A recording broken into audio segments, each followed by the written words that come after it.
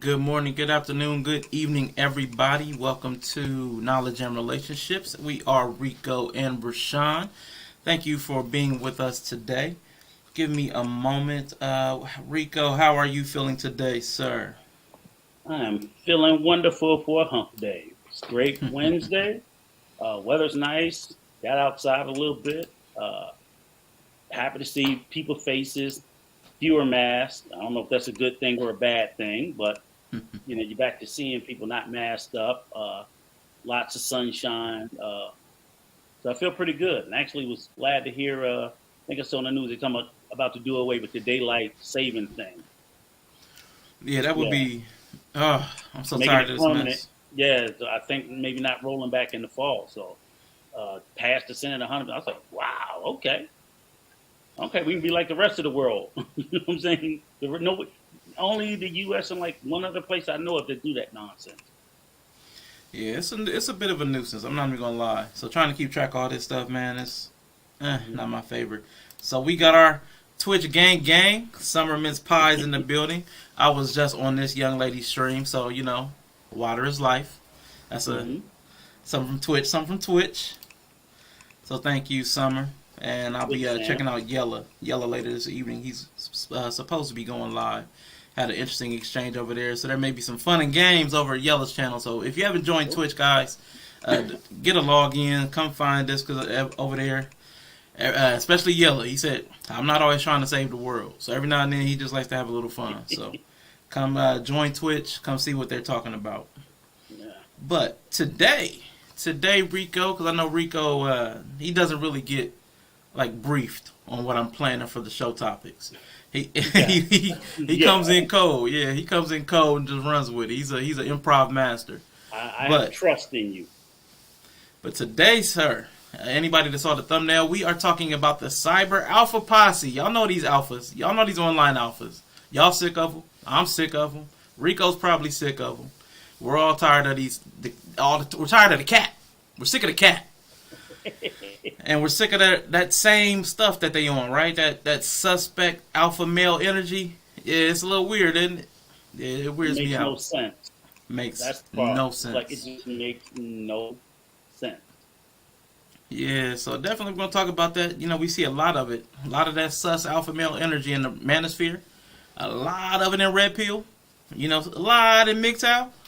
I know y'all may not know all these acronyms, but it's pretty much the same people at different degrees of Hmm. woman haterness. Hmm. So, yeah. So That's a fact. yesterday, anybody that's tapped into critically drinking, I had a bad day. You know, I was ready Yeah. to walk away, burn down the village, but I wanted to make sure we came down and kind of closed out right with knowledge and relationships because I am tired of hosting. I do apologize. I love y'all, but I don't. You know, I don't like being on camera. It's not my thing. I mean, I might panel up from time to time, get in, get out, but I don't really want to host. And you know, it's just difficult. But before I did that, I took a nap. Okay, I took a nap, and I don't know about you guys, but there is such a thing as post nap clarity. You know, they like to talk about something else in the manosphere, but post Hmm. nap clarity is a real thing. So I woke up and I kind of put together because I didn't know exactly what I was going to talk about today. I kind of knew who I was talking about, but what. But when I woke up from that nap, man, it was all clear. So I did some as Rico calls them, kitten heels. I did some kitten heels type acronyms. I made some acronyms for you guys, but I It want to makes be sense. clear. Yeah, so today is going to be a vent session for the most Hmm. part. We're going to go over some of the identifiers of alpha male energy, suspect alpha male energy, and we're going to see it. We see it online, and it's starting to bleed over into real life. Because you know, I've heard women say on a couple of dates they've heard, "What do you I bring to the know. table?" Yeah, Yeah, that's so crazy. And just so you know, because full disclosure, nothing we're saying today is about any particular individual.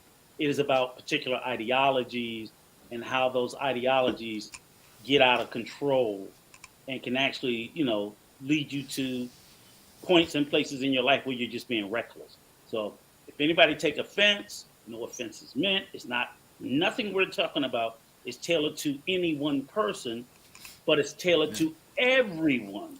And there's a lot of people that's going to be hit by some of the stuff we said. Sorry, but it's the truth as the way we see it.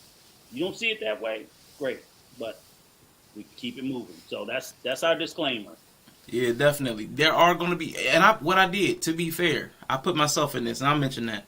But I want to specifically target those that would consider themselves an alpha, and they Hmm. spend an inordinate amount of time using labels like beta, Yep. masculine, and feminine.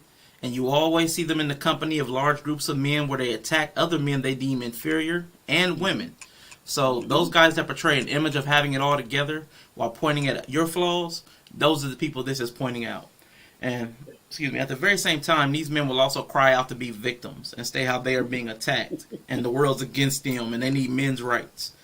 Yep. Excuse me. So not only do we want to recognize the cyber alpha posse, the CAP, we call CAP, but we also want to acknowledge their need for care and protection. More CAP.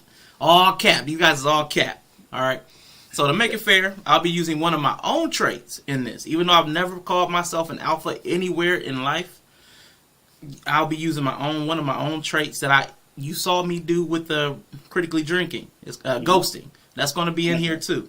All right, Okay. so I want to start, Rico. I did give Rico a shout out to this one. JP, the aspiring matriarch. Thank you for being here, lady.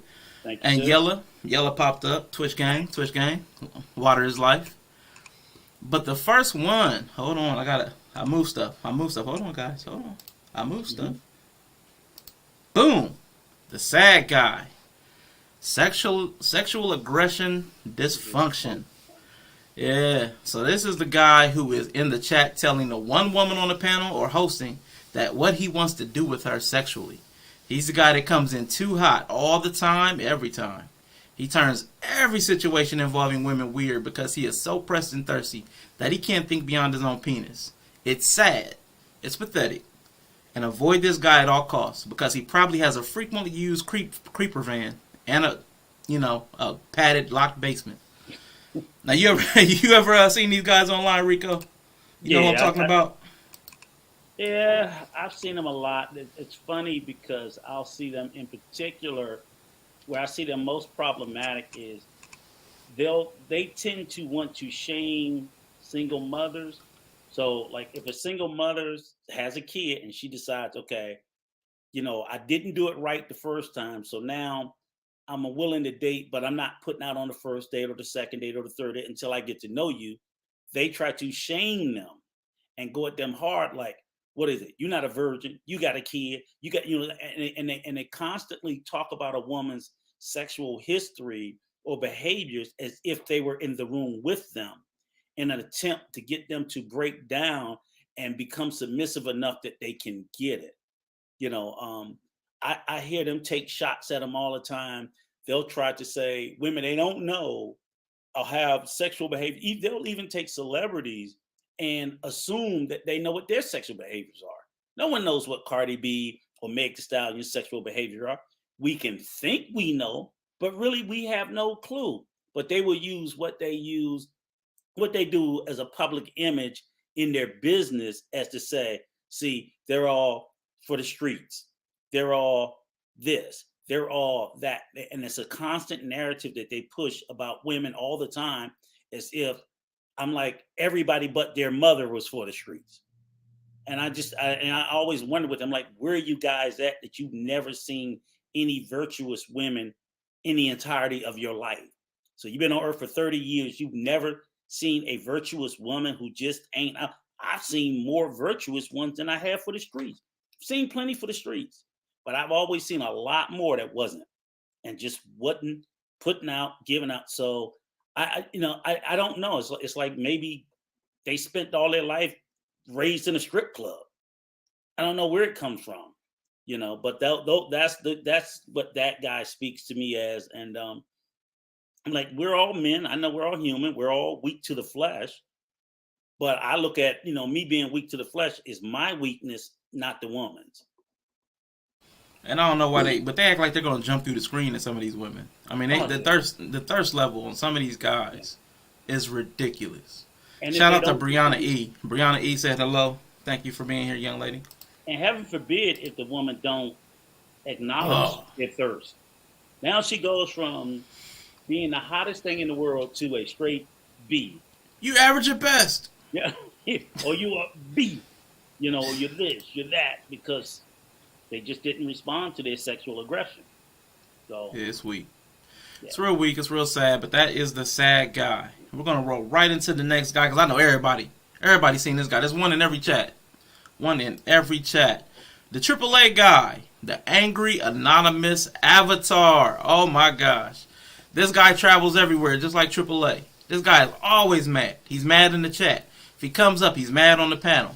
If he's on Twitter, he's mad in the comment section. On Facebook, he's mad in the comment section. If you see him in the anywhere you see him, he's mad. If he smiled or laughed, his face will crack because he's always angry, bitter, and resentful.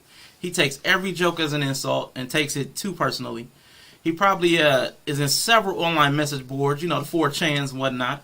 Angry at some group. He hates white people. He hates black people. He hates Democrats. He hates conservators. He hates rainbows. He hates women. And he probably hates puppies too.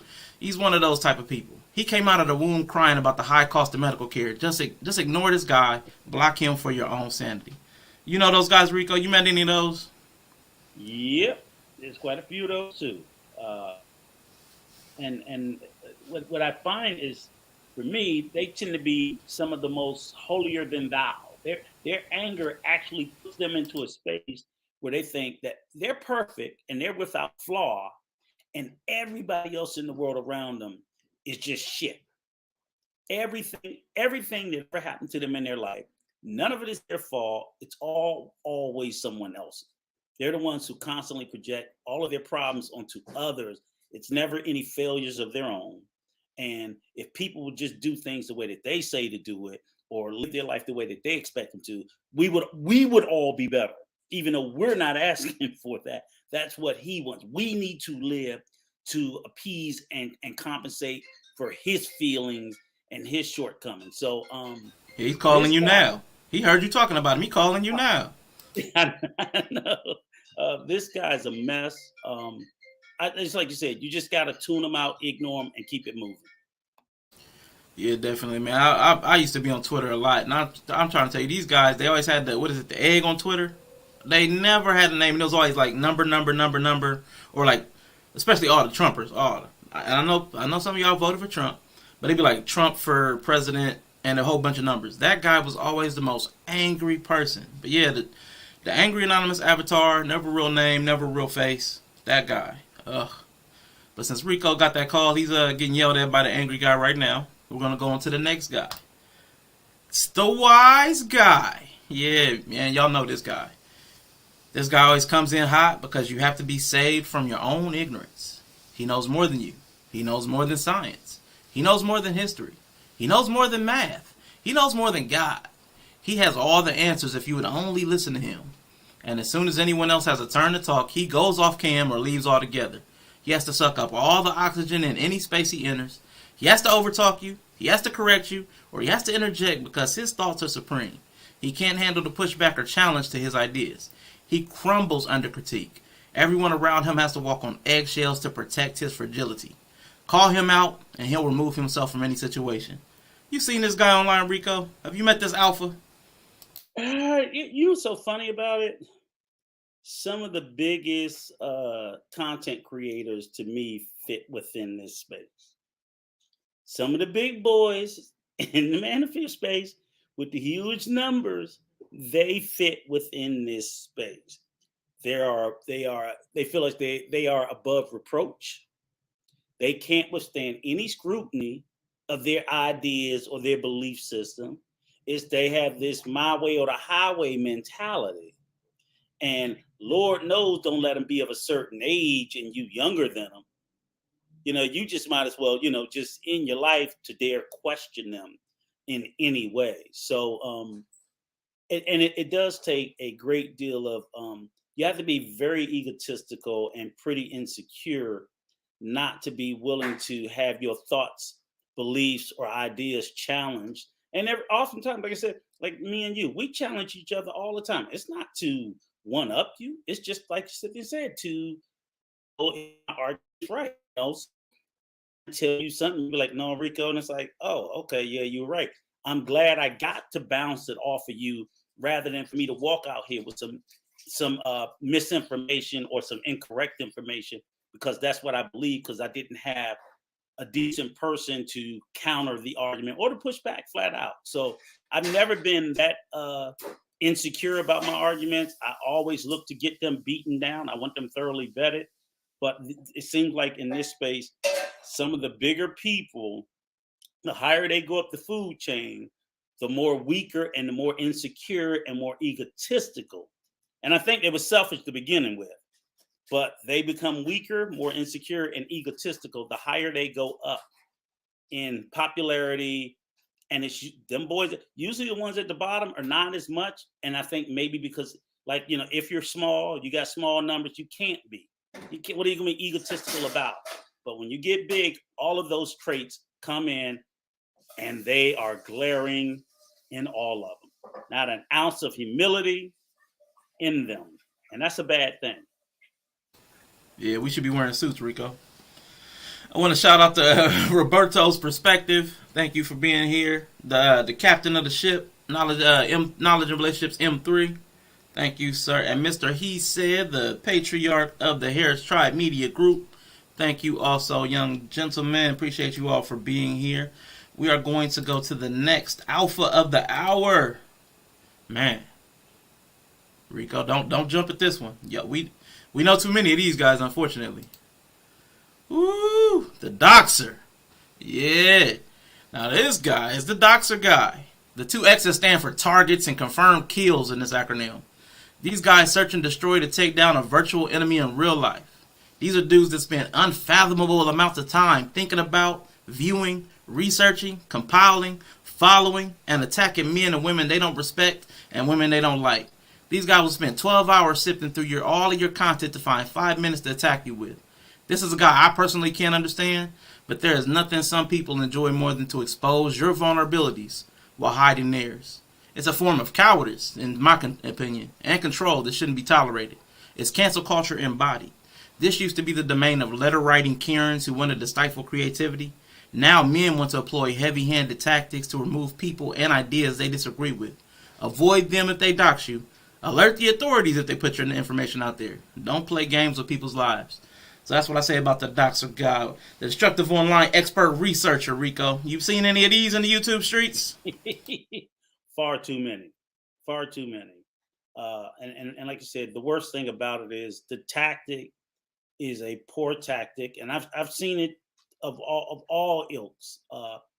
Big content creators, small content creators, they all do it. Some will do it and keep their hands clean, so you don't even know that they're doing it, but they still have done it. They'll farm out the work. Some will do the work themselves. Some will farm it out. You know what I'm saying? They will hire doxers. Hire mercenaries. Hire a doxer. Hire mercenaries. If you hire a doxer, you are a doxer. You know, so you can go, it wasn't me. No, it was you. You hired the mercenary. To me, it's absolutely. I would never in a million years think of doxing someone, because oftentimes you can dox someone and put out bad information. So then it makes you really look like a damn idiot that I purposely doxed you, and all the data I put out about R'Shaun Dave was another R'Shaun Dave. You know, and then you look like a complete idiot or a complete fool. Plus, it points to a smallness, a small-mindedness, and an issue of pettiness that you would need to sit there and put people's personal information out in the public for what gain? It doesn't strengthen your argument in any way. It doesn't do anything for you other than just show the smallness of you. I don't even necessarily call it meanness. It's just very small to dox anyone. It just makes no sense. I wish people would stop doing it, but they never will. And doxing's been around for a while too. You know, you got other forms of doxing, like, you know, which they finally did laws against, like revenge porn. That's a form of doxing. That's a form of doxing. You had your girlfriend send you naked pictures, you put it out online. That's a form of doxing. You know, like I said, putting out names, address. Kanye, doxing. He gonna dox DL Hughley. So it's everywhere. You know what I'm saying? So you got a billionaire doxing a damn comedian. Are you serious? But it goes to show how small of a person you have to be within yourself to do that. That you can't detach yourself from a disagreement or an argument, that you would let it take you to that smallness.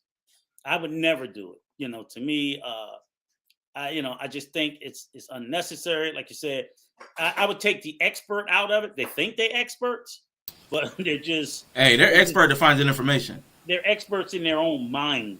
Because oftentimes, even when you do, tell them shortly. Clarence, even if you do, oftentimes people will, to retrieve information and to retrieve data is just getting the information and getting the data. You still have to sit there, like statistics and everything else. You have to know how to analyze what you got. Usually they just grab it and just drop it. They'll grab a bunch of, papers and this, that, whatever, and don't even read through the damn paperwork to see what it says or to understand what it means. So I just think it's a bad look on anybody that would do it. I wish it would go away. I don't think there's no law against it. The only one I know of, like I said, in particular, I know it's the revenge porn is a law, but I don't know if you can get in trouble for putting out an address. I wish you could. People stop doing it.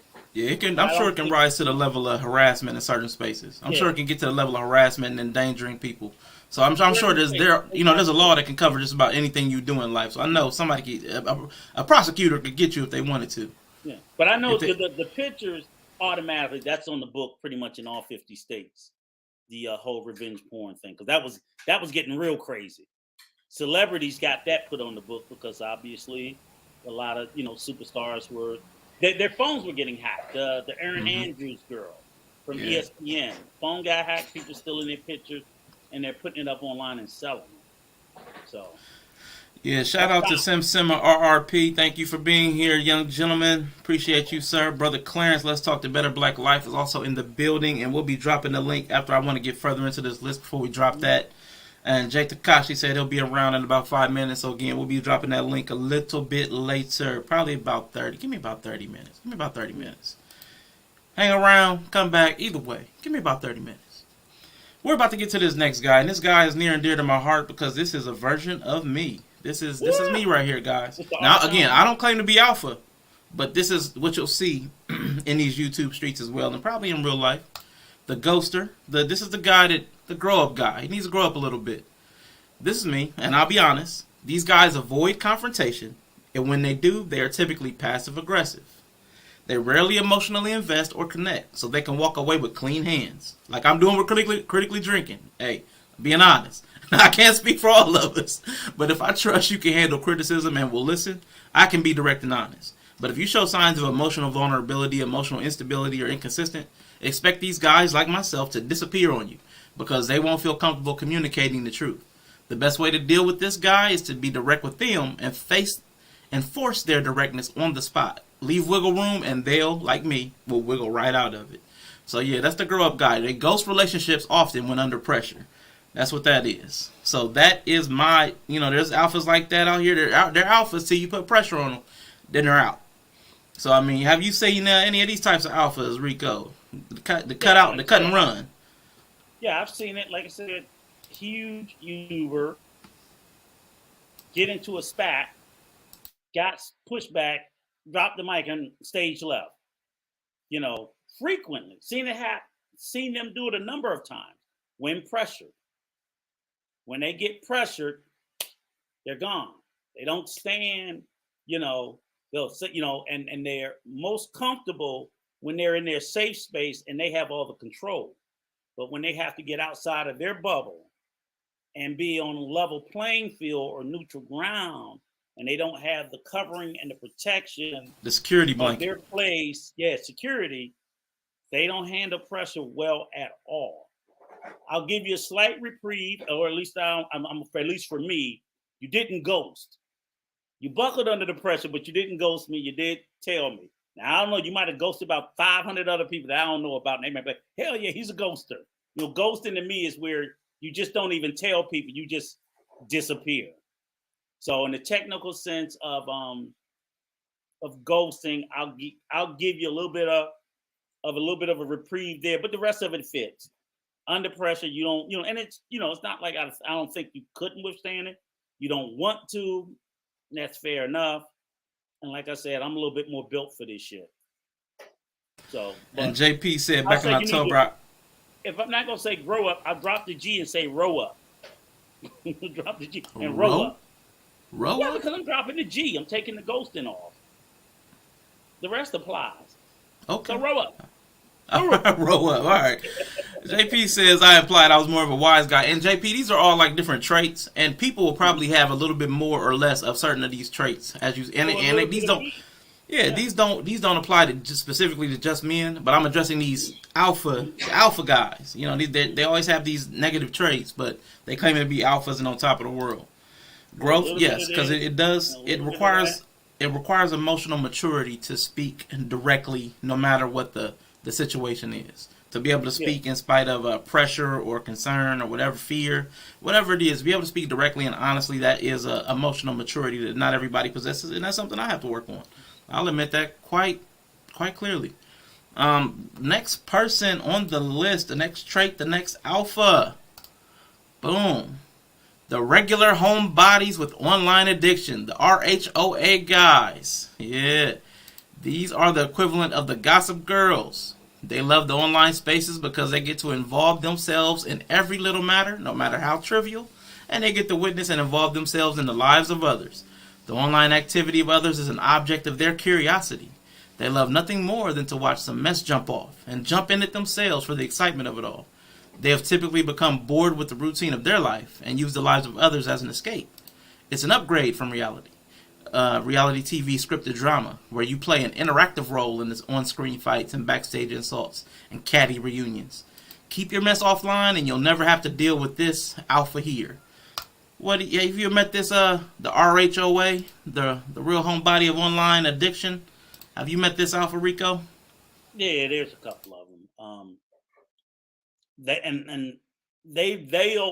In my mind, they tend to fall on maybe the lower middle to the lower of the content creators in volumes and subs, interaction. And oftentimes, what they're doing is some of them are doing it to generate content, to generate interaction, to generate subs. The messy we know plays. So you don't usually see it from the higher ones. You don't get much from the middle ones. You always tend to see it from the lower ring ones that are always, like you say, either jumping into messiness or trying to create messiness for that, and that feeds the addiction. That keeps the everyday going. Like they can't wait to get home to jump on and do this and do that and see what's going on, stay on their phone because 24 hours a day, it's like, where is there a mess? And if peace is their enemy, calm and peace is their enemy. So it's like, no, they like the like you said, the real, RHO, Real Housewives. You call them regular homeboys, you can call them the Real Housewives. Yeah, I was trying to be kind. Or house husbands of online addiction. Same thing. It's that same vein, and they look for someone to orchestrate a beat. So and they got to play a role, either the good guy or the bad guy, or since we're talking about alphas, I'm assuming men. But yeah, some catty ass men out here. Some real catty men. They'll be just as catty, so no, disrespect to the ladies. Don't mean to sound sexist, but it's some real catty like men in these YouTube spaces and on online spaces as a whole. So I've seen some, we've discussed some getting into spaces and into things they don't belong in. And, they just got to learn. Yeah. Definitely shout out to Jay Takashi. Jay Takashi says showing some support. And we have Mrs. She says, so the whole Harris Tribe Family Media Group is in the building. Thank you everybody for being here. We are going to get to this next alpha. This next alpha right here, Rico, man, we've run into this alpha. Now we run into it now listen, me and you have run into this person in women, but we're talking about the man today. We're talking about that alpha man. This is the cable guy. He cannot allow black lives to exist. And it's a black man. Just like cable TV, these dudes have a lot to say and none of it is interesting. This guy is another black man who always searches out black spaces to tell black people how wrong they are. They have never been happy being black. They don't offer any solutions to anything. They come in, immediately drop something disparaging about black men or women in the chat. They often write in all caps because that makes it true, don't it, Rico? They don't like blackness. But they can't even be accepted in the whiteness that they love so much. And they take it out on the rest of us by not letting a moment go by without bringing negativity to a space where black people just live in. These guys are pretty chaotic and often resent the truth. You know any of these types, Rico? One or two. Yeah, and these people obviously are the ones that I find to be the most despicable. The most cowardly, because it's got to be pretty easy to pick on your own. You minus the courage to stand up for your own, but you readily would bully your own, because the thing is, and it's exceptionally disgusting when it is one of us, because they know our weaknesses more than other people. They know our vulnerabilities and the things that hurt us the most. As a black man, I know the things that hurt black people more than other people. So for them to sit there and to go for those most sensitive spaces and speak in an inflammatory way, a disparaging way, and again, like you said, not even remotely trying to offer a solution or an idea. They generally are people who go through life investing little to no work in the improvement, none, not a speech, not a letter, not a dollar, not 5 minutes of mentorship or volunteerism in the community. And all they do is pedal in and celebrate and make money off of pointing out our errors, our flaws, and all the things that's wrong with the community, and speak of it as if the only time they can see a flaw is if it's bathed in blackness. So they don't see homelessness unless it's bathed in blackness. They don't see criminality unless it's bathed in blackness. They don't see drug use unless it's bathed in blackness. Everything they see must be bathed in blackness for them to see it.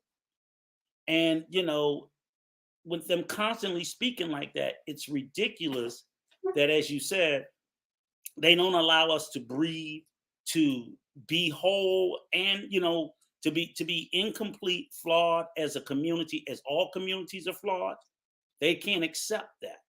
It's like, and then they'll hold us up to a standard that they don't hold others, and that they themselves oftentimes don't achieve. So you find those people to be, and like I said, it's men and women, it's people of the diaspora and people who are not of the diaspora either. And it's just like, if you don't have anything to offer, as Mama used to say, if you don't have anything good to say nothing at all. But they just can't, and it's super offensive because in this space here, they're eating off of us. The likes, the subs, the views. They talk about Black pain and trauma to make money and nothing more. They're not trying to fix anything. They don't care. They're just trying to make money. They're just trying to be salacious, messy. That's all they're trying to do is make money. And I really resent it when they speak of us like we are a pet project. Oh, I'm trying to help you. We don't need your help. You know how you can help us? Leave us alone. Leave us alone. You don't care of anything else. So, and they speak to you in a very condescending tone about, I'm trying to help you. Like, like we're asking, like we're throwing a pity party. We're not throwing a pity party. We are as proud and as dignified as any other people. So to come in these spaces and talk about it as if, on education and all the other things, they just got to stop. They just got to stop. So I just don't know why they can't seem to. And last thing I'll say, the biggest problem I have with them is they refuse to give us the respect that they give every other community. All communities should be given the same level of dignity and respect as all others. And because they cannot do it, I say rebuke, exile, shun them to the furthest I regions of rebuke. the earth and never to be seen or heard from by me again. And I would be having a much better day. They are nothing to me. They are just walking nothingness. They could fall off the face of the earth and I wouldn't even notice. Shout out to Marcus Rodriguez, the first person I think I've ever seen at himself. Like, shout out to Marcus Rodriguez. I've never seen anybody do that before, but you got to talk to yourself when there's no one to talk to. I heard that song before. Shout out to Sahel Speaks Network. Thank you for being around, gentlemen. And we had Daniel, an observant creator, pop up. Thank you. I know you're probably working hard, sir, but I thank you for stopping by, spending a little time with us. All right, we're going to get to this next online alpha here. Oh, coffee dates. I'm talking about coffee dates again. This next coffee date, man. Woo! I'm not coffee date. This next alpha. This next alpha. This guy, like they say it in Kevin Samuels land, he leads with his wallet. He's the fireman. He is the financially independent but really eager guy. He's looking to rescue every attractive young woman he meets online. He's made his money in life and is flaunting it every chance he gets to impress young women because nothing he says is attractive other than that. He takes a lively conversation and dries it up with his parched thirst. You find him in women's spaces most often, dropping cash apps and super chats consistently. Have you met this online alpha, Rico? Have you seen him in the streets? Yeah, and then that is the guys that we say are the problem with these people is they don't believe there's value in this life outside of income, and that tends to be their blind spot, and why why they're so unsuccessful in the first place.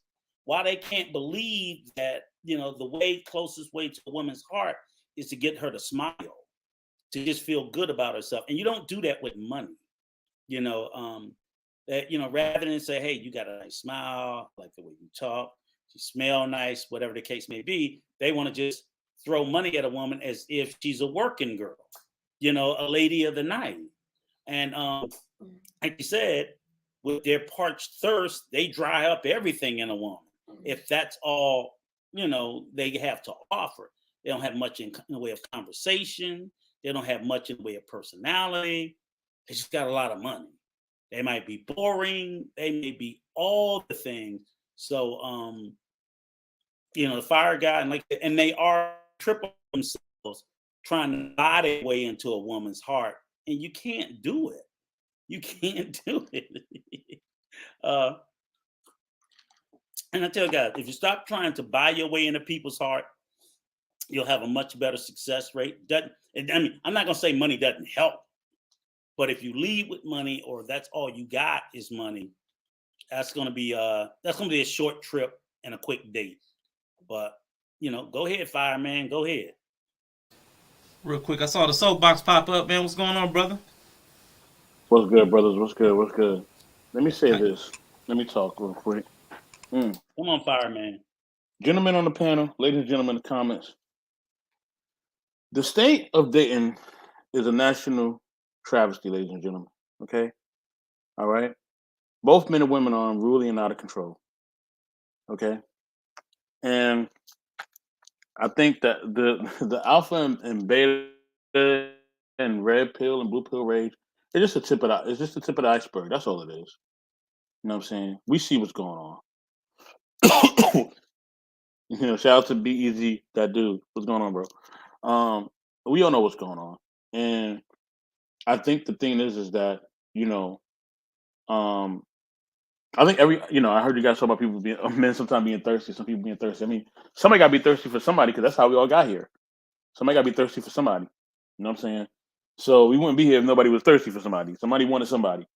You know what I'm saying? So I think at the end of the day, it's just how the dating scene was back in the day. You know what I'm saying? It was a lot different. It was a lot more, how can you say, respectable, right? You know what I mean? You had to wear a suit to get into a club. I mean, it was a way of life that was a little different. Now you may have had adult behavior going on, okay, but it was done in a respectable manner. Now there ain't no respect, okay? The respect is gone. It's I do what I want, and that's for both men and women. So I think that the reason why we see that men, lead with their wallets is because that's a lot of times what the modern day woman wants. Some of them, not all of them, but some of them. You know what I'm saying? But I think both of them, eventually will get older, and life will start kicking them in the ass. You know what I'm saying? And when life starts kicking them in the behind, you know what I mean? Then they will understand. Okay, I got to approach dating. I got to approach life completely different. You know what I mean? But I think the 35 and unders, they approach dating in a whole different way than what we're talking about or what we even thinking about. You know what I'm saying? And I think that's clear if you look at shows like, and this is a shout out to them. I'm not taking a shot at y'all. We look at shows like Fresh and Fit. This is why they're so successful. Okay? You know what I mean? They're only speaking to what's really the reality of what's really going on. You know what I mean? Like, it is just what it is. You know what I'm saying? Like, so I think we just gotta just come to just we just gotta come to a realization of what things are. I think what Rico's talking about is women that women probably maybe 30, 40 years ago probably maybe had the mindset that you're speaking of. But these young girls today don't got that. They don't got that mindset, man. Most women got that mindset, man. If you listen to City Girls, you listen to Meg the Stallion, you listen to any of that stuff, they talking some stuff. Okay, they're not thinking about no husband. They're not thinking about being no traditional woman. They don't care nothing about that. They want to get that bag and they shaking their ass. Okay, and that's really what it's about. I hate to say it, but that's what it's about. Now with the modern man, unfortunately, he's just all concerned about getting money so he can get him some. You know what I mean? They both are trading things off. You know what I mean? It's like a trade system nowadays. I'm gonna give you money. Okay, well I'm gonna do these things for you. You know what I mean? And that's just what it is, unfortunately. So the really the high value man is really a man, you know what I'm saying, who just has more money than another guy and can get more access to women who look a certain way. You know what I'm saying? So that's why when people try to put people down like Future or other people like that, it's like y'all only put him down because he has access to women that y'all don't have access to. You don't want to even look at y'all on a worse day. They just wouldn't because of their mindset and because of what they're seeking. You know what I'm saying? So, and I think we have to go back to being men who actually are leaders, providers who actually can, be stable who bring stability to a home and be a husband. We should go back to that, and women need to go back to being wives and being submissive. If we could both do that, then things would be better. But at this rate, it's out of control on both ends. So yeah. Appreciate that, Mr. Best. Want to shout out to the people that popped up. We had Be Easy That Dude. Thank you for stopping by, young sir. Definitely appreciate you. And Dawn Harden. Yeah, we've been in the same place on Wednesdays and Mondays for a while now. We easy to find, Dawn. We easy to find. What's going on? What's going on, young lady? But definitely appreciate you. Let me see. Shout out to Future. Man, we about to go to the next. Be easy. The next guy right here, the next guy we about to talk about, the next alpha. Next alpha, you guys see the older guy. Only dates other races. Now, yeah, this guy stinks. He goes out of his way to tell black women they aren't worthy. They aren't up to his high standard. These other women over here, there, everywhere are better. Get a passport, brothers. But he's never married. He's never happy. And if he is married, you see him getting cheated on like anybody else. He somehow manages to always be supported by black men and women, in spite of his rejection of them. This is a guy everyone says hates his own mother because she's black, like the women he despises. Think the Fresh and Fit recent fiasco. You seen this alpha online, Rico, Mr. Best? Does that sound familiar? I mean, it does. It does. Like, you know, I'll make it brief. It does, but I mean, like, here's the thing. I'm not nobody for their preference, though, man. Like, if you want to date the women that are overseas or whatever, because they're not, some of them are not Americanized, and they may be more submissive, or they may act more submissive. Then, bro, do your thing. Like, I'm not tripping. Just don't go to the point where you're demonizing black women. I think that's when it goes left. Like, you got a preference, that's cool. That's your preference, bro. I'm not hating on you. But at the end of the day, when you demonize black women, you try to put them in a box, try to make them look like they're evil or anything like that, then that's a problem. Because at the end of the day, both black men and black women, we both need to change in many different ways. Because it ain't like the black man is doing such a great job being the leader. You know what I'm saying? Like, we ain't doing everything right. So how dare we say that the sisters are doing everything wrong? You know what I'm saying? Like, it's like I said, it's on both sides. Like, you know what I mean? And I think, I don't have a problem with the passport brothers unless they start really demonizing black women. Then we got a problem because that's not cool. So for them ones that are demonizing, that's taking it left, those are the ones that I'm like, man, you got to chill off that. So yeah. Well, for me, I kind of take a different approach to it. I'm absolutely. I'm married to a woman that's of another race, so I've always been open to dating women of other races, but I've always been open to dating my own race as well. I live by the philosophy of love those who love you. But that has nothing to do with me picking out a color. That's me. Okay, if I walk into a room and the sisters is feeling me and no one ain't, fucking, I'm down with the sisters. If I go into the room and the sisters ain't feeling me and the white girls are, I'm going with the white girls. If I walk into the room and the only people that's feeling me is the Latin girl, that's where I'm going. I'm going where, like they say, I'm celebrated and not tolerated. So I've been in spaces where, but there are dudes out here, and I hear young men, bro, Clarence can attest to it. We was talking to a young man, I think just yesterday. And I've had several, I ain't gonna call out nobody's name, but several of them, they would literally say they don't want to date sisters because of the bad culture. I mean, literally, it's like I date an Arab woman, an Indian woman, an Asian woman, but I ain't gonna date no sisters. And I'm like, so you mean to tell me you've never seen any? And the thing is, we know that there are some excellent, beautiful black women out here that are very high in esteem. So I'm like, all these black lawyers and doctors and school teachers and professors and police officers of all these different professions, you can't get none of them. And that's what I think it comes down to. I think a lot of these guys end up because they're not picked. So when I hear guys say passport bros, and they don't really want to go there. They're getting here, or they're not getting picked for the woman of quality they feel like they deserve. So then they go to another country. But oftentimes when they go to other countries, they're not getting picked by the quality of woman over there either. You know what I'm saying? So you can fly your ass to Colombia, Brazil, whatever the case may be. The same way you didn't want the bottom woman here, you going over there to get the bottom one. That's the one you getting over there. So, the whole nonsense, this whole only date other races, and it feels like, it makes them feel better about themselves that they're always with someone of a different ethnicity. And like people often say, well, when you look at the person that they with, you be like, okay, you know, you ain't went over there and got no gym. You didn't go over there and get there. You didn't go over there and get their 10. You went to Russia and got a fucking 2. So you didn't want to, a black 5 good enough here on a scale of 1 to 10. A 5 or a 4 wasn't good enough for you here, but you go to Russia and get a damn 2.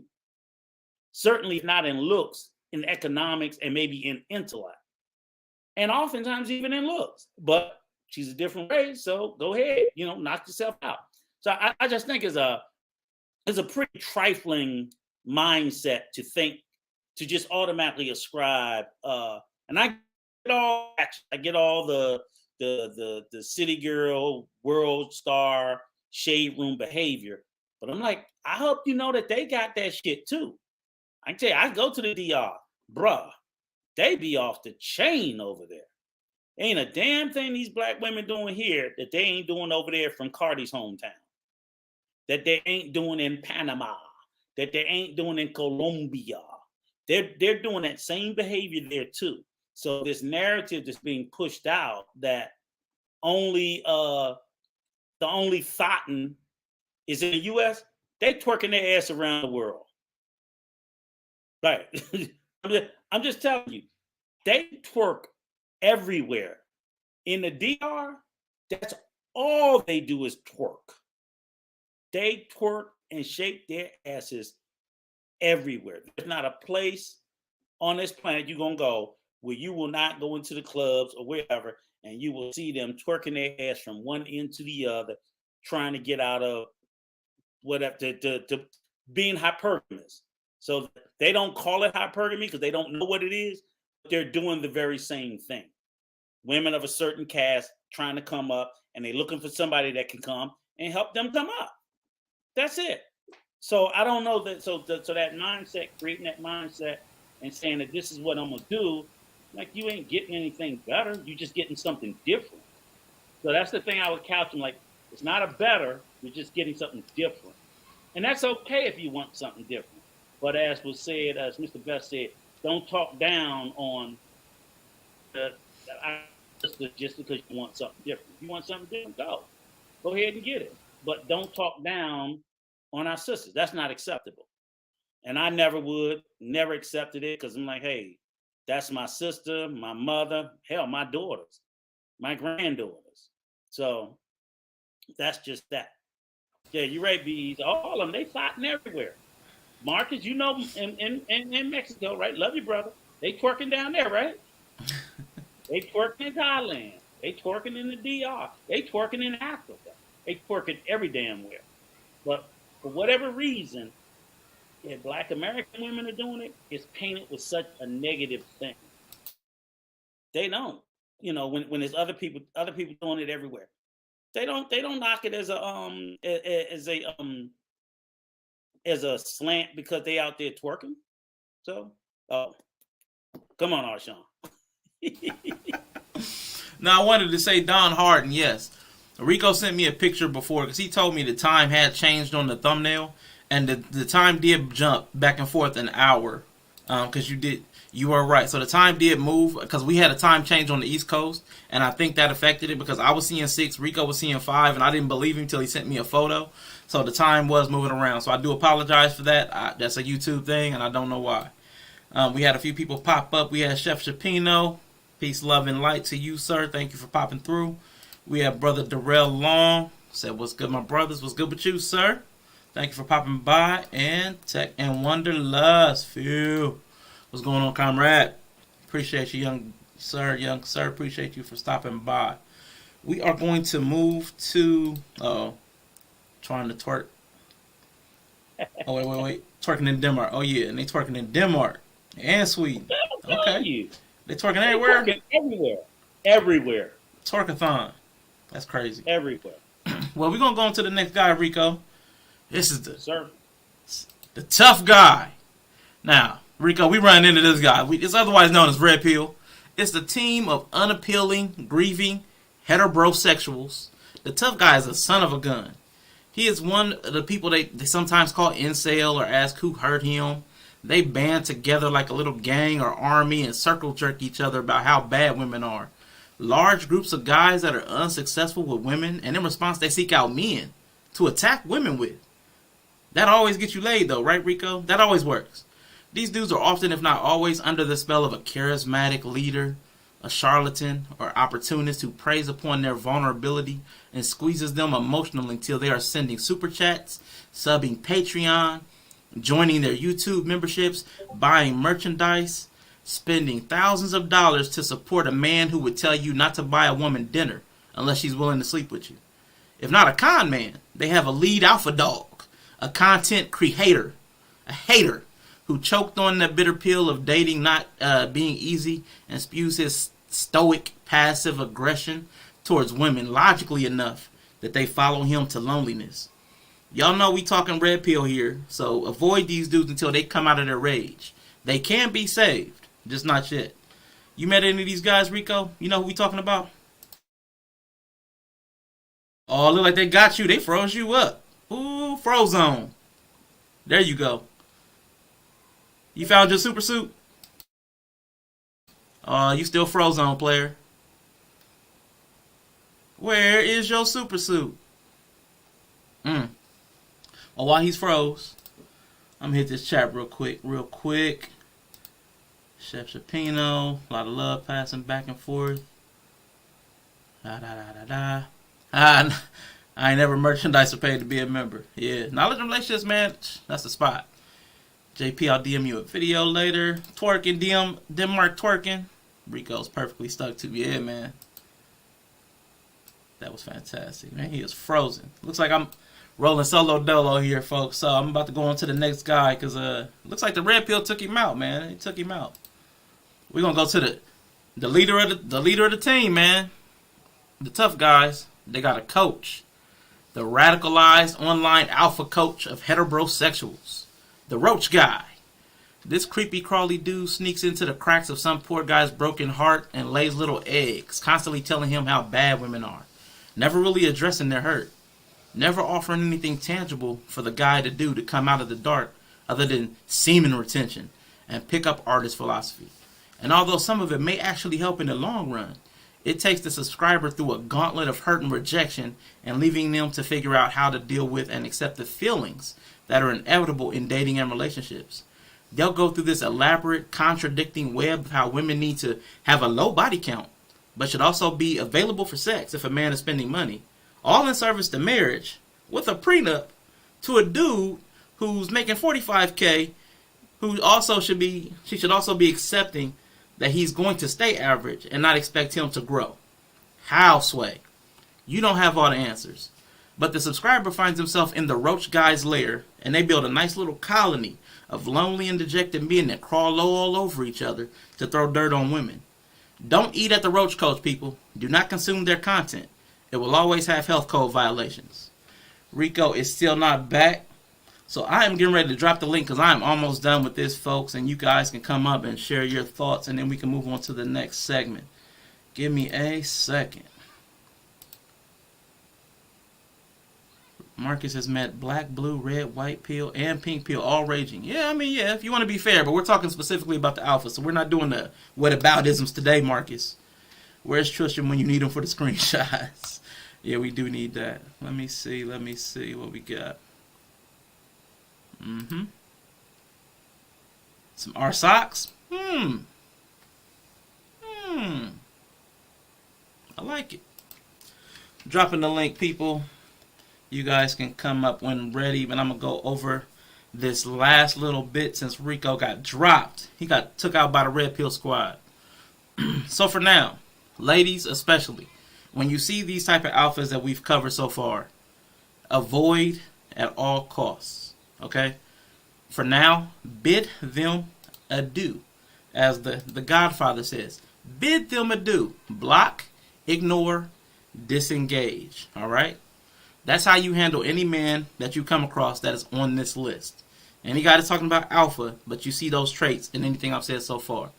Ultimately, ladies, there's only one man you need as part of even your online life, and it's none of the above. Only deal with the man that makes you feel better than you did without him, and a man that makes you want to be a better version of yourself. Otherwise, you're going to keep dealing with all of the cap, the cyber alpha posse. But this concludes my TED Talk. I'm all alone now. Rico got frozen. M3's not here. He's still doing his duty. But we got Bro Clarence. Bam! Bro Clarence, brother, how you feeling, man? I'm all right, brother. How you doing? Can you hear me? I can hear you perfectly. Can hear you perfectly. Right. What's So going what'd on? you think? What'd you think about the alphas, man? I'm good, man. How you feeling, man? All Everything right. good? So far, so good, man. Good to see Yes. you, man. Good to see you, man. Now, what do you say? What about the alphas? Your fellow Negro Swords, man. He hit the ice age. He froze out, so he's gone. He froze up. Fell asleep on his laptop, man, and hit the button. And You know it. Off, man. But yeah, we're just talking about the different traits of these alphas that we see online a lot of times, and say a lot of disparaging things about black women. But what'd you think about what you heard so far? You know what? I gotta tell you the truth, man. I've been bouncing around, so I didn't hear everything you guys was talking about. Can you guys kind of like give me the short version, man? Put me on. Man, I ain't doing all that. You tell what you got to say today, man. What's up? What's going on with you? What are you streaming on today? I don't know if I'm gonna get to it today, but I wanted to talk about how you gotta work with women and when you on your platform, because it seems like everybody working with women has problems on their platforms, man. So there's a way you got to work with women that you don't live with, and so I'm going to talk about that, man. Give the brotherhood some guidance on that, because it's happening to everybody. It's happening in this side of town. It's happening on that side of town. It's happening to Dr. Boyce. It's happening to Special Fit. It happens to almost everybody work with women, because we don't understand some things. So I'm going to try to get it in today or maybe tomorrow. So what do you think is causing some of that issue? Because what I'm talking about is how the alphas have a hard time relating to women on these online spaces. And it actually may be correlating to what you're talking about. If men having hard times relating to women, have we lost the ability to relate and communicate with women? I think it's more of, we try to do a lot of things, and because of, well, I'm gonna just say it. Me and Marcus were talking yesterday, and I'm gonna just say it's the feminism. The feminism, because the feminism intimidates men to try to think and eliminate the biological issues that are just inherent in men and women. So feminism says, you shouldn't think this way. I know I shouldn't, but I'm a man. If you wear something that's revealing to me, I'm going to have natural reaction to that, right? But feminism intimidates the men from addressing those natural biological issues. So a lot of times these guys will work with women in a certain proximity, and once they work in a certain proximity with a woman, they're not able to maintain the guard up, which they should be able to allow them to work. Because you're just in proximity with a woman, you're gonna get more relaxed. You're gonna feel like, hey, I'm in there a little more than I should, and then one thing biologically is going to lead to another, where you're going to feel like, oh, we are on the same page as far as the way I think. That has something to do with the alphas, right? Because most of them you can't tell anything, right? You can't tell them, right? Look at Rico. Can't tell Rico nothing, right? At all. So it's hard to tell them. It's hard to tell them. Oh, Rico had to go get the libations. Okay, so it's hard to tell them. Refill. It's hard to tell a lot of these dudes things, that might help them. They got to kind of just go out there and get their head bumped. So, that's unfortunately the issue.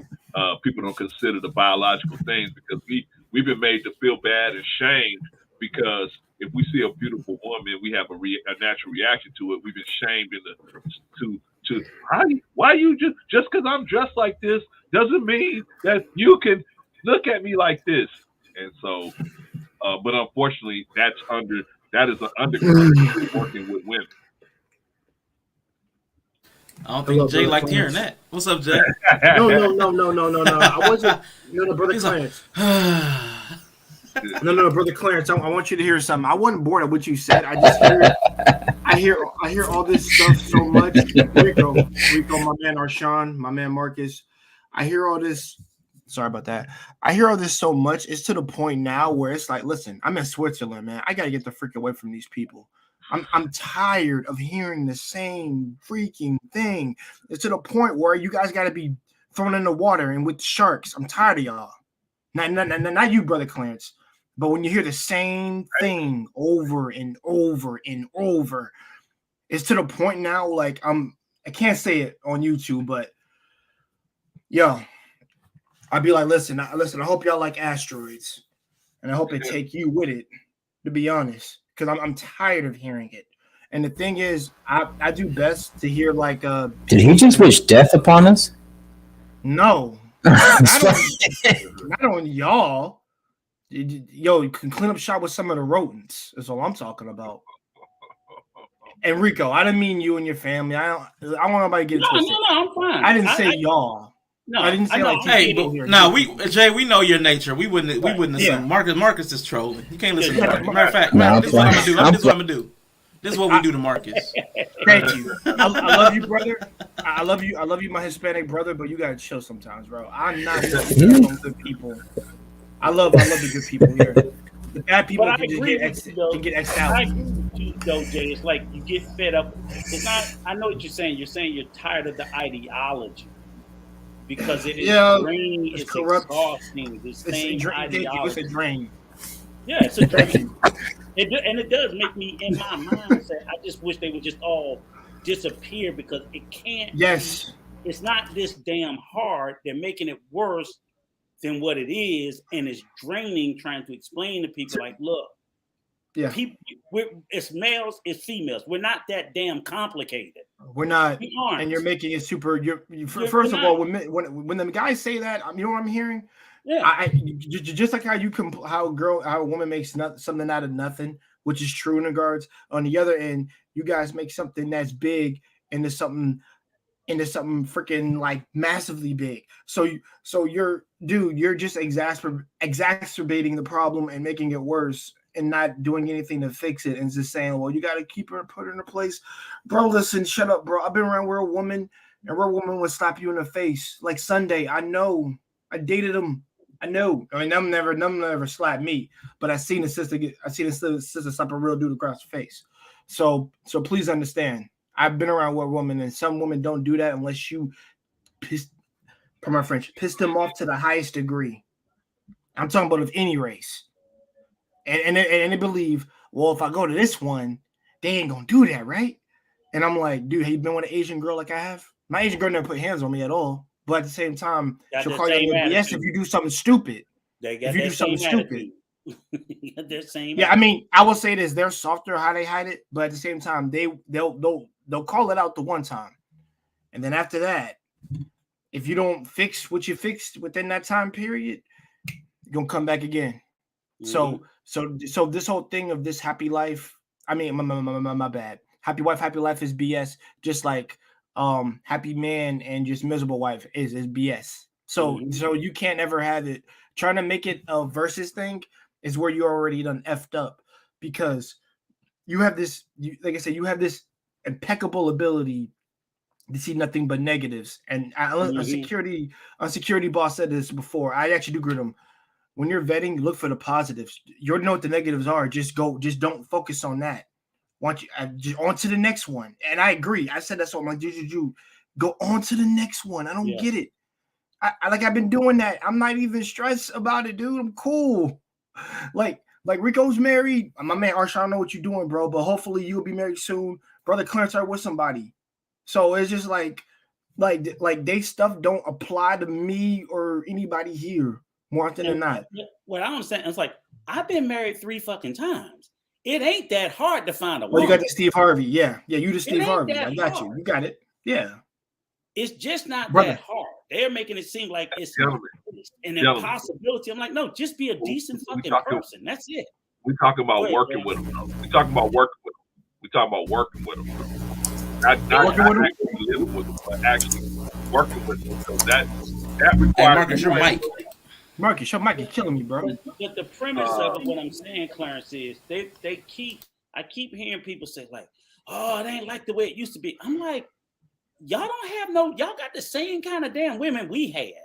They got a stronger version of the feminism, Rico. Okay, but here's the deal. Here's the deal. This is what I would tell a guy. Okay, if that's the case, just pretend if all of a sudden, so then what I tell a man is, then your weakness is the flesh. Because you don't have to give into that feminist nature at that level if you just don't want to tolerate it. Because at the end of the day, your weakness of the flesh is why you're whining. Just say, as Jay said perfectly, just move the hell on. Thank you. And stop complaining. Stop complaining. Go. If the numbers are, they say almost 2 to 1 women to men, I'm like, you got the damn advantage mathematically. What are you complaining about? Well, what are you complaining about? And if the weakness is the flesh, feed your flesh. But or maybe you need more work on yourself. Right. Sitting around trying to hammer and chisel you can no more make a woman be what you want than you can make your children be what you want. You can just show them, and either they're going to follow the way or they're going to be what the hell they want to be. Because I'll tell you, if you, as a parent, you're gonna watch your kids grow up and they're gonna become who the hell they want to be. Whether you don't have that much control over a fully formed, independent individual once they leave your control, or even if they come into your control. So this whole nonsense about, how can you sit there and make somebody be what you want? No, true. I'm not saying it's success. I'm just saying it's not that hard to pair, is all I'm saying. I'm only talking strictly about pairing with a woman. And what we're saying is these guys act like they can't even pair with a woman. I'm not talking about getting married. Right. I'm talking about just getting a girlfriend and getting a little tail. Why is that so hard?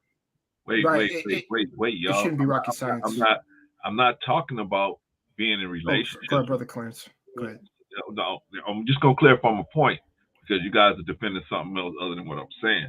What I'm saying is, you working with women requires a special amount of what's the word I want to use? Patience, understanding. Well, patience, but a special type of behavior that does not, you got to always make sure you're not putting them in a position where they feel uncomfortable. See, with men, you don't have to worry about that, right? Men, you work with a man and everything like that. A man, you can walk down the hallway of the office, bump into him, and then you guys look at each other like crazy, and he'll look at you like, all right, I got you next time. All right, yeah. You can bump into a woman. Oh my God, she's on her way down to the HR before you can even, try to help her up. Stop it. Right? So I'm saying it's a different set of circumstances working with women, and I'm seeing it online. But you're only talking slightly different because we're talking about decency. So obviously, no, Rico. I'm not Rico. I'm talking about. You see this happening to men at every level of any type of company where they get caught up working with women, and then they relax their guard. They relax, and they as you relax your guard, your natural biological processes start going, and that will start driving you because you're so comfortable. You let your biological processes drive your mentality about this person, and then you end up saying or doing something that's out of step with the workplace rules and regulations, and then these types of things happen. So that's what I'm saying. I'm seeing this all over the internet. I'm saying, whoa. Okay. So you're saying no dudes don't have any self-control? Right. That's what I'm hearing is dudes don't have any self-control. I'm saying, I'll tell you exactly what I'm saying, Arshawn. No. At a certain point, with a certain proximity of woman, if the man is any kind of way attractive, feels that she is attractive, even if he's married in a relationship or whatever. The with time and proximity, the closer he is to her, the more time he spends with her, the more relaxed he gets around her. That's when he's gonna let his guard down, and something may slip out of his mouth, or he may do something that makes him think, hey, because he thinks in his head, she's gonna be receptive to something because they're cool on one level. And that's what I'm saying. We gotta always maintain a certain level. Yeah, you can play around a joke, but I mean you gotta maintain a certain level. Right. Yes. Well, I mean, at a certain level, Rico, you can't be saying everything. Well, no, I'm saying to protect yourself, because I agree with what you're saying. Yes, that's what I mean. What I'm saying is, you as a man, if you know, like I know that my flesh is weak. I know. Right. I know how to keep my flesh the hell away from spaces where that weakness or temptation will overcome me. If I keep the same thing, like I said, if you're a drug addict, you can't keep hanging and you're trying to kick. If you're trying to kick an addiction or a weakness, you can't keep allowing yourself to be tempted. So if you're on a job, and for me, my money is more than the flesh. So I ain't fucking up the bread. Hey, real quick, man, because I'm confused. Like, what are dudes doing? Y'all just run, like, there's an attractive woman, y'all just run up on her and start feeling, like, what are we talking about? No. Like, what, like, I don't even understand what y'all saying. Like, y'all saying, like, okay, wait, hold up, real quick. I want to repeat what I'm hearing, and y'all tell me where I'm getting it wrong at. Okay. You're in a close proximity over time with an attractive woman. Yeah, it could be a short time. It don't even have to be long. Okay. So, proximity, there's an attractive woman. You're working with her time after time, day after day. Cool. Eventually, you're going to say or do something. No. That's what I heard. Right. Can I explain myself more? Please. Let's make it clearly. What I'm saying is the chances are you could. I'm not saying you're gonna do that, but I'm saying the more you are around a woman, even in the workplace, and you find her attractive, she feels comfortable. You guys are laughing at each other's jokes, kicking at each other while you're working. Eventually, you're going to start letting your guard down more and more. Oh, she's cool. Oh, man, Sandra, she's cool. She don't even trip on stuff like that. And so then you may say something that it'd be out of pocket.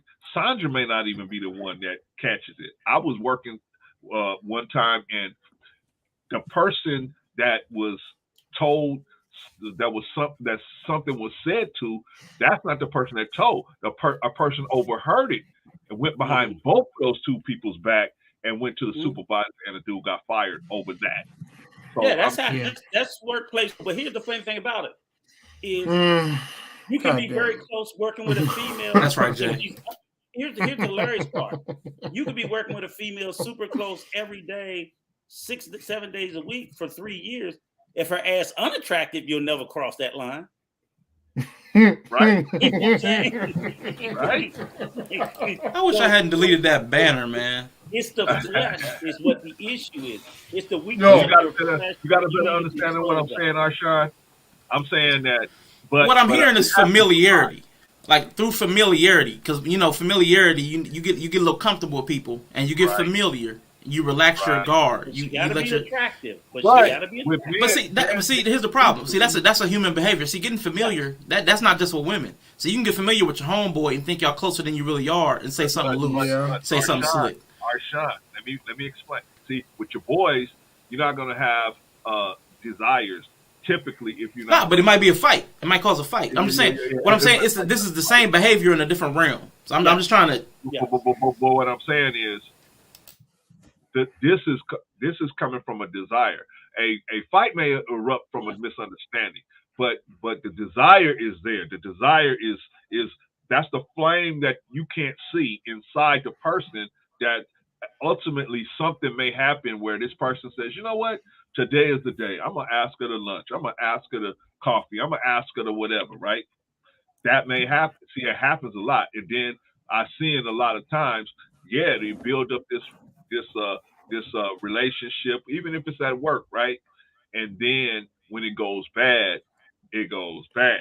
So that's why I'm saying we need to talk about it so that we can understand, hey, there's a prescribed way to work with women so that you don't put yourself in that position. You can still be productive with them. You can have productive relationships with them, but don't put yourself in a position where, you're, unless you know this woman really, really, really, really, really well, don't put yourself in a position where it may come back to bite you. Always look out for yourself in the future. That's what we as men don't do most of the time, because we're running off of hormones, and so we don't look for the future, right? That's why most of us have children that we didn't plan on having, because we don't look to the future. But so we got to start looking to the future. Here's You thought one with thing I your would say. little brain instead of the big one. I'll push back on guys today. It's like, y'all motherfuckers been friend zoned enough. Y'all been friend zoned enough. My whole point is, I'm like, you're an attractive friend. I don't think I've ever been friend zoned. And you finally try to shoot your shot when she friend zone your ass. If you don't learn from being friend zoned, then you deserve to get fired. Cause it's like, I was like, man, oh, she nice. She my buddy. Oh, shit, and you. Yeah, right. You Correct. shoot your shot, and they be like, I don't like you like that. So right. Delusion. He has delusion. If you go to work and pull that shit, you deserve it. Hey, real quick, everybody, let me shout out the people that came into the chat. Truth is never favored, brother. Thank you for pulling up. Yeah, man, I agree with a lot of what you're saying out there. She stole my thunder. Thank you for pulling up. Thank you, young lady, for being here. Black Man Unfiltered, thank you, sir, for popping by. Well, Manosphere versus Manosphere, you are welcome to leave at any time. We don't need you here. Habisha King, Habisha, thank you for pulling up. We appreciate you stopping by in the chat. Rico. Yeah, he told you he a troll, man. Why would I stop Rico? Because he's a troll. That's another troll. That's another Marcus. Anifa Naila, thank you for being here, young lady. Appreciate you Marcus pulling is through. Enough. Queen Anifa. And Mr. She said got some good points in the chat. Yes, restraints. God, what's wrong with y'all men? What's wrong? The Negrosaurus is just running up on women because y'all can't control your hormones. What's wrong with y'all? Control yourselves, man. Jesus. Wait. Okay. So you said control your hormones, right? I'm saying that's exactly what I'm saying that we got to do at all times. Maintain your hormones, or not your pill for that? Self-regulate. Wait, hold on. I can't control my hormones. True. My behavior. So I will control my behavior, but that's the thing. Sometimes we get so comfortable, we'll let our hormones drive our behavior. And you're right. I'm saying the same thing she's saying. Don't let that happen. Always maintain that invisible wall. Yeah, we cool and all that, and she could tell a bunch of crazy jokes, but I can't. She Professional distance. Yeah, but let me touch up what you're saying. So when people say control your hormones, first of all, it's impossible to do that because, you have no control over molecules. Like I'm waving my hand. I have complete control of my hand, but I'm not controlling the molecules or cells in my hand. That's just not possible. So when people say stuff like that to me, I'm like, don't tell me to control my hormones. I can't control that. That's not impossible. But I can control my behavior and my actions. Correct. That's within my control. But come on, ain't nobody controlling the veins in their body. We getting the superhero crap and supernatural type stuff. I ain't got time for that. Whenever I hear that, now I know what she said though. I'm not harping on her point.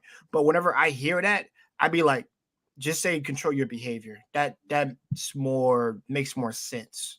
Like I said, I can't control the cells in my body. That's not possible. I mean, heck, man, you want me to go to my German girlfriend right now and just tell her like, yo, babe, I can't control myself. You don't mind doing the play, right? So I can't say. You think I'm gonna say that? Can I address something, R'Shaun? She probably slapped me in my face. Yeah, go ahead. What's up? Okay, I want to address empathize with women folk. That's what I'm trying to do. I'm trying to get the men to empathize because see, we don't think about it. Once we get comfortable with you, just like having a wife. Once you get comfortable with a wife, you leave the bathroom door open and farting in front of her and all that stuff. So men, when we get comfortable with a woman, we start letting our guard down. And I'm saying to men at work, don't do that because I'm seeing all over YouTube, just people getting destroyed off of making relationships with women, getting too comfortable with them in the workplace, and then having it just come back on them and biting them in the butt over it. And so we need to talk about it so that men can at least have an idea to keep that in mind when they're working with women, especially in a place like YouTube. And you know what? That's actually going to be a good topic because I take it for granted that men know how to behave, but hearing everybody talk, common sense ain't common. You know what I'm saying? Like everybody has a different. Thank you. Everybody has a different value and standard. So I mean, that is we do need to go and readdress the basics of civility. You know, because people have lost it over time. So I mean, that's Thank you, gonna be R'Shaun. yeah. I agree with you. Common sense is not that freaking common, and a lot of people can't do that. They can't do common critical freaking thinking, and they can't have common sense. That was my whole thing, especially in college when I talked about it to my friends. I'm like, everybody should be persuaded to take a logic or persuasion class to actually know what they're talking about. They don't know how to they don't know what a premise is. They don't know what a conclusion is. They don't know what an introduction or body or a paragraph. That's why I said you were strayed so far from English now. Y'all sound like freaking a bunch of Yetis. And I can't and I can't associate with those people because you're not in my range of like people that I surround myself with. And it's not downgrading you. It's just more often than not, I feel dumber when I'm next to you as opposed to when I'm next to my boys who actually are in college educated. Jedi Mike, R'Shaun, Mr. Brother Clarence. He's I'm Brother Clarence. I don't know if you're educated or not, but you say some interesting points. They give me the idea. So you're not stupid because, like I said, there's street smarts and there's book smarts and then there's experience. But what I'm getting is this fad trend that people just say some cool stuff, and then they leave it off that. I don't hear anything else that was profound out of your mouth. That's what I get. And I'm not, like I said, I'm not judging you. I'm just hearing you. That's the thing.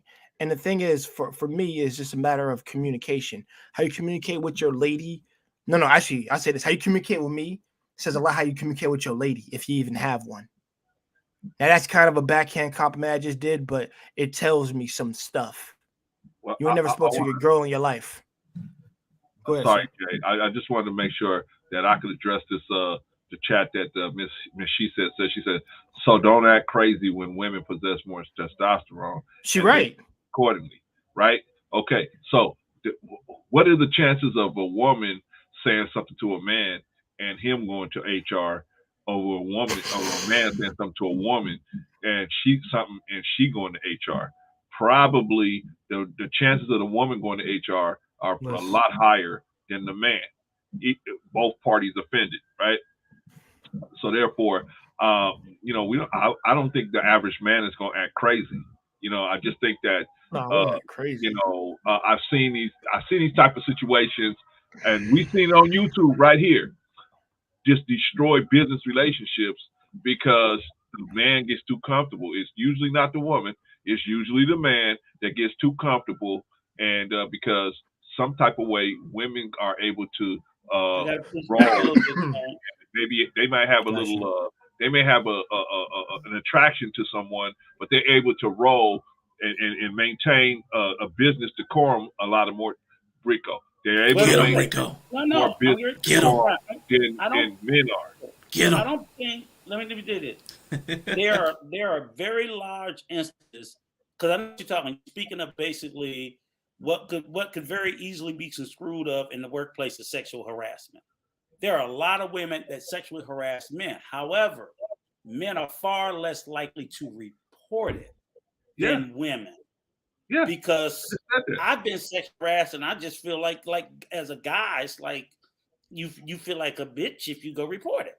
Right. So you don't feel, for women, they feel more threatened. So like if I'm sexually harassing a woman, she's more likely to report it because maybe she's a fear of someone. My wife friends on me, AR. So maybe there's a fear of a man being aggressive with a woman. So they're far more likely to report it. I'm not saying men do it more, but women are doing it at high numbers too, but they get reported a lot less because the man just, they won't, but it doesn't mean it's not happening to men. It just, I didn't say it wasn't. He never made that claim. No. I said a man is more, a woman is more likely to report it. Oh yes, absolutely. Oh, by far. Hey, real quick, I want to acknowledge real quick, Rico. Hold up, real quick. I want to acknowledge You Can't Fool Pops. Thank you for being here, sir. Definitely appreciate you. Go ahead, Rico. I apologize. I thought you were saying it sexual harassment was more likely to happen to a woman, and it is slightly. I would say it's sexual harassment in the workplace is probably 65-35, 65 women, 35 men. I would agree with that. But I would say that the women will report it at 90% of the time, and the men is probably 10% of the time. We want the harassment. Yes, we want. I want the harassment. Much more the time. But look, I just think men don't sweat it as much. I want the harassment. Men don't feel like it's a threat, like Rico was saying. I think men don't feel threatened by it. And if you're harassed, and if you're harassed by a woman and she look good enough, you're gonna take her up on it. Yeah, it's a compliment. Right? That's 50-50. Compliment. Because I'll be honest, if I tell a girl to go away from me, she gotta get the heck away from me. Because there'll be a day where I'm like, nah, not today, sweetheart. You gotta go away from me. If she look good enough, you like. Even then, Rico, I've actually turned down a pretty girl one time, and she didn't like that very much. Me and bro Clarence, we could have. No. She looked good. I'll be honest, but that day I would listen. I guess the anger took over that day when I was young. I'm like, nah, this ain't it. Mentally, some of them, if you realize that they mentally unbalanced, of course, you'd be like, nah, because she crazy. Yes, she crazy. So if that's an issue, then yeah, you better run. But I just wanted to get. No, she better run from me. Yeah. So, that too. You're right. You're right though. I'm not excluding you. You're right. Either way, one should run from the other. Yes. But I ain't gonna run. Oh heck no, girl! You better run from me. I mean, just get away from them because they're crazy. Walk away. They'll ruin your life. They'll ruin your job. They'll be telling angry black men. Because a lot of them, even with the female, if you reject her, Jay, now she feels rejected. She's likely to flip the script because I know flip it on me. Exactly. Yeah. And she tried to, and I'm just I didn't pay her any comp, man. I was just reading something, and I'm just like, but that's an issue to discuss too. Like you said, men, we got to take rejection all day. Women don't take rejection. It's nothing for me. They don't take it well at all. And they do not. Back when me and Rico was coming up, you say something crazy to a woman on the job, the woman will pull you to the side and say, "Hey, man, check this out. I don't want to have to take it no further.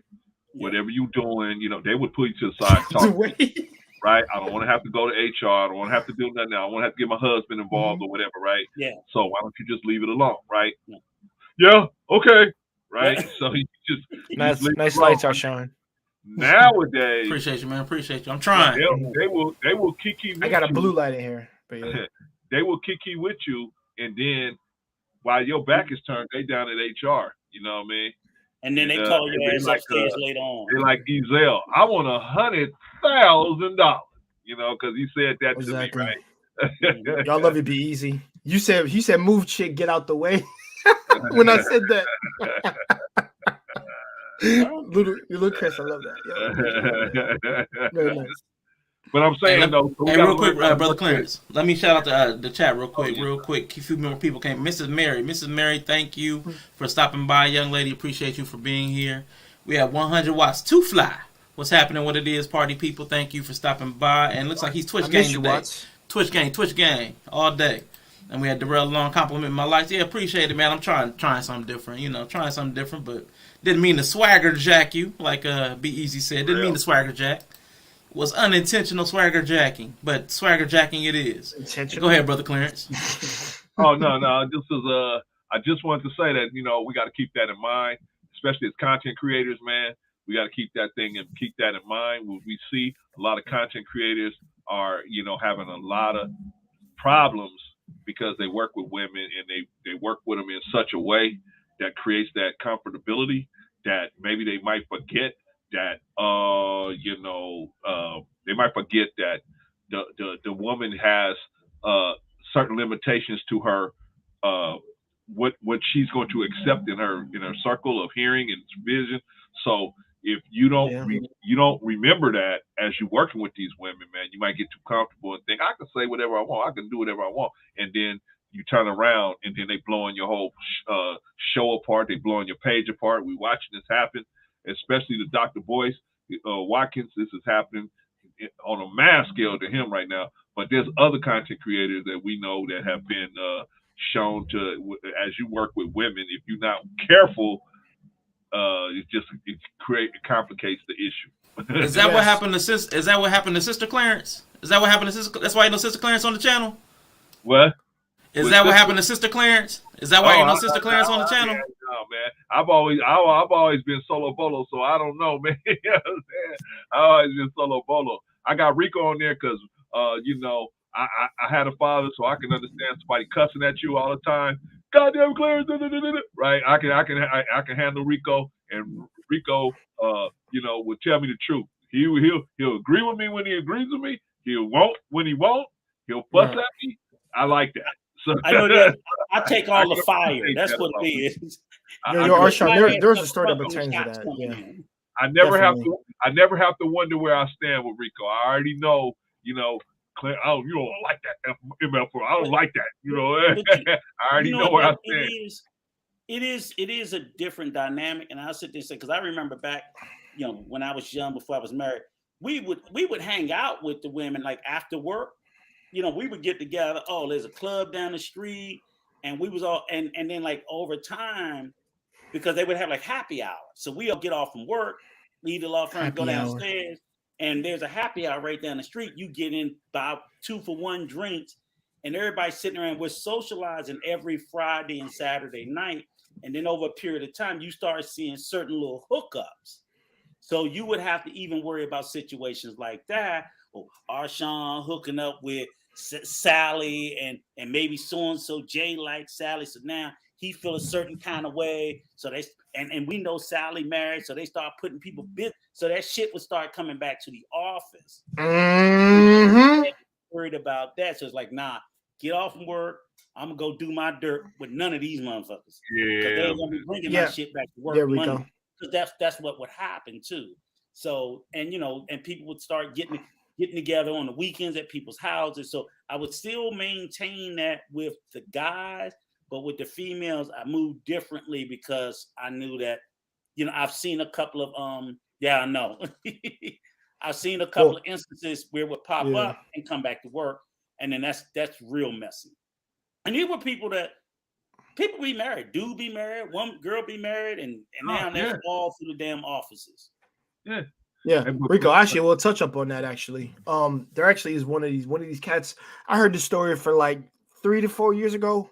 A cat told us one of his father's friends. I worked at a school, and he was a gym coach, by the way.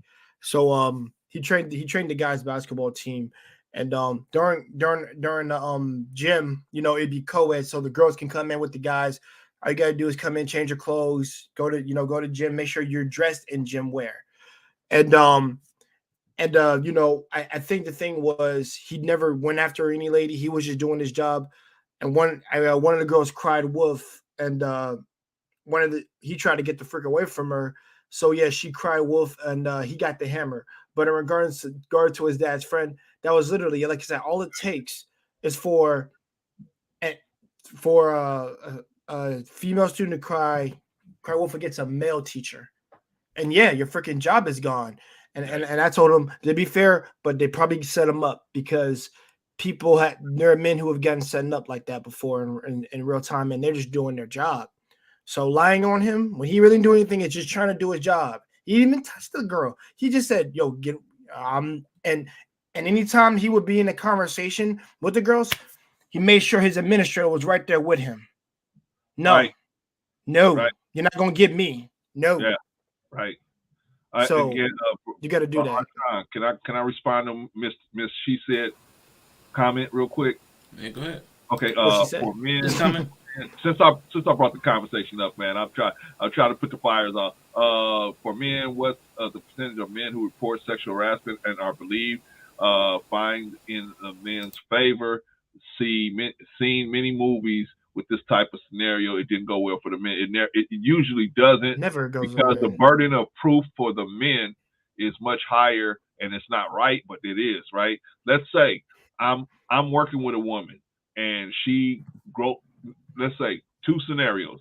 I'm working with a woman, and I groped this woman around her chest area, right? So all she's got to do is walk around and say, "This is what he did." She don't need no proof. She don't need no video. She don't need nothing. They're going to investigate it and see if anybody else saw it. If nobody else saw it, they're probably just going to err on her side. Well, you know what? We got to put you on a whole other floor. We got to put you in another place. If they can't accommodate that, adios Clarence, right? At best case scenario, you got a suspension. At a best case scenario. That's the best case scenario. That's the best case scenario. You suspend it without pay for a week or two and still got your damn job. And they bring you back and you're working on a whole other floor, right? Because she's threatened. Now, let's reverse it. Let's say she gropes me in my private area. I react, my body reacts. Even though I didn't appreciate it, my body reacts and I may get an erection, right? Now, how do I prove that erection was just it wasn't because I was appreciated the gesture, but it was just a response to the proximity of her hands. You see what I'm saying? How do I prove that? How do I explain that? That's what makes it so tough. Because you don't get erect when you put your hands in your pocket. So those are my hands. Those are my hands, not her hands, right? But your private don't know who hand it is. But the private does know because I'm looking right at her when she did it. I'm like, oh my God, right? You got so that's all I'm saying. It doesn't matter with the erection. Because I can smell. I mean, I know it's a female, so I know it's a female, right? Right. So I'm already right because we as men, when a female enters the room, like Tupac said, when a female enters the room, you're gonna get those pheromones. You're gonna have that reaction to them, right? If they're close enough, right? So I already know it's a female, but she grabs me because I wasn't expecting it, right? She grabs me, and I have a reaction. How do I go in now and say, hey, you know what? She goes, well, you know, how do I explain? You know, I reacted to it, but it was unintentional. It wasn't based on an attraction. It was based on. Be Easy got a question. Put up Be Easy question, R'Shaun. All right. No, the next one. Yeah. Yeah. Right. It can happen. It can happen. Accidental? Yeah. Hey. What was the movie? What was the movie where? What was the movie? Was it Basic Heat? Basic Instinct? All I'm saying is this is what I'm saying. The premise is you're absolutely correct. If the woman gropes you, they're less likely to, if it's a man on female, they're automatically, the minute she makes the report, they automatically take some sort of action against the male. Right. But if it's a woman against the male, they don't do anything until the investigation's over. Especially they got to go the whole way, and then they all sorts of leniency. It could be 30 days. They won't remove the female. They won't do anything. If the woman makes the charge, the man's immediately moved. Yeah, that's immediately. You can't be nowhere in their proximity because they're afraid that you will be easy. Hey, but it happens, man. It happens. And so if you're a heterosexual male and that happens to you, you're done. Now I believe a homosexual male could walk in there and say, this happened to me, and they probably might take quicker action. But if you're a heterosexual man, if you're a heterosexual male, and all the other males in the room are going to be sitting there looking at you like, dude, really? You in here for this? Really? You know what I mean? That's all I'm saying, man. We just got to learn how to work better with sisterhood. We got to learn how to work better and still yet respect the boundaries, because there's certain boundaries we got to keep. Not them. They're not charged with keeping boundaries, man, because they have a natural women have a natural schizophrenia, so they're not charged with keeping boundaries. So a double standard, you're saying? It is a double standard, right? So they have a natural schizophrenia that the world and feminism told us that schizophrenia that they have is okay because they're a woman. They can just be like that. Yeah, he's using a strong word, Jay. Yeah, he's using a strong. I tried to say double standard. He went right back into schizophrenia. I tried. Schizophrenia turns you on. Is that what you mean? Would you like me to explain that? Explain it for me, brother, please. I need to know this. They just naturally crazy? I didn't say crazy. I said schizophrenic. There's a difference between crazy and schizophrenic. Now, some of them are crazy. I'm not saying that, but what I mean, they have a natural schizophrenia, meaning that they can change from one thinking process that has a whole nother set of values to a whole nother set thinking process that has a whole nother set of values, and that set of values they can operate from this set of values in this whole mentality, and it'll be totally separate from this thinking and this set of values. Let me give you an example of what I'm talking about. And the reason why they have this natural schizophrenia. The average woman that has a baby, at the first baby, they would say, I mean, let's take us as men. If we had to have babies, we would say one and done. That's it. I ain't never doing this again. I am never doing this again, right? But the female can say, oh, that hurt. The female passed through death, right? For that one baby. And she'll say probably for the first month or two, I'll never do that again. But later on, she look in this baby's eyes and she said, I want to see that. I want to see this look again. I want to see that somebody looking at me like that again. So she'll switch from the whole I'll never do that again to the let's do it again, baby. Let's give it another try, right? Even though she know the pain that's coming. She knows she got to walk through death to get this baby here. She'll do it again. Now that's the natural schizophrenia. You have to be schizophrenic to do something like that, because the average person, if they went through that much pain, they would be like, oh, that's it, I'm done. Disagreements, comments, questions. I just say I would use different words like compartmentalization or something like that. I wouldn't say schizo. Whatever word you feel like, whatever word you want to use. You know what that sounds like? You know what that sounds like? That sounds like masochist. Yeah, that's a masochist. You like pain done to you. It's not sadism. That's masochism. That's what that sounds like Jay, to me. I don't think they like. It's the pain that they like. They're willing to risk the pain for the pleasure of having the baby. I don't think it's because a masochist, they're doing it for the pain, or they get turned on from it. Yeah, right. And so either inflicting the pain or receiving the pain. That's the part that they enjoy. But when I'm talking about the schizophrenia in women, the natural schizophrenia in women, it's not that they enjoy the pain. They enjoy the pleasure that's going to come after the pain, which is the baby, which is the live birth and the healthy child. Sorry, be easy. I can't believe no man with accidental boners. There's no such thing as accidental, bro. Yucca, what you gonna do? What you gonna do?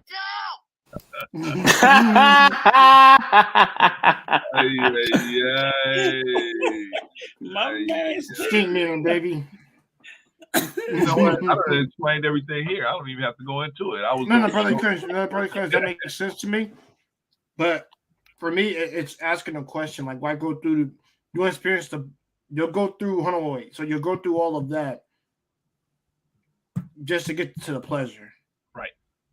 On her end, right? Not on his, right? Yeah, on him, he'll be like, I already know what's gonna happen. So, shoot, I get it. Right.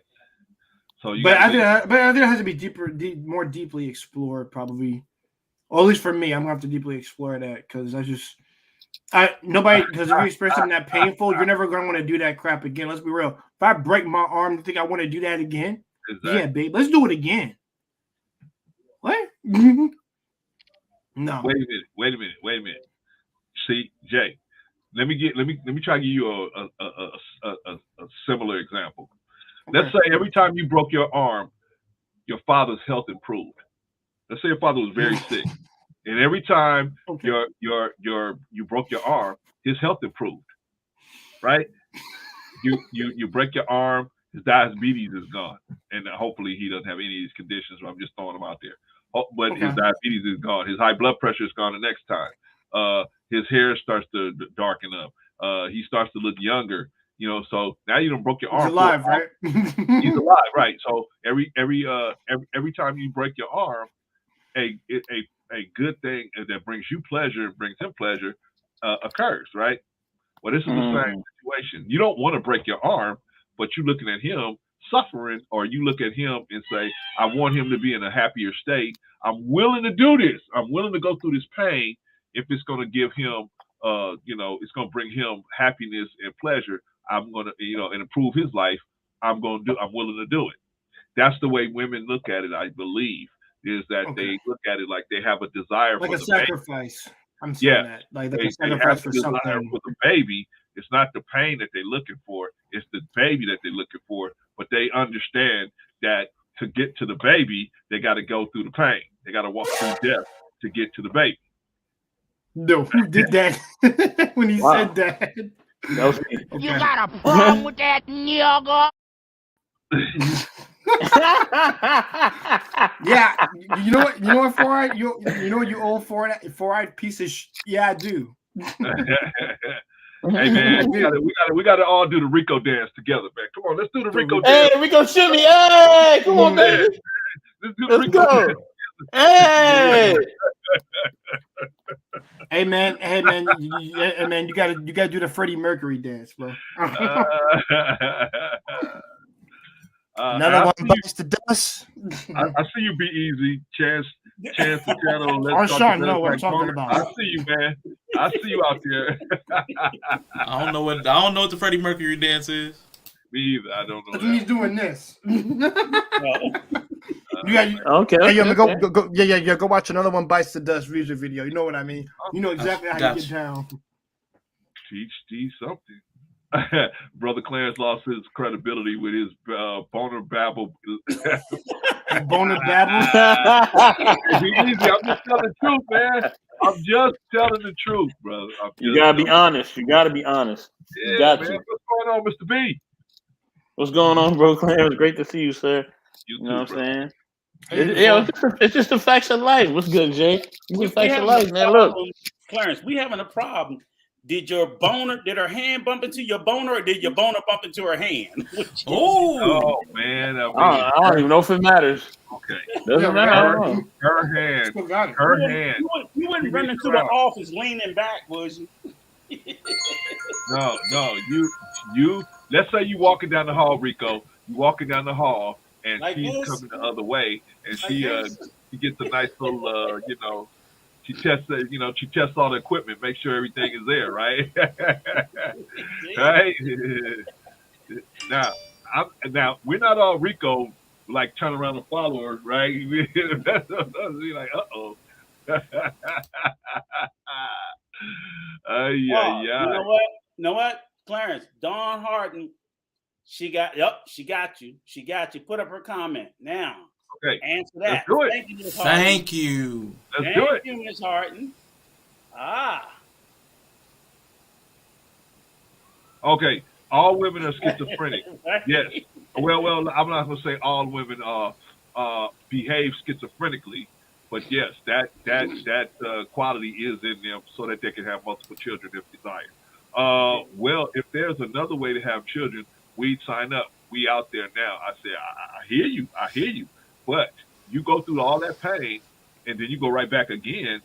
That's the sign of schizophrenia. So you have one mentality that you're operating logically on. But let me ask you this though: is it a sign of schizophrenia, or is it that I always was told or was led to believe that all women have the natural urge to reproduce because they have the ability? So that's why I was having a conversation with my wife this morning, and she was telling me about a friend of hers or a couple of friends of hers that they're up in age, and they say they never. So I always question when a woman says she doesn't want to have children, and I do believe there are some that don't, but I just think it's a very small percentage of women that just don't want to have children. There are more women who can't have children.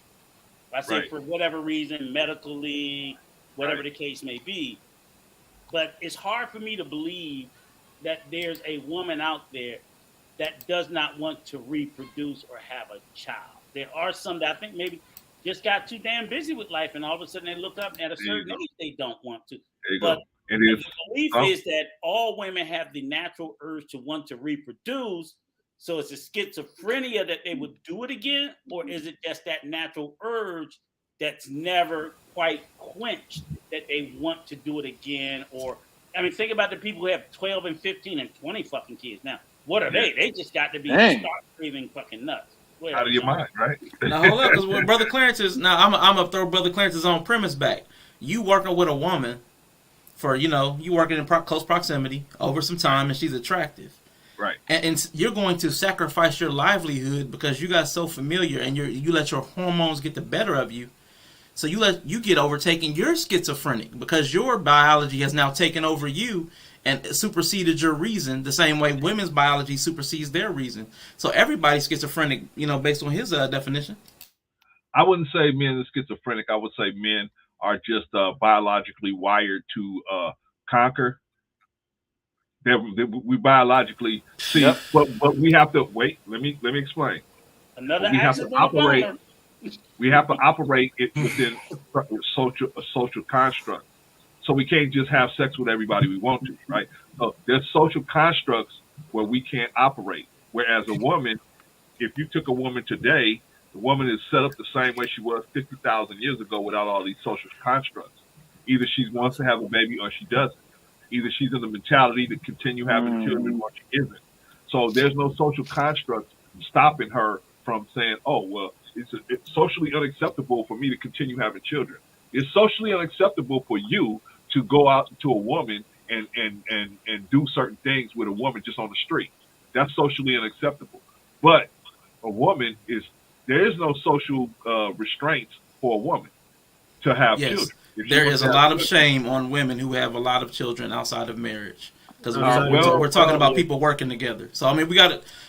Brother Clarence, I'm going to let it go. I'm just going to accept that your views are schizophrenic. Your views are a little schizophrenic. But R'Shaun, they were shamed maybe 20, 30 years ago, but now with this women liberation, yes. Now with the women Are we on the liberation, same internet? we are on the same internet. With the women's liberation movement and with everything now, the women now can do nothing wrong. Not in You know what I mean? Nothing wrong. They can do nothing wrong nowadays. They can do nothing wrong. It's definitely not stigmatized like it was 30 years ago. It wasn't. It's not. It's not. Wait a minute. No one there. The manosphere, they come up with different criteria day by day. I'm not even focused on them cats. Listen, I'm saying society as a whole, right? Society as a whole, the women now, you know what I'm saying, whether they have 1 kid, 2 kids, 3 kids, you know what I'm saying, 4 kids, it's still, oh man, well, what did the man do? Oh, well, I guess, you go queen, you still holding it down. You know what I'm saying? Like, they will still be shown in a good light. You know what I'm saying? Whether they chose poorly or not. Hold on, Rico. Whether they chose poorly or not, you know what I'm saying? They still will be looked at in a good light. Now, you know what I'm saying? Or they will still be like, well, listen, we can't be down on her because we don't know what the man did. You know how these men are. You know what I'm saying? So it still will sometimes be reflected on the man. Now, some people will be like, nah, you know what I mean? She's a sleaze or, a whore or whatever, blah, blah, blah. You know what I'm saying? But I think that nowadays women now are given excuses even for poor decision making or even poor behavior. You know what I'm saying? I see that a lot. You know what I'm saying? I see that a whole lot. But at the end of the day, I think the point that you're making, R'Shaun, is correct that both the modern man and the modern woman, is both out of control. You know what I mean? They both are out of control. And I think that the out of control comes from because they are both told that they can do whatever the hell they want. You know what I'm saying? Yeah. Okay, can I no ask consequence. you Mr. Best, let me ask you this. So in these spaces, I do think there are some spaces where being a single mother is not a bad thing because people just they female empowerment, independence, and acceptable state. I don't think that's all of society, but I do think there are certain segments of society, in particular in the feminist space, that's okay. However, and I'll give you that. It's not in the manosphere, they're definitely shitting on.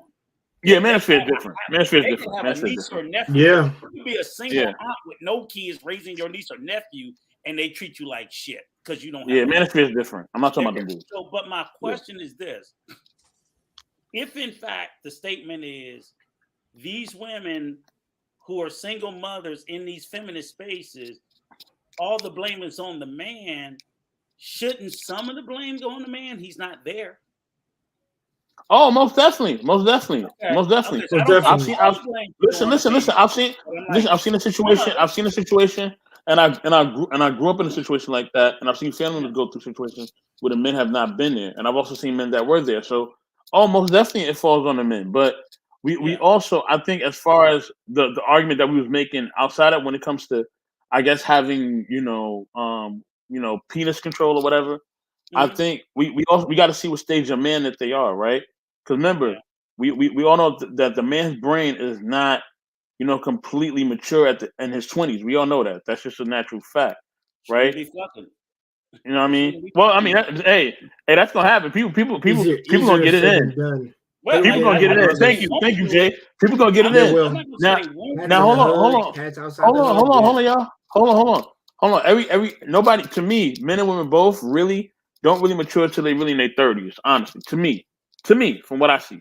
Now, with that being said, right? With that being said, they both in their 20s a lot of times can make a lot of mistakes, which is cool. You know what I mean? You learn how to be an adult. You going through your phases, whatever. But I think the man has to learn, you know what I'm saying, his, what he's attracted to, his desires, his thoughts, this, that, and the third. You know what I'm saying?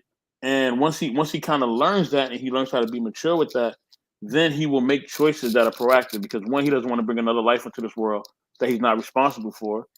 Two, he don't want to catch nothing, right? You know what I mean?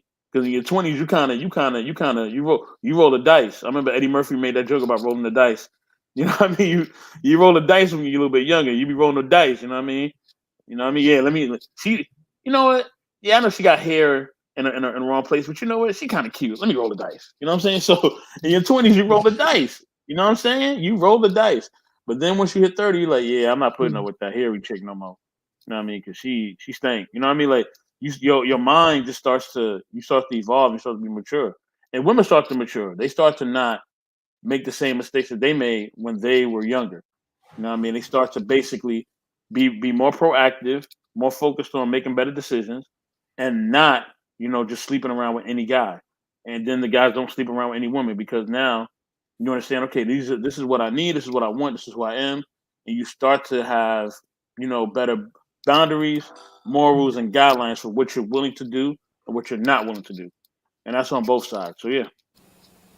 Man, y'all talking real reckless, and y'all really need. Nigga, you better have insurance.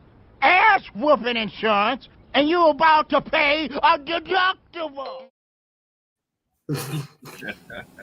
Yo, R'Shaun, bro. I saw you. Hold on, R'Shaun, just bring it again. I gotta give him the solo. Do the just bring it again. Do the just bring it.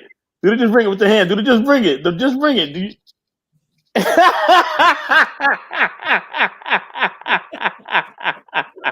No, you gotta do it.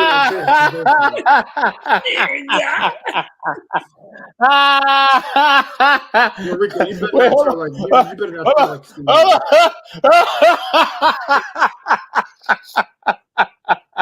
That was a foul motherfucker. Let me tell you something, man. The memes and them t-shirts coming real soon, y'all. We gotta work on this. Lord have mercy. Yeah, come on up, AR. Come on up. Hey, this is what I got for you, AR. This is what I got for you, player. That's like calling 1-800 collect an ass whooping. And no, that ain't no toll-free call, partner. Damn. Yo, R'Shaun, you gotta stop, man. I'm about to watch the Bulldogs. He's coming now. I know, me too. Shout out to Gruder McGregor, man. Shout out to the homie Aaron McGruder. Aaron McGregor, my fault. I said Gruder. Aaron McGregor. Yeah. Ain't that Obi-Wan? Aaron McGruder, yeah, my bad. Yeah, my bad, right? I mentioned the names up. But shout out to the bro, man. I'm sorry he kind of lost his show at the end. I'm sorry. Yeah. So y'all don't think that a woman has to be schizophrenic to have multiple babies? We've already said no. Oh, okay. Honestly, Lord have mercy. You said multiple babies? Man, he gonna repeat it. Oh man, that was funny. Brother Clarence, I don't even know how much that's true is, because this is my first time ever hearing something like that. But I don't know. That's new. I gotta think about that and research that. That's all right. Okay. Think about it, research it, brother. Do the mathematics on it. What's the I want more baby, so I'll go through the pain. All right. let me say, oh, you talking about the schizophrenia thing? The schizophrenia. Yeah. No. That's a mental disorder, like psychopathology. I know. There's no way. I know it's a mental disorder. Read, nigga, read. It's you have to be. You have to. Well, let me ask you guys this. Let me ask you guys this. Do you have to? What would have to be going through a woman's mind to go through that much pain and then go back and do it again? What would have to? I don't think it's a male thing. It's like you said. They said we're men Don't do that again. To procreate. It's the woman's urge to reproduce. I thought it was a natural reproduction urge, the same urge that they. Let me ask you this question, Clarence. Okay. What makes a woman choose to reproduce the first time? She has no idea. It's an urge. She doesn't know. But she doesn't know. She doesn't know the amount of pain she's involved. She's got herself involved with. But think about here's the anguish. You know, like I say, some of the most anguish. Do you know? Some women out here have spent hundreds of thousands of dollars trying to reproduce their own child because women will tell you that they feel incomplete, that they don't feel like a whole woman because they can't reproduce a child of their own. And that's what I'm saying. That part, that aspect, it is something psychological. I don't think it's schizophrenia. I think it's a certain urge that's in our nature for women because their bodies naturally can reproduce that natural desire wherever it resides to reproduce. Short of that being fulfilled, that woman doesn't feel like a whole woman, especially at a certain age. Like, I couldn't bring life into this world. Am I broken? Am I defective? Because why would you feel like that, Rico? On this earth is to be able to bring life into this world. Brother Clarence, you gotta stop. This is crazy, man. Wait. Why would somebody that got shot keep gangbanging? You know what I'm saying? They felt the pain of being shot multiple times and almost died, but they went right back on the corner. You know what I'm saying? But they went right back on the corner and did it all over again. Why would they take that second chance to feeling that pain again? R'Shaun, wouldn't you say that would be a mental disorder for somebody getting shot that many times and going right back out there wearing the same colors, putting himself in the same situation again? Wouldn't you say that's a disorder of the brain? That's a reproductive. I wouldn't call it schizophrenia, is what I'm saying. Schizophrenia is a very specific term. That's like saying somebody has a big belly is pregnant. Like, no, you just have a big belly. There's a word for a big belly that's not pregnant. Like, not everything that's when you have an extended stomach is a baby growing inside. Like, so there's specific terms. Schizophrenia is speaking to a very specific condition. And what you're saying is maybe some of the symptoms look like schizophrenia, like the ability to have thoughts and values that seem incongruent. But that's not schizophrenia. It's just like having compartmentalized or incongruent thoughts, or maybe conflicting value systems, or a biological imperative that overrides reason. Like, there are other terms we can use. I just don't. For me, it just feels sloppy to call that schizophrenia. Yeah. That's where I'm confused at. But I will say that Dr. Rico was saying, who ordered pizza? I think it's the same thing. What to say? Who is that? Who is We it? have a guest, everybody. Who is We have it? a guest. We have knowledge and relationships itself. You know what I'm saying? The best leader in the YouTube streets. You know what I'm saying? The captain of the ship. You know what I'm saying? Got The schizophrenia. captain of the movement. All right? Rico, take them shades off, Rico, because you ain't the original. You ain't the original. You got to take the shades off, because the original coming up here. You got to put the shades on. Put the shades on. Put the shades on. Put the shades on, bro. You know what I'm saying? Put the shades on. The original coming up here right now. He coming up here, all right? Bring your little schizophrenic I love ass the on. show. He coming up here right now, all right? I'm introducing, not the relationship itself, our leader, the man, M3. Oh, That's right, boys. I'm here. Gang, gang. all both of Shout out y'all. to Twitch gang. Shout out to YouTube gang. Is all both of y'all And here? shout out to Rico Spaghetti Noodle Arms, man. You know, love my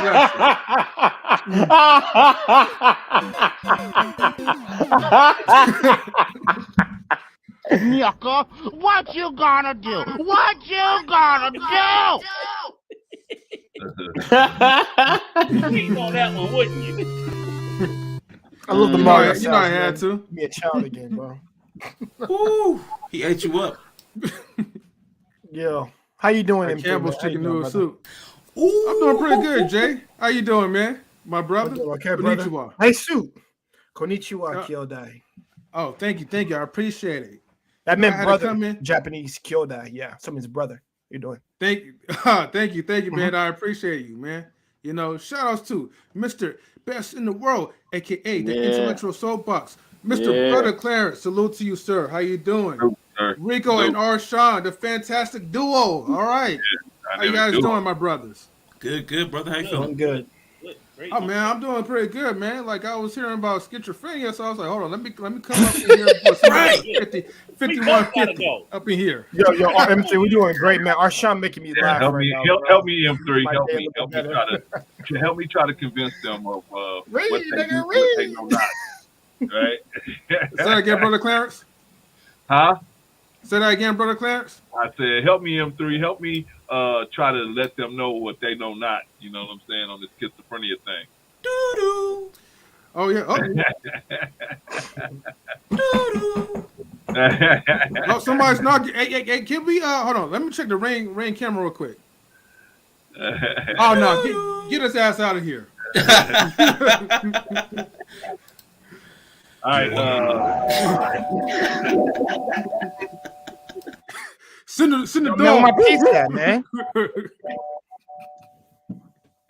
All right. Let me bring this next guy in. Let me bring him in. You know what I'm saying?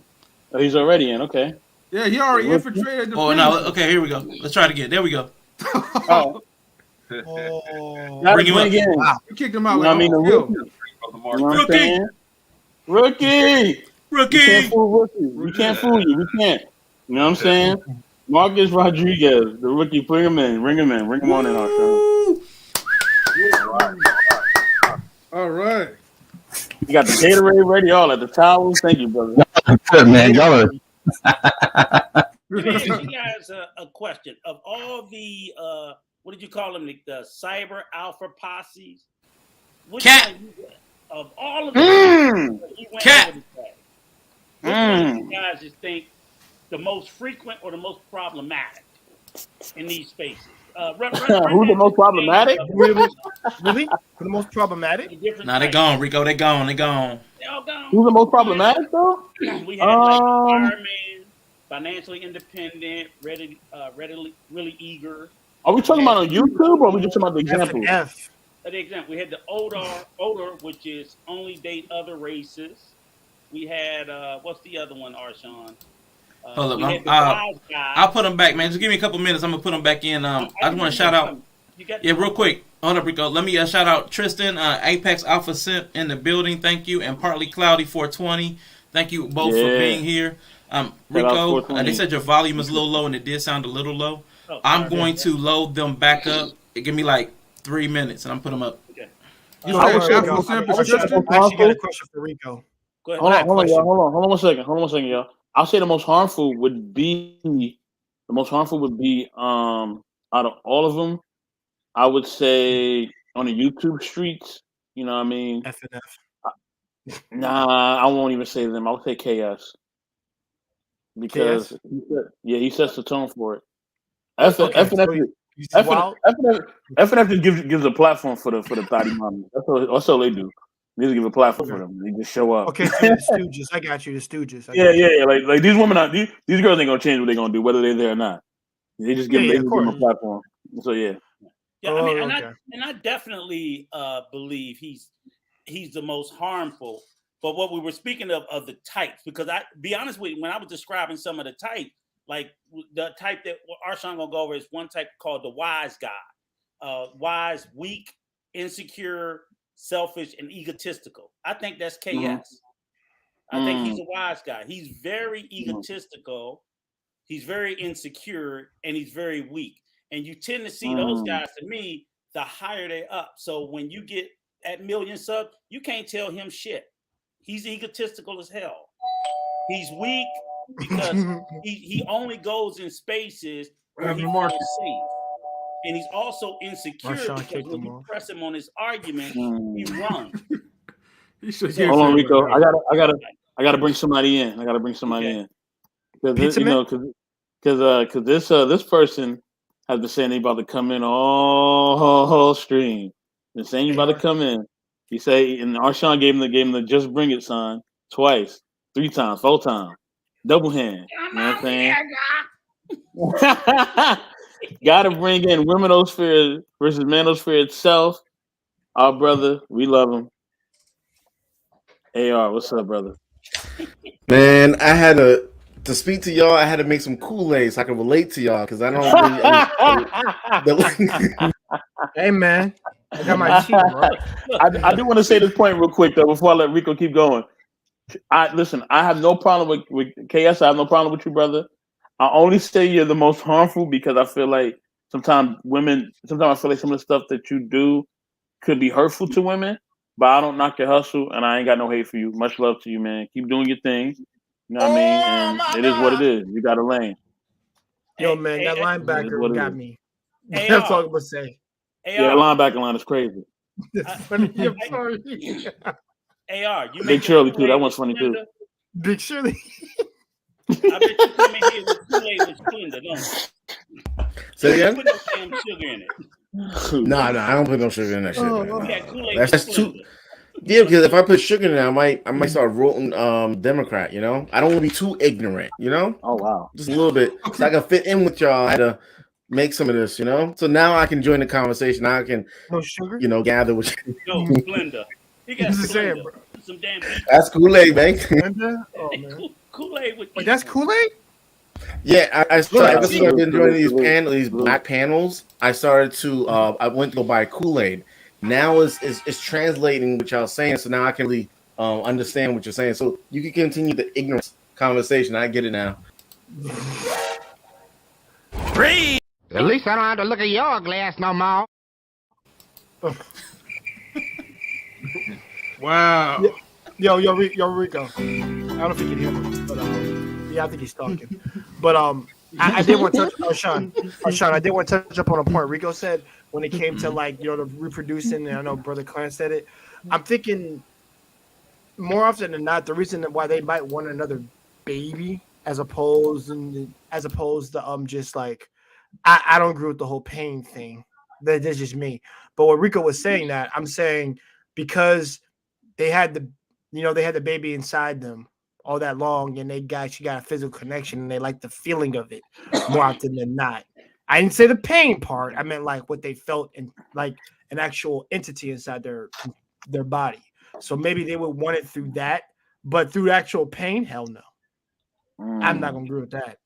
Because remember, you get connected to something that you're with, and I know, and a woman has that innate with the child that's inside of her. So they start to feel a certain type of way, but not schizophrenia. No. Brother Clarence, that's still crazy. I hear you guys saying it, but none of you guys are proving me wrong. You just giving me the medical dictionary proves you wrong, brother. We don't need to disprove the dictionary.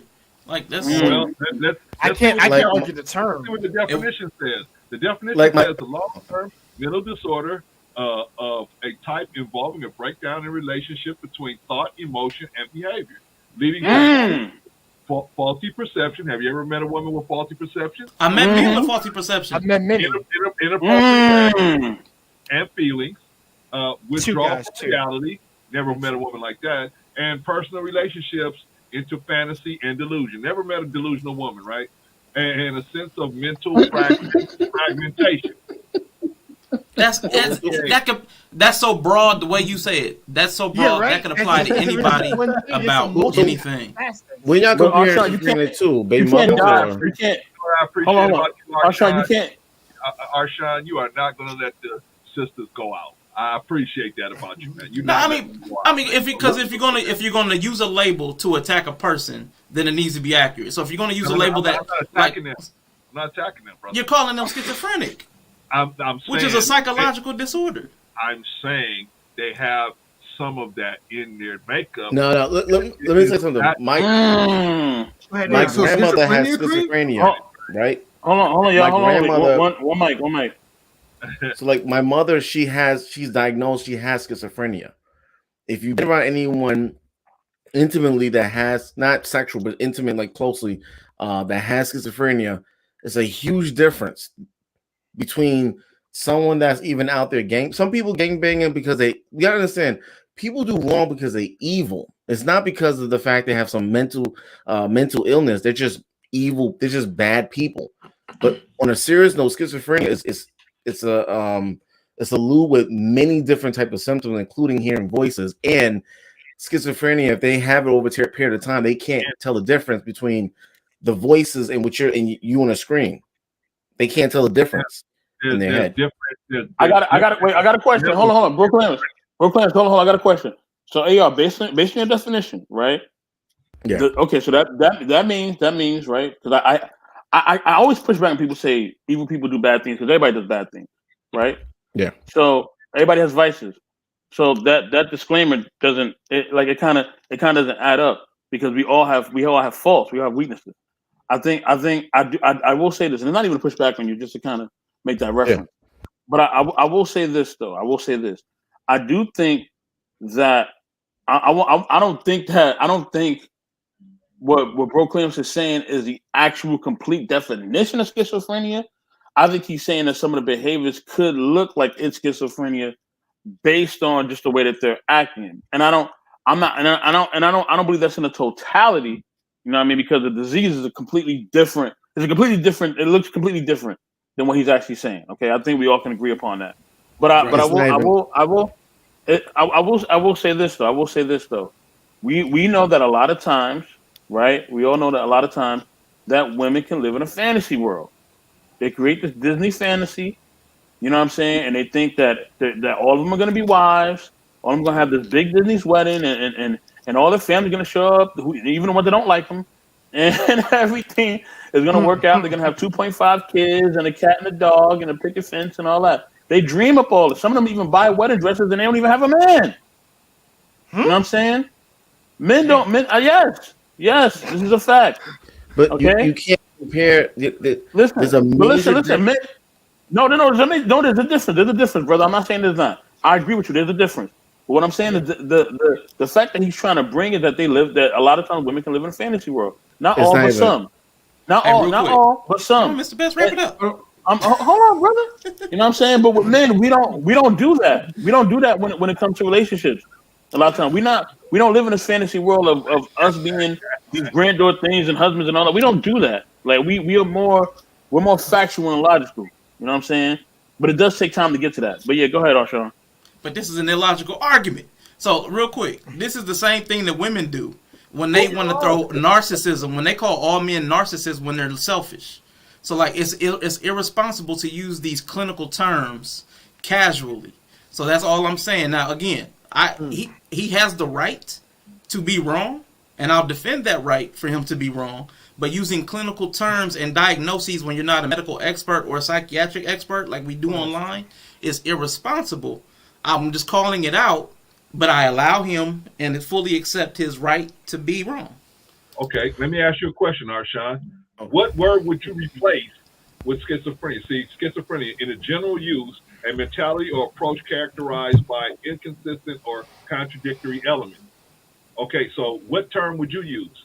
Because you've hinged every woman is fully schizophrenic. That's not what I said. What I said is understood. They have some in them to be able to go from one extreme to the other extreme. That's what I was saying. There's no such thing as kind of schizophrenic. I would agree on that. But the issue is, you gotta understand, there's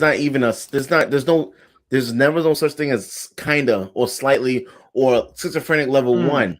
What happens is that when they have schizophrenia, it just gets worsened over time. There's no even if they're on medication, if they had it for 5 years, what happens as soon as they get off the medication, they already reached that level. You get what I'm trying to say? So there's a big difference between just being a bastard or just being evil or just having a free will to do bad versus someone that is. People who have schizophrenia, if they're in the streets like that, they'll shoot their own people because they think that they're trying to kill them. Okay, everybody's saying a lot of different things, but nobody's proving me wrong. No, but I just proved you wrong. You're not proving me wrong. You're just saying he's not saying that they have the disease. Look, gentlemen. No, gentlemen, but he's trying to give a definition of something. It's no, gentlemen, hold on. He's not saying that they have disease. He's not saying this. They don't even have the same symptoms. What he's saying is that there are degrees to it. What he's saying that there are degrees, and he's saying that they have certain behaviors. Go ahead, Rico. I'm sorry. No, I just want to say, can we all be right and go back to my caps? Oh, Rico scared me. To my caps. Let me ask you a question. Has anyone been around someone who had schizophrenia before? I have. And bipolar. Has anyone? Okay, bipolar, and bipolar. Yes. No, not bipolar. Bipolar is different, right? No, but I've been around both. Okay. Now, if you've been around them while they're not on their medication, you know when they're not on their medication, right? Can they hide it? Of course. No, they can't. Schizophrenia is something that is way different. It's just on a different, and I don't want to speak on it really because I don't want to classify it in general, but it's a major difference between bad behavior, free will, and bad behavior. These people don't really have the free will because they think that what they're, it's completely different. The people who you're describing, the baby mother that live in the delusional world, they don't really have a mental illness. They just choose to live that way. For instance, they wake up every morning. If you wake up every morning, you choose not to read, you choose not to brush your teeth. Most of it's not a mental illness. That's your free will. You choose not to. It's a big difference. I don't see how that relates to what I'm saying. But that's the point. Can we get back to Cap? Who's Cap? I'm saying that a woman. I'm saying a woman that went through the pain of having a baby once, and says to herself, "I would never do that again," and then something happens in her brain that shifts it to a whole nother polar end, and says, "You know what? I'm willing to do this again. I'm willing to do this again. I know I passed through death. I almost died doing this, but I'm willing to do that again to get the end result."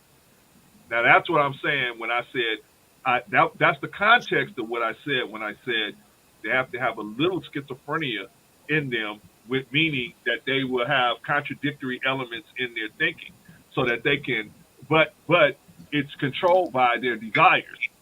So it's not them deciding, oh, one day I'm gonna do this and one day I'm gonna do that. I knew this to come talk to y'all. If the desire becomes high enough, then they will cross over to the other extreme. Now that's okay. What my audience said, "Can we go back to cats?" The chat said, "We here for cat. Ain't no doctors on the panel. Let's go back to cat." I don't see that anywhere in the chat. Hey, Rico's being schizophrenic right now. That's nowhere in the chat. He just made that all up. He's under a delusion. Rico's schizophrenic.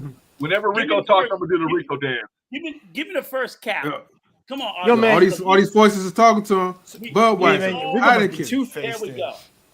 We talking about the sad guy. Plenty of sad guys. See what the sad guy is. Sexual aggression, dysfunction in these YouTube streets. Come on, sexual AR. aggression, you know dysfunction. You've been here before. You went through this phase, AR, right? As soon as somebody touched your shoulder, you had a physiological response and had a boner for the rest of the day, like Brother Clarence did. When Brother Clarence was saying that, I was like, "Wait, who's checking to see if you have an erection to verify?" Well, we all been through that though. We all been through that. That's a real story. I feel him on that. You say every time you hit the backspace, I get a boner. The time semantics matter. Got you.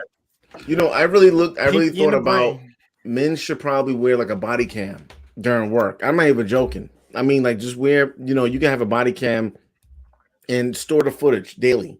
I mean, it sounds crazy. It sounds crazy, right? Yeah, it does. But people being accused of stuff they've done crazy. They lose their whole pension. Mention about the video of other people.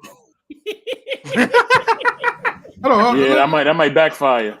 Hold on. Let me say this though about the body cam stuff, right? Look, believe it or not, right?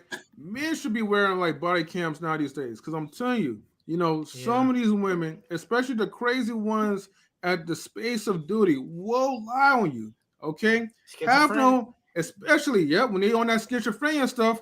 First thing they be like, "Oh man, you know, MC likes me," or such and such likes me, or whatever. Use that word, drop their ass, R'Shaun. Hey, that's gonna be the new what's disingenuous accountability, narcissism. And that's gonna be schizophrenia. Yeah. Right. Yep. Just say, go back. Oh, I love you, Rico. Crazy. I mean, I said that, but people don't like that when you call them crazy. You know that. See, I'm not gonna call them crazy. I'm gonna be like, you know, you're just schizophrenic. You know, that's that. Yeah, damn. Wait, I want to show y'all. I want to show y'all something. How y'all got triggered by me and not M3. M3 just said crazy women, right? Nobody said nothing. I'm about to say something, right? Listen. Wait. Let me give you the definition of crazy. Mentally deranged, especially as manifested in a wild. That's worse than what I said, right? Go back to stink meaning with the read. Go back to the read, nigga. Read, nigga, read.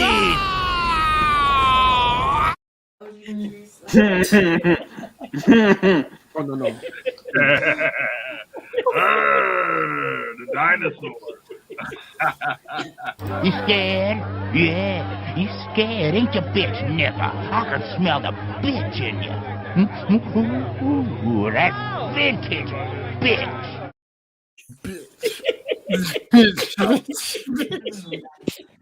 Y'all motherfuckers, I'm sorry, put my fridge, but y'all got me falling on my chair right now. Yeah. You ain't got enough Kool-Aid. You ain't got enough. Oh man! You got. Oh, that's, hold on. That's another one. Hey, that's another non-drip. Hold on. That's another non-relationship quote. You ain't got enough Kool-Aid for this. Woo! Yo, M3, man. We gonna talk after this. We got so much merch. Make sure you timestamp that though. We ain't got enough Kool-Aid. Salute to Chris, to Bloom and Ebony. How you doing? Welcome. Hey, salute to Chris. How you doing?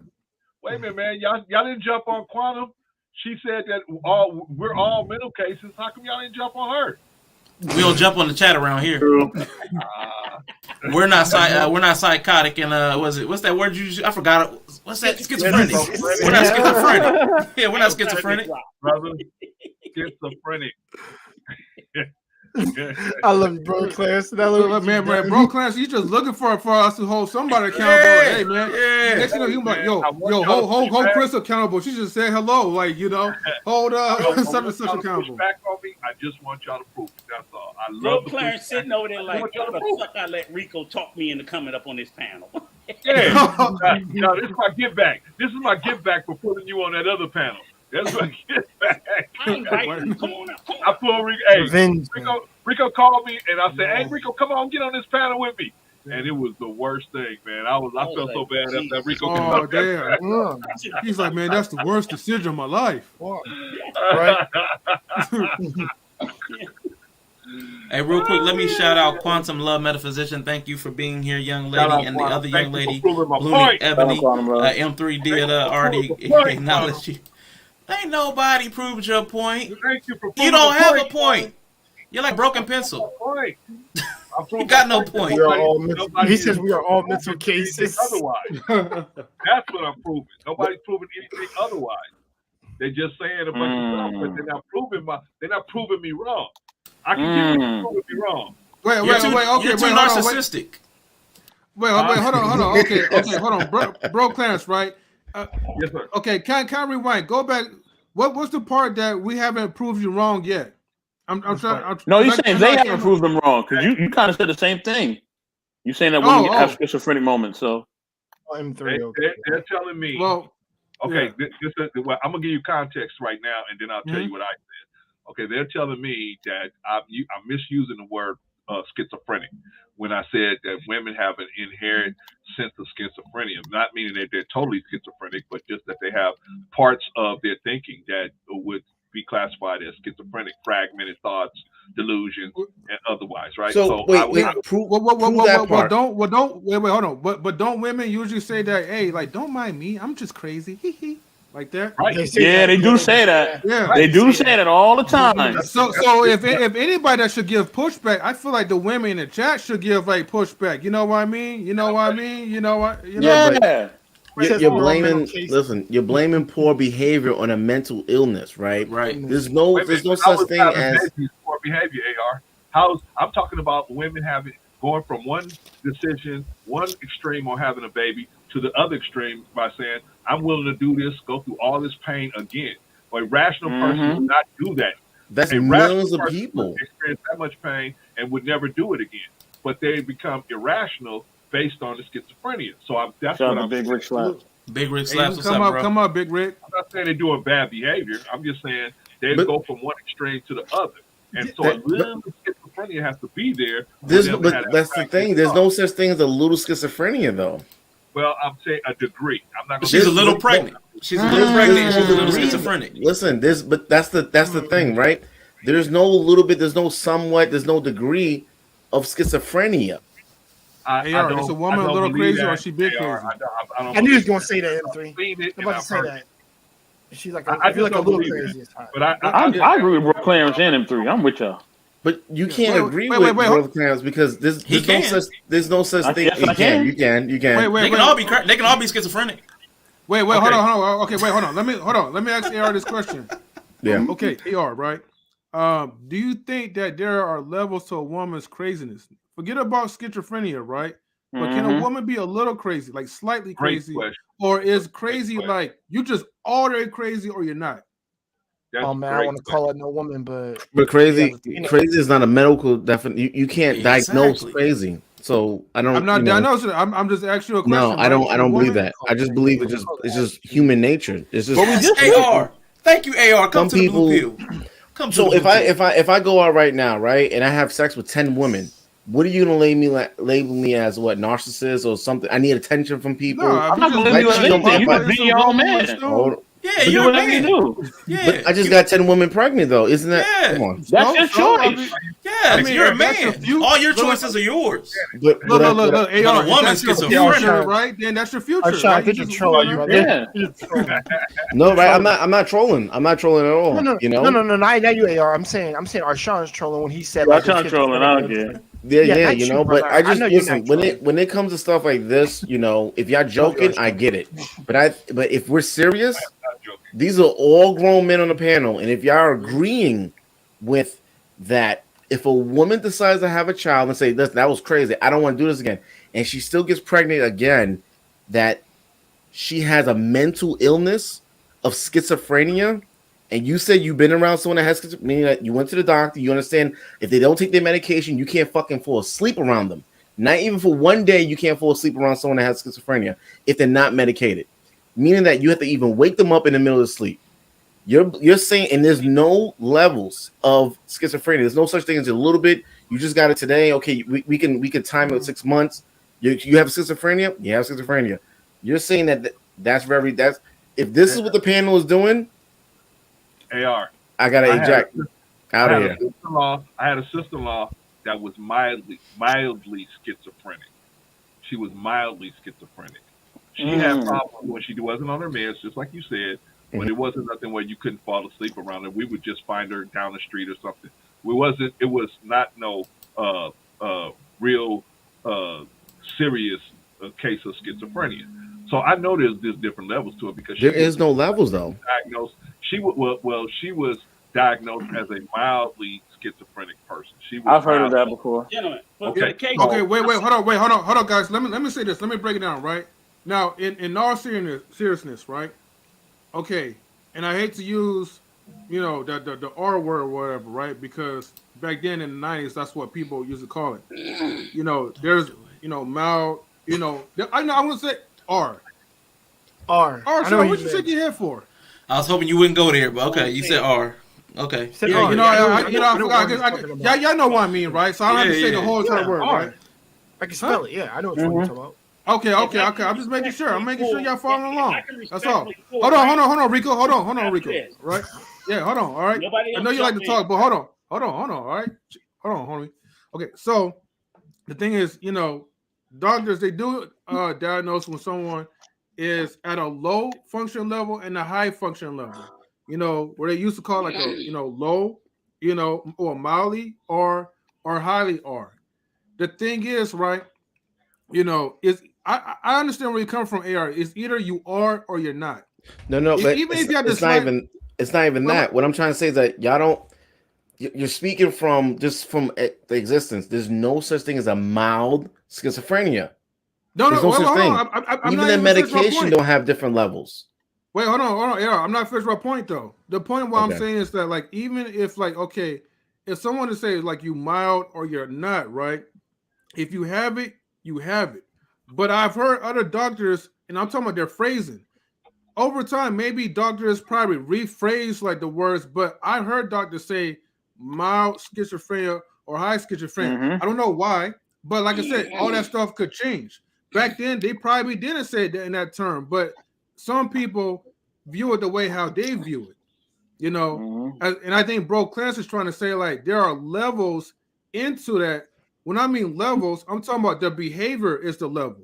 You have schizophrenia, that's not going away, but there's levels of how you could control it. For some people, if you take the medication, if you do certain things or whatever, you may not go through the extreme like some people will. What he's trying to say is people are different when it comes to their behavior, not the fact that there's a high low. In 3, let's make it simple. In 3, let's make it simple, right? Let's make it simple. We all know that we see a chick and we're like, man, that whore is crazy. We've all known that. So why we sitting here acting like we ain't never seen that before? We all know chicks, and we like, yo, that chick is out there. She crazy. I think that's just what Bro Clarence is speaking to. Now he used a medical term, and it may not be completely accurate. And I will agree on that. Yes, I will agree that the term is not completely accurate. Of course, I definitely I'm on your side on that one, AR. The term is not accurate based on the intensity of schizophrenia. But we all know that there's some women who are out here who are batshit crazy, and they're doing crazy stuff, and they do it on a regular. We all know. So let's not sit here and just cap. Can we actually get back to cap? One second, it doesn't. Yeah, we can get to cap. Yeah, let's get it. When people do bad things, it doesn't mean they're crazy. You gotta understand, some people are just bad. Some people are crazy. Some people are crazy though. Yeah, but that's not the majority, right? Like people put this mental illness thing on people. No, some people are just really bad people. Agreed. Yeah, you got you have people that are evil. I'm not knocking that. I'm not knocking that some people are evil, but what I'm saying, someone is like you're giving them an excuse for their behavior. I'm not giving them an excuse. There's nothing wrong with Putin, but he's doing some bad shit. Can we go back to cap for the Putin? What is Putin doing wrong? We have a guest, everybody. We have a guest. I support Russia. We have a guest. Oh Lord, please don't say that. I have a guest. We going please don't say that, bro. Please. We have a guest. We have a guest. Hold on, Rico. We have a guest. We're gonna get to the captain. I gotta bring in the auntie of the streets. All right, of these YouTube streets. Citizens. Yes, I gotta give her love. You know what I'm saying? Auntie. JP, come on up here, Auntie. Let me bring her up. How's your spirit? Y'all are ridiculous. Y'all ridiculous. Citizens. Rico about to kill us. That's Rico. What's up, JP? I'm Pete. Believe it or not, y'all got me in here coming to be on AR's side. Ain't that some shit? That's fine, but see, I'm bringing people together. I'm bringing people together. Rico, I'm sorry, bro. Bro Clarence is bringing people together. Yeah, he is. Right. I'm agreeing with AR too. It's crazy. Right? Negro tit-tat-toe over here. I'm sorry. I'm agreeing y'all can't read the show title. Oh! Shit!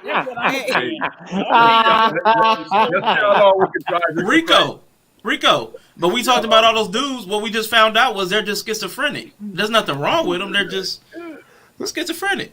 Are they firemen? What are they? Let's stick to those 10 definitions that we know what they are. Yes, sir. How about that? Rico wants to get some refreshments, so y'all gotta hurry up, man. No, I got refreshments. No, he got refreshments. Oh, he definitely got refreshments. You already know that. Hey, I might Like even that, have to Jay? have a drink tonight. Yes. She had to take a drink. I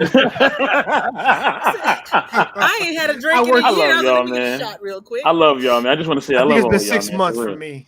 I mean, I got this tea. I can't get no drink. I got work tomorrow. Y'all ain't even acknowledge these great, awesome definitions that me and R'Shaun worked hard on to come up with. Wait a you minute, did a great job. didn't at the beginning of it? I don't know about hold Is on. that you and R'Shaun? Right, because I know R'Shaun. He's so schizophrenic. That he was See? Listen, I'm sorry. I heard Russian say that he the one that came up with all of this in the beginning. What you mean, y'all? We did that? Do you know how He's also French. Russian. Making sure You call them Russian for sure? I do call them in a timely manner. Wow. I love y'all, man. I ain't trying to have Rico cry. I ain't gonna say I love y'all too much. Listen, he was R'Shaun or R'Shaun until yesterday when he was like, I'm just going away and I'm never coming back. And then today I see him on the stream. Now he's Russian. He's just he's a Russian troll with a whole he's learned the language and the lingo. He is the truest agent of them all. Oh, thank you. Okay. Auntie, you are the best, Auntie. You the best. Yo, R'Shaun, you and me gotta talk after the stream then, if that's the case. You gotta talk. Yeah, you and me gotta talk. AR, you and me gotta talk too.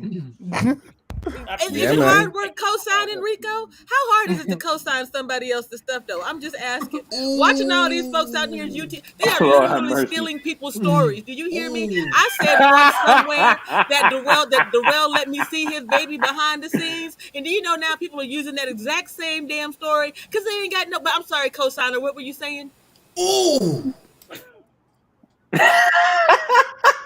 Wow. Do you realize the responsibility of a co-signer? Oh man! Do you know the depth of responsibility of the depth of a co-signer? Yeah, it's in that contract. Y'all need to stop signing for everything and start doing for some.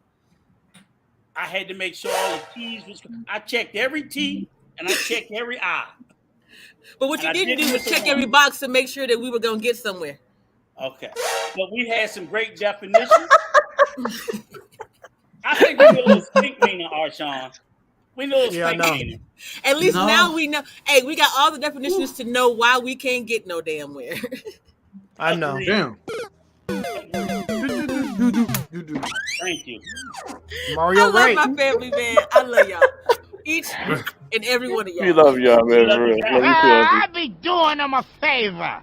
Getting run over by me is as close to an honorable death as most of these people gonna get. And JP ran you over, Rico. She ran you over. Lord, co-signer. Yo, I love that. She stink mean me. Yo, is that the Jaws theme? Mario Yeah, he got Mario Brothers and we got the Danger theme. I was doing the Danger and he did the Mario Brothers. Jaws, baby. Well, actually, Jaws is awesome because we black people we ain't a part of that nonsense, so we are. Right. Yo, I remember playing that game on the NES too, though. That was classic stuff, yo. You got any cat people there, JP? Any of this Alpha Posse? Oh, of course. You know, hold on. Rico takes another sip and another L. Oh! That damn be easy. Why don't you go back to picking on Clarence? Man. Wow. Are you kidding me? He on Brother Clarence team. We talking about. For me, it's not just the computer Alpha Posse. It's the computer copy posse.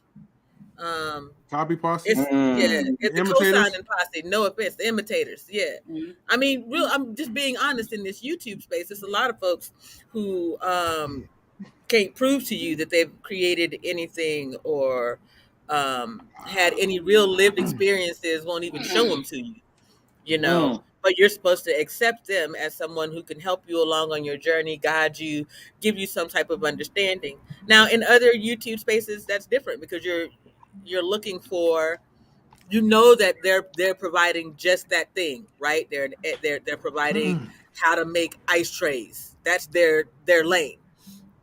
But over here, people don't seem to stay in their lane. If you are single male oriented, you feel the need to go into single female oriented spaces and tell people what to do. Or if you are in a community space, you feel like it's okay to go over into a single people space and tell them, hey, y'all need to get y'all act right and start wanting to love on one another. Wait, JP, pause on that one, right? Yes. Let's rewind real quick. Did you just say like single males will go into single women's spaces?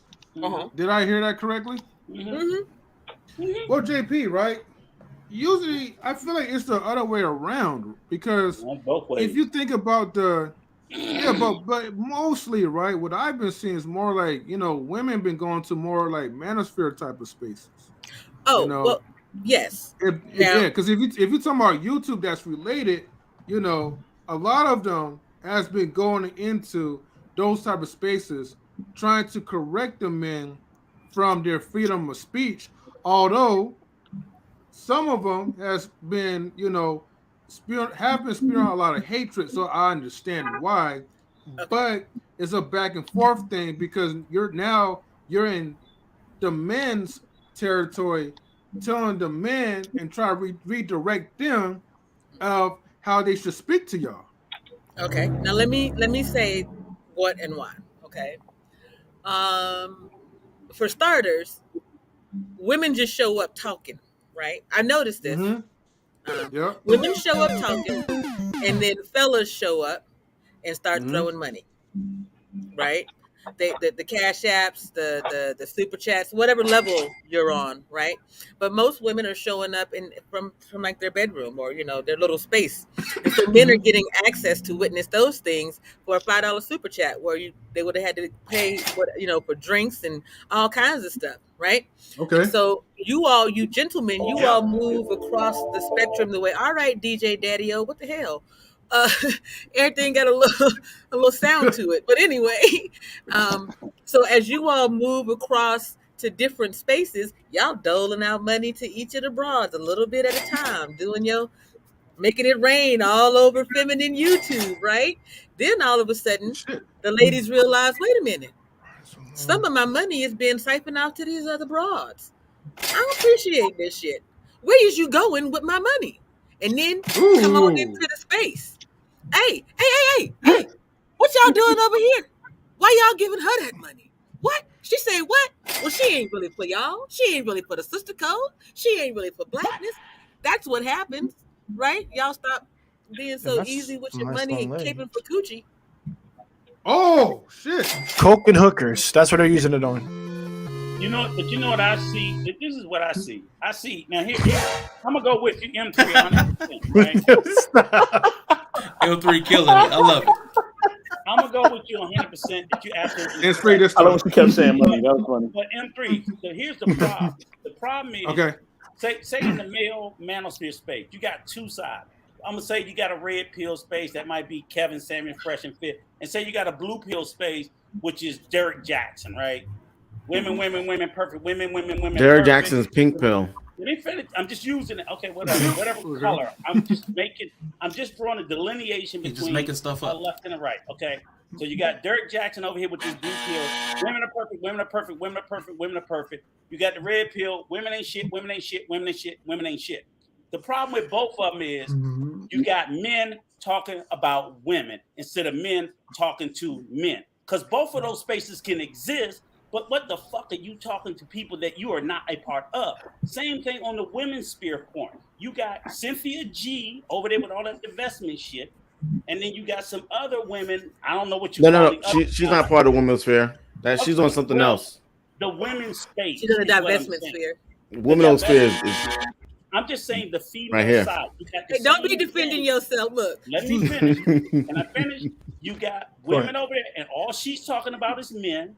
And then the people on the other side. The problem is we need to be talking to our own gender to fix our issue. So even if you're in the red pill space, you shouldn't be talking about women. Fix them fucked up red pill men. In the blue pill, fix those fucked up blue pill men. Fix your own gender. What? You need to fix your own gender. What's wrong in that space? Because at the end of the day, everybody red pill that's cracking on women. You're not. We said it's a gender war because you're fighting the opposite gender instead of fixing your side. You have a broken army. So even if you're in a gender war, you're losing because you got a fucked up army. I wouldn't go to war with half these fucking goofballs. Wow. Hold on, Rico, hold on, Rico, hold on,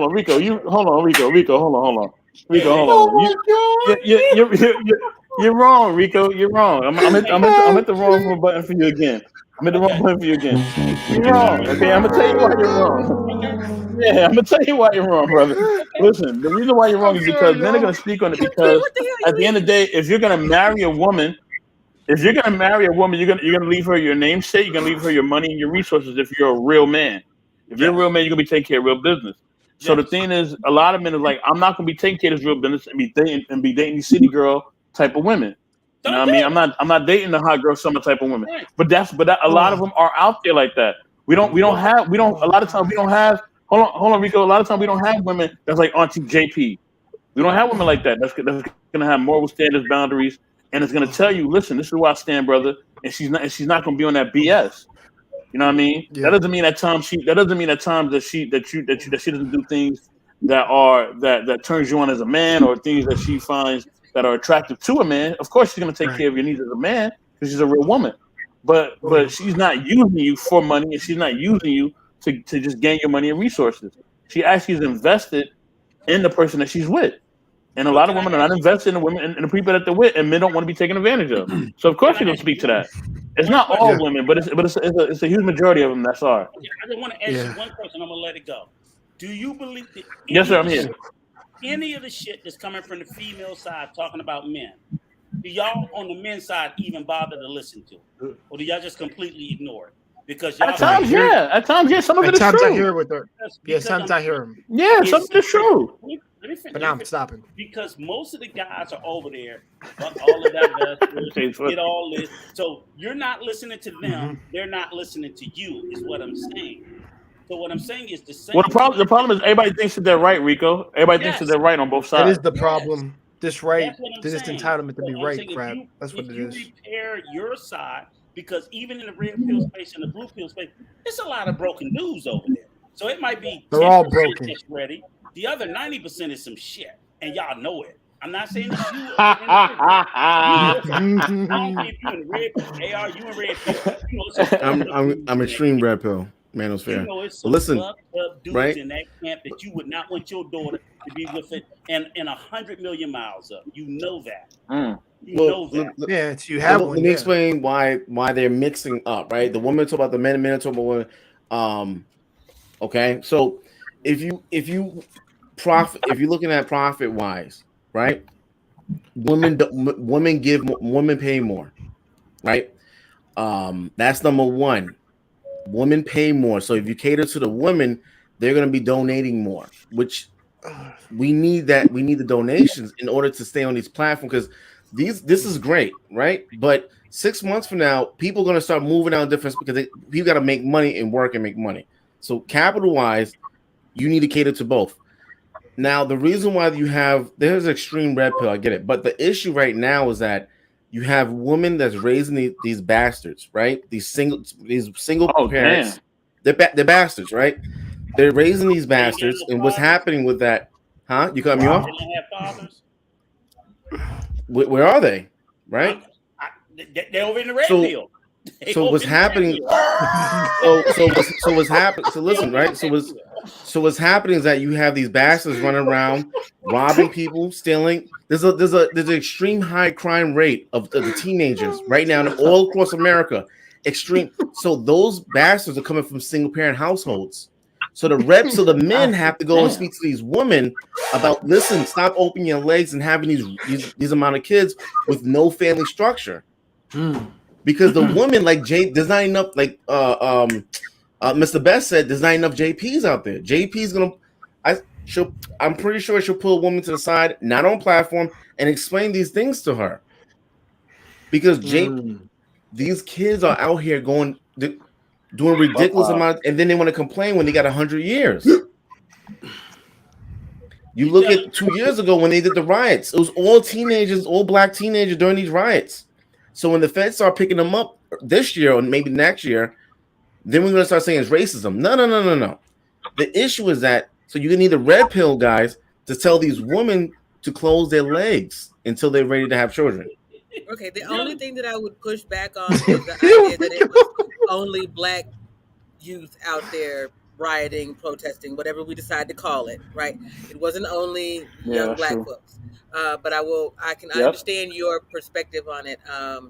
AR, my question, and I believe that Brother Rico's question is, well, how come these bastard-making men don't take their ass back over there to their community and talk to the little bastards and help the little bastards become cousins? And hold on, let me finish. And help the little bastards become cousins instead of ninjas. Do you understand what I'm saying? Now, mind you, I'm in the middle of this space because just like this YouTube space, this is where I prefer to be, on the side of what is best for the youth, my people, the ones who come behind me. So when you call them bastards, because they don't have anything to do with it, they didn't, according to some of the folks, they didn't choose to be here, right? So labeling them for the actions of the two shitty ass adults, that's where I got a problem. Mm-hmm. But it doesn't. But I understand it doesn't change the definition of what they are, though. You know. So now, what's happening is that no, that's someone else's definition of them. That is not what they are. That is what someone else has put on them. And before they ever have a chance to decide or understand who they are, someone has labeled them a bastard. Let's be real clear about it. The mother and father. No, sir. The mother and father named them child and gave them a name. Everyone else decided because their parents were not married, they were a bastard. In the same way that everybody decided because my parents were black and I came out with blackness, that I must be a Negro. Okay, that doesn't change the I understand what you're saying, but that doesn't change the definition of what they actually are. AR, you know, so say it again. Do you answer that chat up on the screen? Do you think blue pill guys who knocked up these single mothers? Blue pill, red pill. You know, the pill is just a talking pill. By definition, blue pills are simps that will do anything for a woman. By definition. So those are the type of guys that you believe knocked up these single mothers. No, blue pill. So all blue pills are virgins or married? No, I'm just sitting there saying. Okay, so wait a minute. So blue pill knocking up the chick and leaving her is probably more of a red pill ideology than a blue pill ideology. A lot of the red pill guys are the ones that blue pill and red pill guys coming together because they've been getting played. They both getting played. So they're both the men that's doing this, they're not blue pill or red pill. They don't even involve themselves on these type of these topics. Sitting here on the panel, they don't even sit here and discuss and try to improve themselves. So they just sit there and complain. 5% of the population that fall into this bullshit, and the 95% ain't have none of these problems. Because that's why I always said this some YouTube shit, red pill, blue pill, rage. I'm gonna change the women that because outside of here, and you know what the bastard is a fatherless child. Okay, exactly. There's a lot of a Jon Snow. No. Not a child with a father. A fatherless child is a bastard. It's a child that's okay. Fatherless. There's a lot of them. Daddy is. There's a lot. Okay, exactly. There's a lot of those. So what did I say wrong? But not what did I say wrong? Most of them know who their father is. The father. I'm not talking about most, but I'm talking about exactly who I'm talking about. But I understand just because you feel a certain way doesn't change what they are. Schizophrenia and a bastard child is completely two different spaces, right? Yeah, but I don't think it's fair to sit there and call them bastards either, because I don't think most of them fit within the definition. If you look up the definition of bastard, the vast majority of these children of single mothers are not bastards. Matter of fact, ladies and gentlemen, we are going to do that. We're going to look at the definition of bastard right now. Yes, Habisha King, salutes to you. Yeah, let's look at that. If you new, please subscribe. In the meantime, may I just say this? Here's what I understand and why I pushed at it. It's a label that we accept the same way that schizophrenia is a label that we accept. Why do I say that? Because in other cultures, non-Western, non-nosy ass white bitch cultures, they understand or see schizophrenia as a spiritual thing. and they don't allow people to mistreat or abuse those people because they see the value in what they're going through or their journey. So that's just a perspective. That's why I'm willing to say bastard is just another fucking label given to us by nosy ass white people. And mayhaps we need to deal with our thought process. Yeah, the Paw Patrol Patty is over here. My bad. Should have gone inside now. Hold on. Can we get a round of applause and a horn for Auntie, please? Please, a round of applause for her, please. Please. J Pam, please come to my channel. Round of applause. A round of applause too. Please. Hey, round please of applause. don't Round of applause. so I can keep chilling out. Shit. Yeah. Hey, Rico, okay, so I'm gonna read the definition of bastard. I missed the receipt. Oh, okay. I'll make sure you get. I'm gonna read the definition of bastard. Everybody ready? Okay. A bastard. It's a derogatory term, and it's an unpleasant or despicable person. Despicable person. Mm-hmm. That's the noun. The adjective is of a thing no longer in its pure or original form, debased. So I think JP is correct. It's wrong to characterize these children as bastards. You know what I'm saying? Well, because a lot of them didn't ask to be here. You know what I'm saying? And a lot of them, you know what I'm saying, are not given the tools or resources to be functional in society. You know what I'm saying? Hold on. I'm gonna give you a little bit more definition to go a little bit further. Yes, sir. It says in medieval Wales, prior to its conquest by an incorporation in England, a bastard was defined solely as a child not acknowledged by his father. All children acknowledged by a father, whether born in or out of wedlock, equal legal rights, including the right to share in the father's inheritance. So that's where we started using the term bastard. Right. So that's why I say a fatherless child. If you are acknowledged by your father, whether he's married or not, you're not a bastard. If he does not acknowledge you, then you a bastard. Okay, so I was wrong, right? I'm not, but I was wrong. What do we call these kids that's out here robbing, stealing, killing, and doing what do you label those kids as? Hey, AR, can we stop everybody? Hey, I need everybody to stop for a minute. I need everybody to jump on AR the same way we jumped on Brother Clarence because it bothered him that we didn't jump on AR for the bastard thing. And M3, we got to jump on you for using crazy. And Quantum, we got to jump on you for saying we all have mental health issues. And Apex, you used the word psychotic. Everybody, M3, Quantum, Apex, AR, there's something wrong with all of y'all. You cannot keep using these labels to attack people. M3, AR, Apex, Quantum, all of you have been using these words to attack, and it's not okay. Now, I need Rico, I need you to do the same thing. Okay. Then M3, then Jay, then Soapbox. Hey, also, you're forgetting that the crazy women themselves are you calling themselves crazy. I'm just a messenger, man. I'm not saying you have to attack them. I'm saying you did attack them, so don't attack me. That's all I'm saying. Somebody asked you who had the floor. Oh, shoot, hold on. Sorry, JP. Oh, we got timer 1, timer 2. Okay, just make sure. Give me a pizza, bro. We have a guest. We have a guest, ladies and gentlemen. We have a guest. We have a guest. We have a guest. Hold on, everybody. We have a guest. We have a guest. You know what I mean? Listen, I love this brother. He's one of the OGs in the street. He's definitely one of my OGs. You know what I mean? Greatly world traveled. You know what I'm saying? I see him in the back. He's trying not to smile. I see you smiling, brother. I see you, Black David, smiling. I see you, brother. You know we love you, man. Got to bring in the CBN, Canadian born Nigerian. Salute to him, Black David. What's going on, brother? Please, Black David, how's your spirit? I think he was saying something the other day about him. How you doing?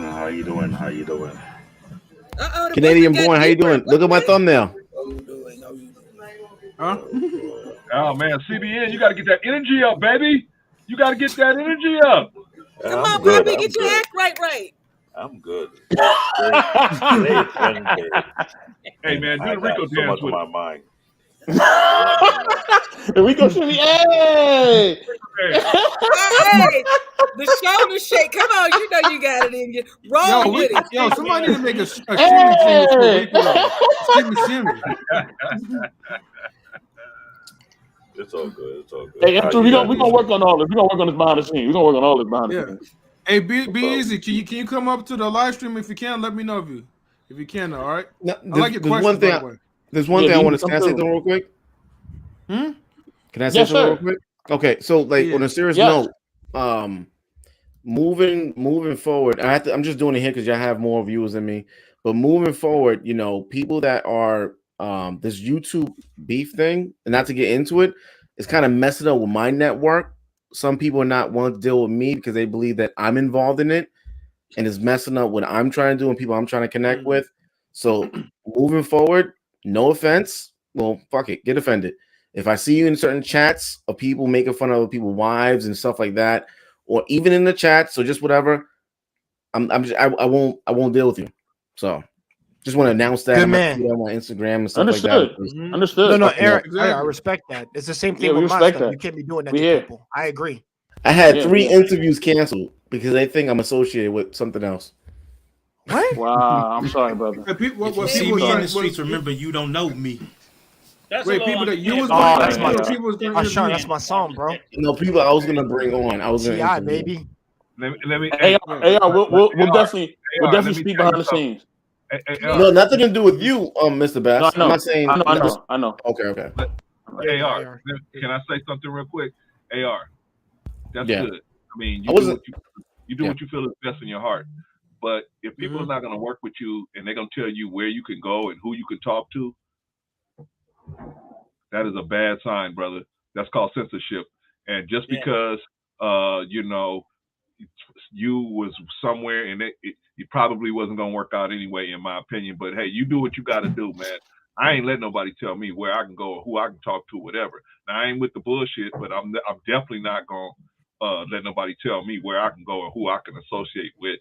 And what? Because Jesus didn't let nobody tell him who he can go with. When he's sitting with publicans and sinners, he said, "I'm here. These are the people I'm supposed to be with because I'm supposed to be training them how to be better people. I ain't supposed to be with the people that already got it or think they already got it. I'm supposed to be here. So some of us got this work to do, and some of us got other work to do. So I salute you on that. But I'm just saying, man, you know." Never let nobody tell you, well, I'm not going to do business with you because you involved in this and you know you're innocent. Then what kind of person would accuse you? What kind of person would rebuke you knowing you're an innocent person? Think about that since we talk about bad people. What kind of person would rebuke an innocent man? Oh, Clarence said a lot there. Yo. In three. Hold on, Rico. Hold on. In 3, we got a clip what Bro Clarence just said. We got to clip that, and we gotta make a video of what you just said, Bro Clarence. Please, if you allow us to, we want to clip that. You know, as long as I'm telling the truth. As long as I'm telling the truth, man, you got the. You don't even have to ask me. Yeah, but brother Clarence, like I totally understand, right? But you know, when it gets to the point when things are really personal, too personal, because if it's me, right? If it's me, you know, and I have family, and you talk about my family, and I see someone in your chat, and they think that's funny. I'm not talking about like me and Rico make fun of each other all the time, right? Rico said I look like some fat drunk or whatever, right? That's like quite cool. You know, shout out to Daryl Long. Daryl Long, what up, man? But now, if it gets too personal, and you've been warned several times, and you have people in your, I personally will separate myself from those people that's doing that because it's damaging. How can I look at my wife, you know, and she sees that you're making, you know, she's being made fun of her, and I can't do nothing because you're in a different state, you know, and we speak about mental illness and stuff like that, right? If we're in the same city and you're doing that kind of stuff, I will definitely come see you. I mean, because it's too far, you know. So what I'm saying is that because this stuff is messing me up, I want to move forward. And I want my channel, because my channel is not really just me. I'm pretty sure R'Shaun and Mr. Best know it's a multitude of people. It's not just me. It's like over 10 people. So whatever I do, whenever, like when I come on here, I'm making jokes and stuff, that can affect the people that I deal with on my channel. It's not just me, it's multiple people, you know. So, but I get what you're saying, though, you know.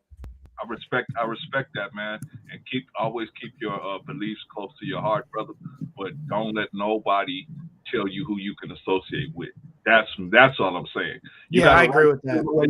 You got to write the way, and me and Rico have told many people you got to write to feel the way you feel, but you can't tell nobody else how they gotta handle it. So you know what I'm saying? You're right. Some of us are out here behind the scenes trying to make sure nothing else goes wrong. You know what I'm saying? You're right. That's why when people told me to change this, I don't. You need to. You all right? You all right, AR? You good? Yeah, Sleepy Joe, man. It's time to vote for Sleepy Joe. He made it personal with that. All right, AR. Be cool, AR. Be cool, AR. Be cool. I respect you, AR, for whatever decision you make, because you the one got your family to feed, right? They're not gonna look at me if something goes wrong, right? So I respect that. But all I'm saying is, because once you start letting people tell you where to go and what to do, next thing you know, somebody with a bigger bag is going to tell you where to go and what to do. And so I don't want you to slip like that. You seem like a really solid brother. I don't want you to get caught up. That's all I'm saying. We may not agree on a lot of different things, but I still see you as a solid brother. And I'm sure everybody else on the panel sees that the same way. We might not agree, all of us, but I just don't want you to get pushed. I just don't want you to get pushed off your square because of for the like of other people or the acceptance of other people.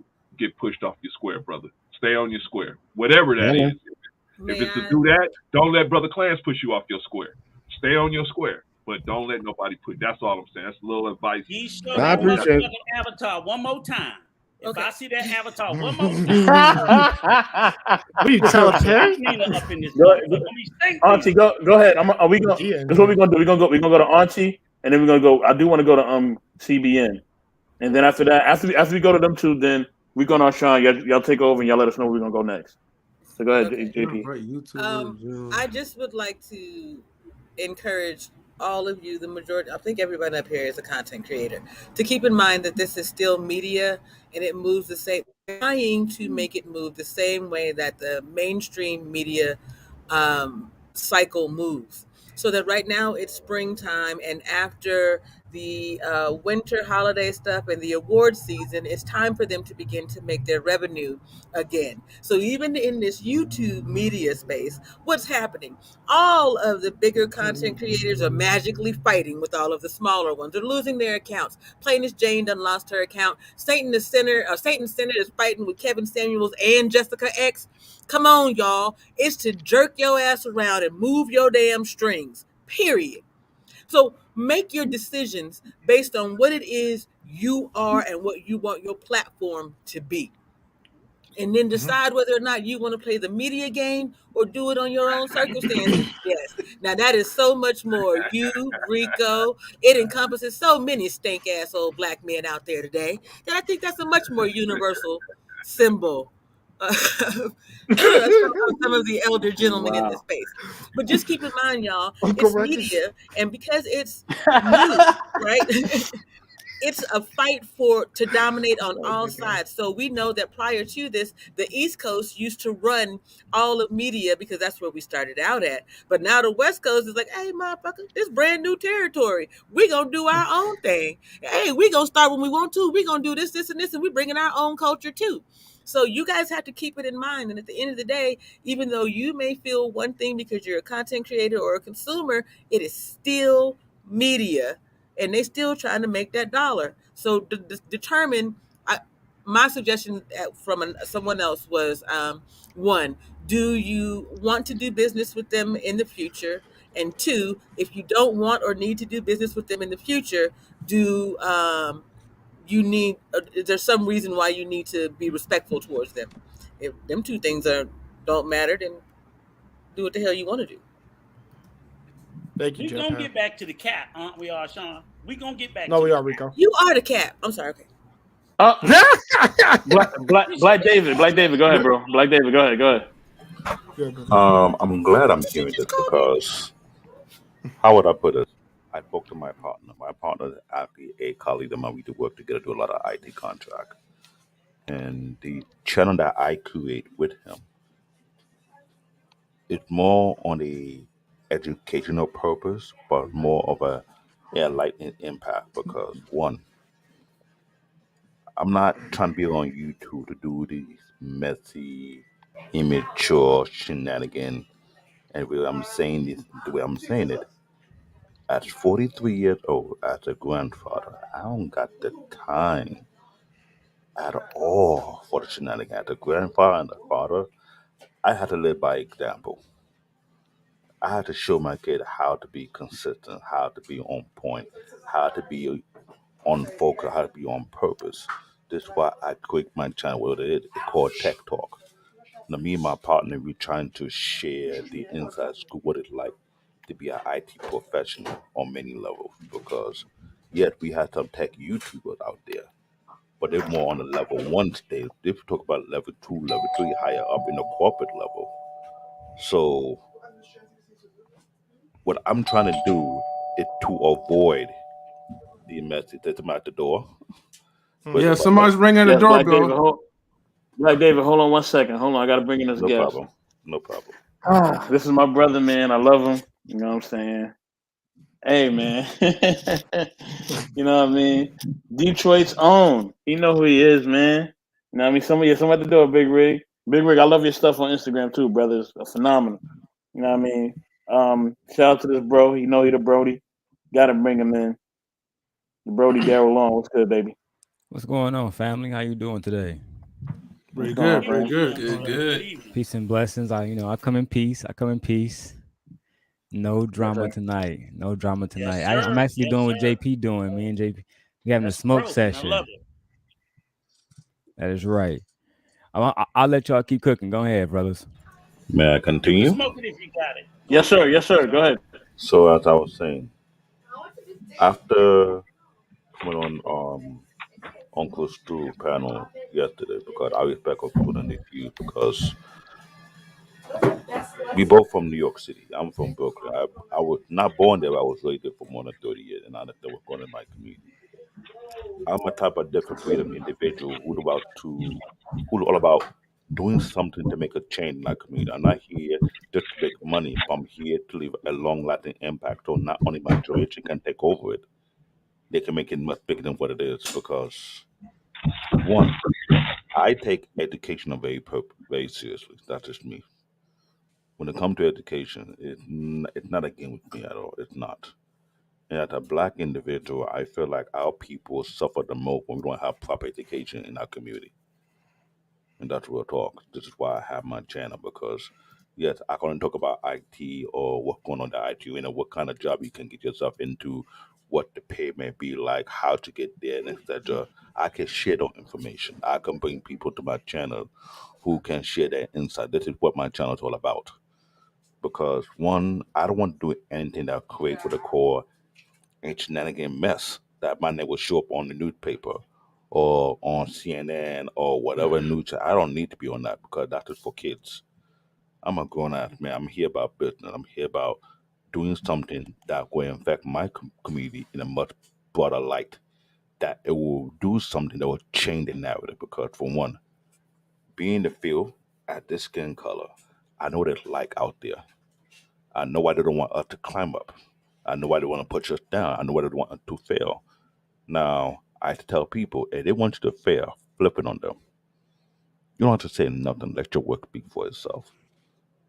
Now, I'm in the YouTube space. I want my channel to speak for itself, meaning the type of content I want to put in with more education, with no matter whatsoever. We share insight. We share knowledge. We share understanding. We enlighten one another. We help one another. That's something I'm trying to do. I get what's going on. I see it. It's not only happening on YouTube, it's happening on Instagram. If it's not on Instagram, it's on TikTok. Like, why are we the only group of people that are trying to tear ourselves down? Why everybody else watch it and just laugh at us and they keep on climbing up? Why is that? I'm a team player. I'm here to work with people. I told my partner, let's make our show live because he want to do a record. I said, no, let the people get involved. Let the people engage. I'm sure people are going to have questions. So we can answer that question. If we cannot find the answer to the question, we'll bring people who may have the answer they're looking for, bring it to our channel to educate the people. We want to take our time, share not great content, but interesting content. Let's someone get into a PT building. We can share the information. Besides gaming nexus out there. I follow him. Decide Jay to son, I follow him too. They're level 1. I'm level 2, level 3 on the corporate level. So there's a different aspect of that. So I would say to everybody else, whatever you want to engage in this YouTube space, you got to be careful. They're the same. What you sow is what you reap. I'm not going to sow the seed out here that will come back and haunt me and my family. I'm not here for that. I'm here to do something that a person can take it and give to the next person and let that person grow with it. That's what I'm all about. Thank you for your time. All right, cool. Thank you, Black David. Thank you, brother. Yeah, we got Daryl Long in the building, so I Yes, want to sir. get Daryl Long a chance, to say something as well. Yeah, What's then up, we got to man? How you pass. doing? Then we got to pass the rock back to Rico R'Shaun. Yeah. First of all, I appreciate the opportunity to be here, Brother Clarence. I see you in the building. I ain't forget about you, Brother Clarence. Listen, I think YouTube is a very creative space, but people focus on YouTube space a lot. I like to focus on who we are as men, right? I mean, let me cam up. Fuck it. Everywhere I go, I say put a face on it. We got to put a face on it. We as men, we're not honest in these YouTube spaces. We don't hold people accountable genuinely. Right? A lot of these conversations can really just be fun and education. Speaking of that, education. Have anybody on this panel done a video on postpartum depression? Put your hands in the air. How about this? Have anybody on the panel done a video on Black women medical biases and how Black women are more likely to die than everybody else on the panel? Let's go again. Right. Not for me. Yeah. Right. So the one thing I've noticed, and I'm only 31, a lot of these people are older, far older. They aren't talking about these things. They are not talking about these things, and that was just the beginning. Right? I'm doing a series right now on the death of Heyman Lee, a Korean girl who died in 1999 in Baltimore. The case still open. Right? One of my first major spaces that I stepped into, as everybody know, is the La Peef channel. And the very first conversation I had with Mr. Anton and Lady Courtney was about reparations, was about I actually have notes right here because it's not that hard to find. Oh man. Health disparities, medical disparities. Right here. I got it right here. So you guys don't have to wait. When I first came on the show, I list this thing off, Brother Clarence, and I had the footage to pull up because I hold myself accountable. I said, let's talk about shout out. I said, let's talk about anti-Black racism, policing brutality, the criminal justice system discrimination, hate crimes, housing discrimination, banking discrimination, school segregation and educational discrimination, employment and workplace discrimination, wealth inequality, which I know y'all on the West Coast, M3, we was talking about Bruce Beach a few weeks ago, how Bruce Beach was just given back to a Black family after it was taken away from a Black family. And then health disparities is what me and Lady Courtney Michelle was supposed to be talking about. I record that article very well. Oh, yeah. What you talking about. Bruce Beach, right? So I talked about health disparities a lot because everybody know I'm a single father of a daughter. Daughter 1 year old. I got 2 daughters, 2 sons. Youngest daughter live with me. Other kids live with their mom. I talked about these things because, for example, with postpartum depression, when I first had my first son at 19 years old, I didn't know if a woman was going through a chemical imbalance. I just said she was tripping, like a lot of other young brothers that I knew. She tripping. Smoke, get some pipe, watch a movie, calm down. I didn't know that she needed actual medical help. And I feel like what Black David said is right. Because we have this lack of education, even further, we have a whole generation on YouTube that would love to talk about everything and everybody else except these topics, including myself. including my brother King. Right? They're not talking about postpartum. They would never do a 30 for 30 about postpartum depression. Right? They would never do the art of keeping Black people together. But Daryl, why don't you do it? Daryl, why don't you do it? Yeah, can we skip? I mean, Cam up, man, because you smart enough. No, and I will. You got my word. All right. What's up, Daryl? What's up, my brother? Yeah. Daryl, let me say something to you. I'm glad that you're talking about this because hearing that topic was something that me and my wife discussed about individually about it for a long period of time. I remember William Filter had a lot of doctors spoken that one in depth and why it needs to be shed a light, but in most media don't want to care an ounce about us, which is true. This is why he always emphasized we need our own Black owned media. He's one of the people leading the forefront. I know Black Men Unfiltered trying to share as many topics that affect the Black community. That's why I'm on the panel many other times to talk about these things.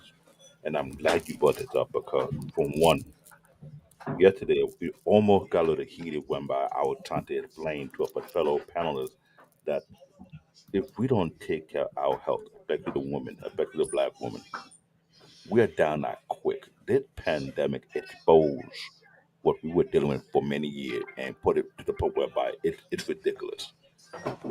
My wife had postpartum depression after my second child. And I would admit I messed up because I didn't know it better. I had to learn from it. The first time it was getting there. It went in the chat. The second one, it got full blown. Did I break down? Yes. I was scared. I was afraid to lose my wife. My wife is my best friend. My wife is my rock. My wife is my restrainer in case I go overboard. I love my wife dearly. I say a lot of great. I'm my wife's biggest cheerleader. I'll just say it like that. That's how much I love my wife. But what you brought up is something I take very, very serious because, like you said, it's totally correct. How many of us are talking about these things that affect our Black community? Yesterday, conversation on Black Men Unfiltered almost got me livid because people were taking a swipe on health like it's no big deal. And they're like, what if she, I'm like, I told one of the panelists, based on her question, I'm never going to leave my wife. That's number one. Two, I'm not going to allow my wife gain weight to the point whereby it's affecting her health. Because as a former gym rat, I've been telling women before I met my wife, don't exercise for it, but exercise for your mental health. Exercise for you. Because there's a reason why you need to keep your body in check. Mm-hmm. And this has not been spoken enough in our community. It's not. I see some Black fitness trainer, aka Black women fitness trainer, talk about it now more than ever. Not a lot of them, but they're bringing it up. Why it's good to be exercise. Why it's good to have a healthy lifestyle. On this YouTube, Black YouTube streets, all we hearing about, oh, we don't like our Black women, or we don't like our Black men, the lady, the Black baby, all this stupid shenanigan. And I'm watching it, trying not to go full African on these people. But I'm like, are you really serious? This is what you're wasting your time for? Mm-hmm. For real? And the people who created this platform for us to use, you don't think they're watching and laughing at us? Like we some kind of science experiment? Like, you for real? I came on YouTube to bring a positive impact to our community. And I'm here to be bashing one another. I'm here to put the light on situation that we are not looking at very seriously and like know it make a change. So when Dara brought that thing up, it struck a chord with me because yes, we need to talk about it more than ever. It is known our Black women, all the ethnic group are the most overweight, the most unhealthy. And the medical system could care less about you. Roland Martin brought an article where a woman who actually a medical doctor died because they didn't want to treat her. And she knew the hell she was talking about. And she was suffering with COVID and some other issue. But they trying to brush her off. I remember black men on field a few months ago. I had a few nurses come on the panel and explain how the medical field don't care about black women. It's not being spoken enough, and it's bugging me out. So when they were bringing it up, I'm going to be a little bit triggered because real talk.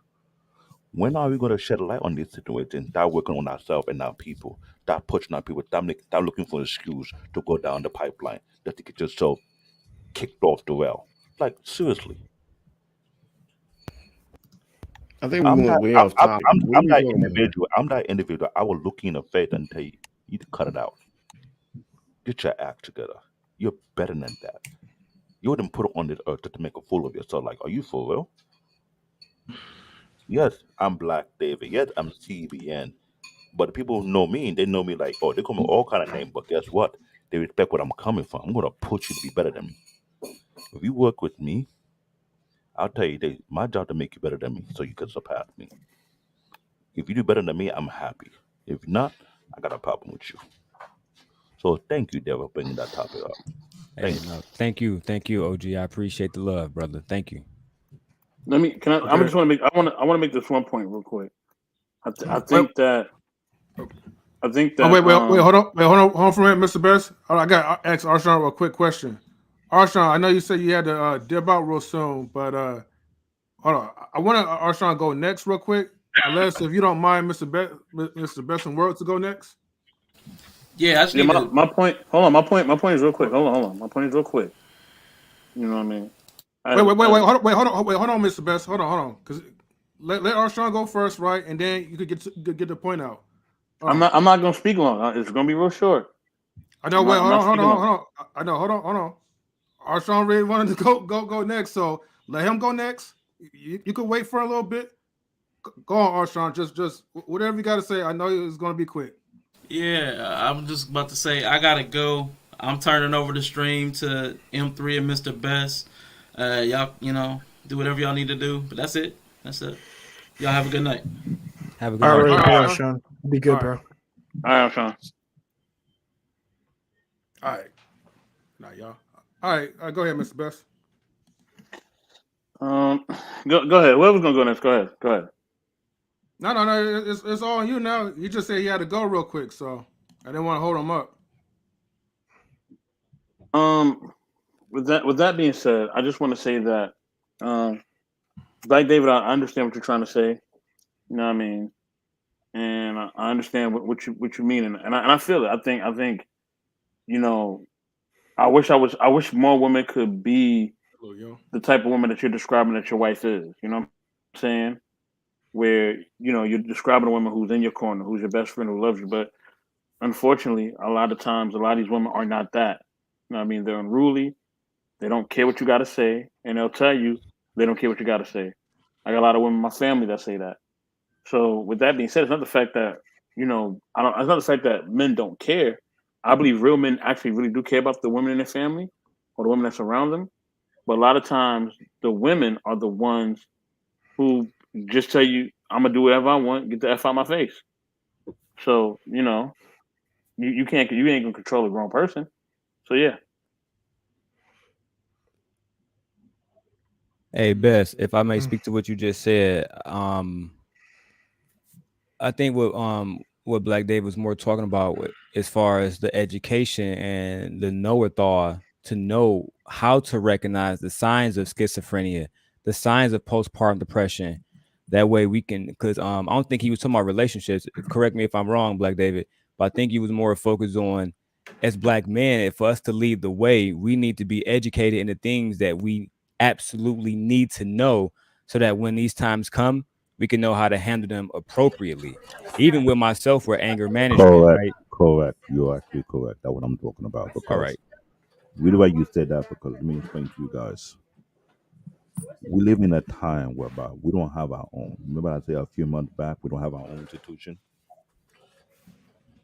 Yeah. Okay, well, now we have our own Black News Network. What about our Black hospital who can take care of our own women properly? Well, no, listen. I'm not. But Black David, no. I'm not. Listen, I'm not disagreeing with you in there that we shouldn't try to put the information out there. But I've had women in my family who are only damn near 19, 20 years old to tell me to mind my own damn business. Some of them don't want the information. Some of them don't want the information at all. And you try to give them information, you try to love up on them, but some of them ain't trying to hear you. I'm not saying all, but some of them ain't trying to hear shit you gotta say. I'm just being completely 100 with you. So I get it. Yes, I would love for it to be where we can educate them and show them the way, but sometimes that's not reality. Sometimes, and I'm telling you, because like I said, I live with it. I see it, even with my own family. Someone will tell you to mind your damn business. And I'll tell you, ignore them. Let me tell you why. They designed the society for us to mind our own business so we could be our own individual and not be a community. That's what they want from us. If you notice that, if you paid attention for the past 5 to 6 decades and look at the event that took place, the main focus of the tools divide and conquer us, plain simple. That happened to be a number one agenda because if the black community would be truly united, we won't take any support system from the government. We'll be supporting ourselves. I found out from William Martin watching his show. It's not only one. There wasn't just one massacre. There were multiple massacres across the country against black community that was thriving without them. And that the reason why they were attacking us because they know we're self-sufficient. Now, why attack a self-sufficient group of people who can do without them? For what purpose? This is why I say what I said when we don't have our own institution. Now we have our own black youth media. Walter Martin Filter. I've been supporting him for 3 years. I put my $50 in. Why he can grow and hire more people, hire more staff workers, hire more staff reporters who can go to multiple locations across the country and report the news that more likely going to affect us. Because I'll be honestly real. My uncle was a journalist back in Nigeria when we had a dictator, and he was risking his life. If anybody understands journalists, when you are a journalist and you going by integrity, you're risking your own, not on your own livelihood, you're risking your own family when you want to report the news concerning what's happening within your own nation. Look at Russia, look at other countries that have state media that have total control. They put what they want to put out there. But won't allow you to put the truth. If you put the truth out there, you're risking your own life. Think about that. Okay, we have CNN, NBC, whatever. How often do they care about our own issue? Let's be honest with ourselves. There used to be a bunch of black newspaper out there back in the days. I get it. Are they here now? Are they fading away? Where these funding coming from? May I? Because this is, I mentioned this earlier. It's media, right? We had Hmm. black media. We had BET, TV1. What happened to all of that? It's absolute trash. Why? Because they also bought into the hype. Is Roland Martin going to be any different? No. Why? Because he proudly wears them 3 letters on his damn chest. Let's talk about it. Why don't we go back to the point where we tell people to do victory farm gardens in their homes, on their property again? Why don't we tell people to buy land, not houses, not real estate, land, something that's actual, tangible, you can stand on? Nope. We tell them invest in some other Father, forgive me. We tell them to invest in some person up there because they have the credentials and the this and the that and the so and so. But they've had that for the last 20 years and they haven't poured back into their people. They've been telling their people to wait a little bit longer. As soon as I get to where I'm going to be, I'm going to bring you along. You could have brought me along with you the entire damn And I time. get that. Now, in that situation, my uncle to tell me when you have a person high up there in leadership role not doing their job, it's our job to hold them accountable. But when we're not holding them accountable every single year, there's a lot to slide. What can be done?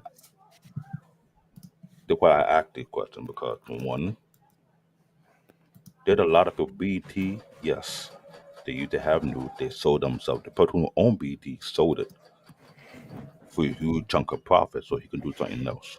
Then after that, it went down here. I didn't trust BT. I get it. TV1 was no different.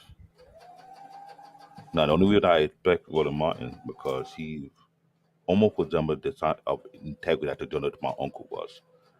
I grew up around my uncle, so I understand what a journalist really does, what they have to do. There's a fine line they have to follow. Nothing from a doctor.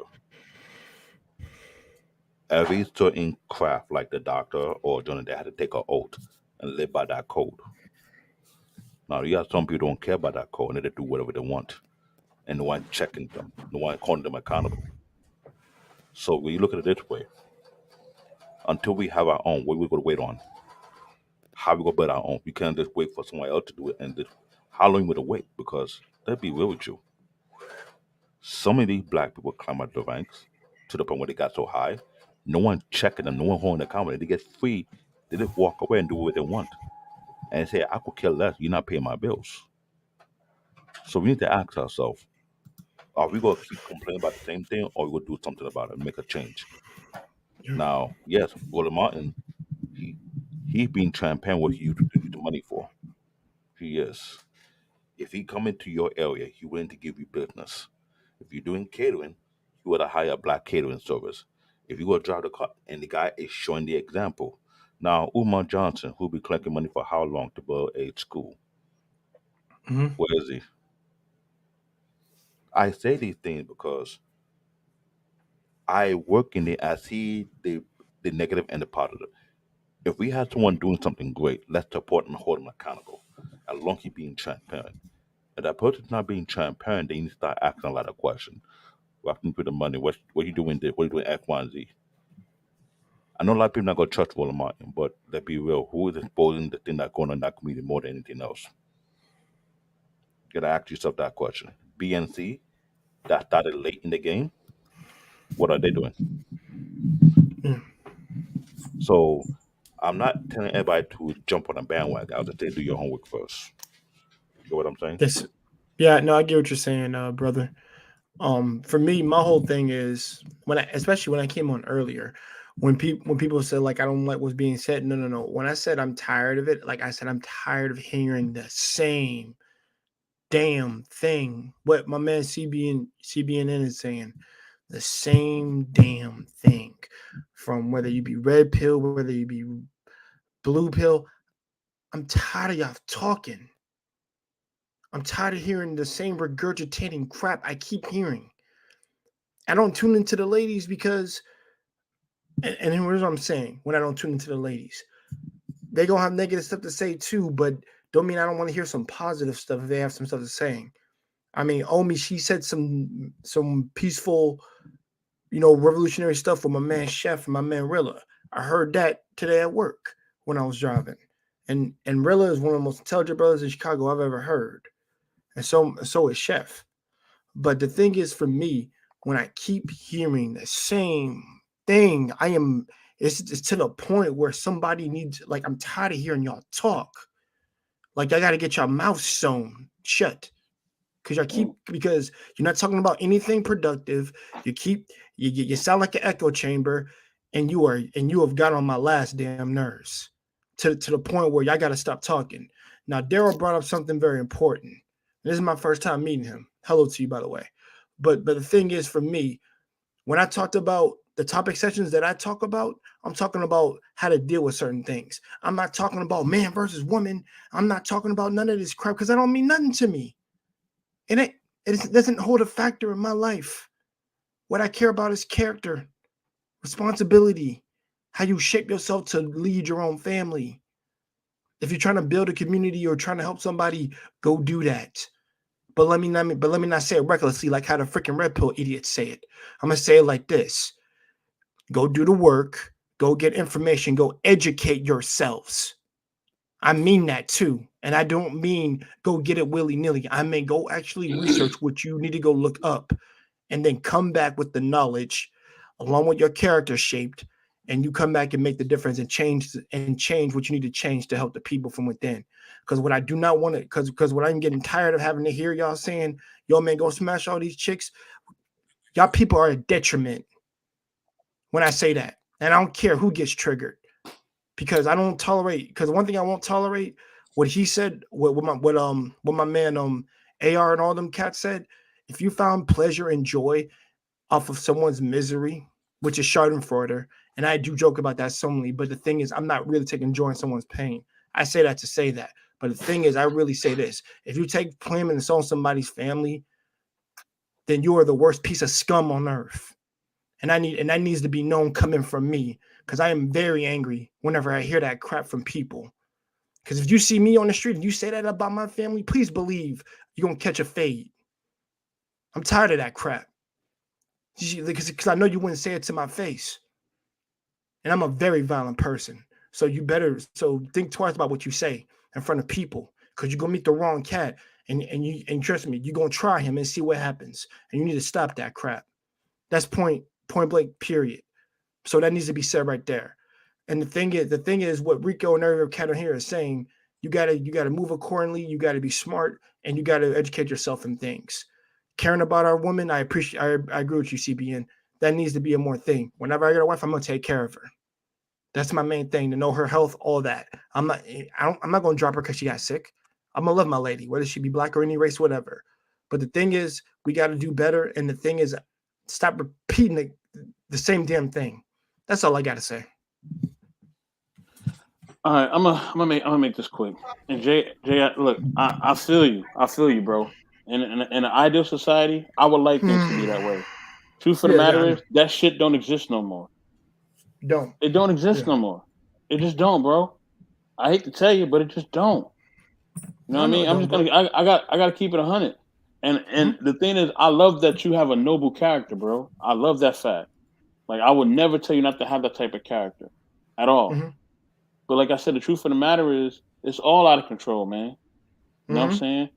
I don't mind a young man or a young woman, you know what I'm saying, exploring themselves, sexually, or trying to find themselves, or having different partners or whatever. Look, if that's what you want to do, be responsible. I hope you protect yourself, but that's your choice. You have the right to do with your body what you want to do with it. You know what I'm saying? So, but like I said, I think the thing is what's harmful in any message is when you make it seem like that's what everybody has to do. You know what I'm saying? I agree. Not everybody has to do anything. People can do whatever they want.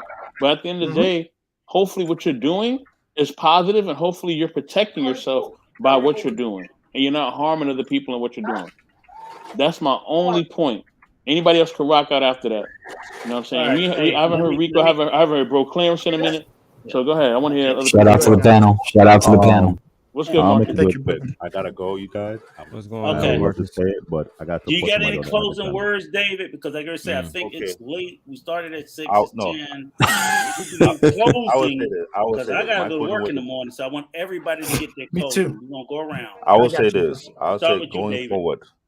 I said going forward, this is 2022. We need to start making a change on what we're gonna do, what we'll be about, because time don't wait for us. Time don't wait for nobody.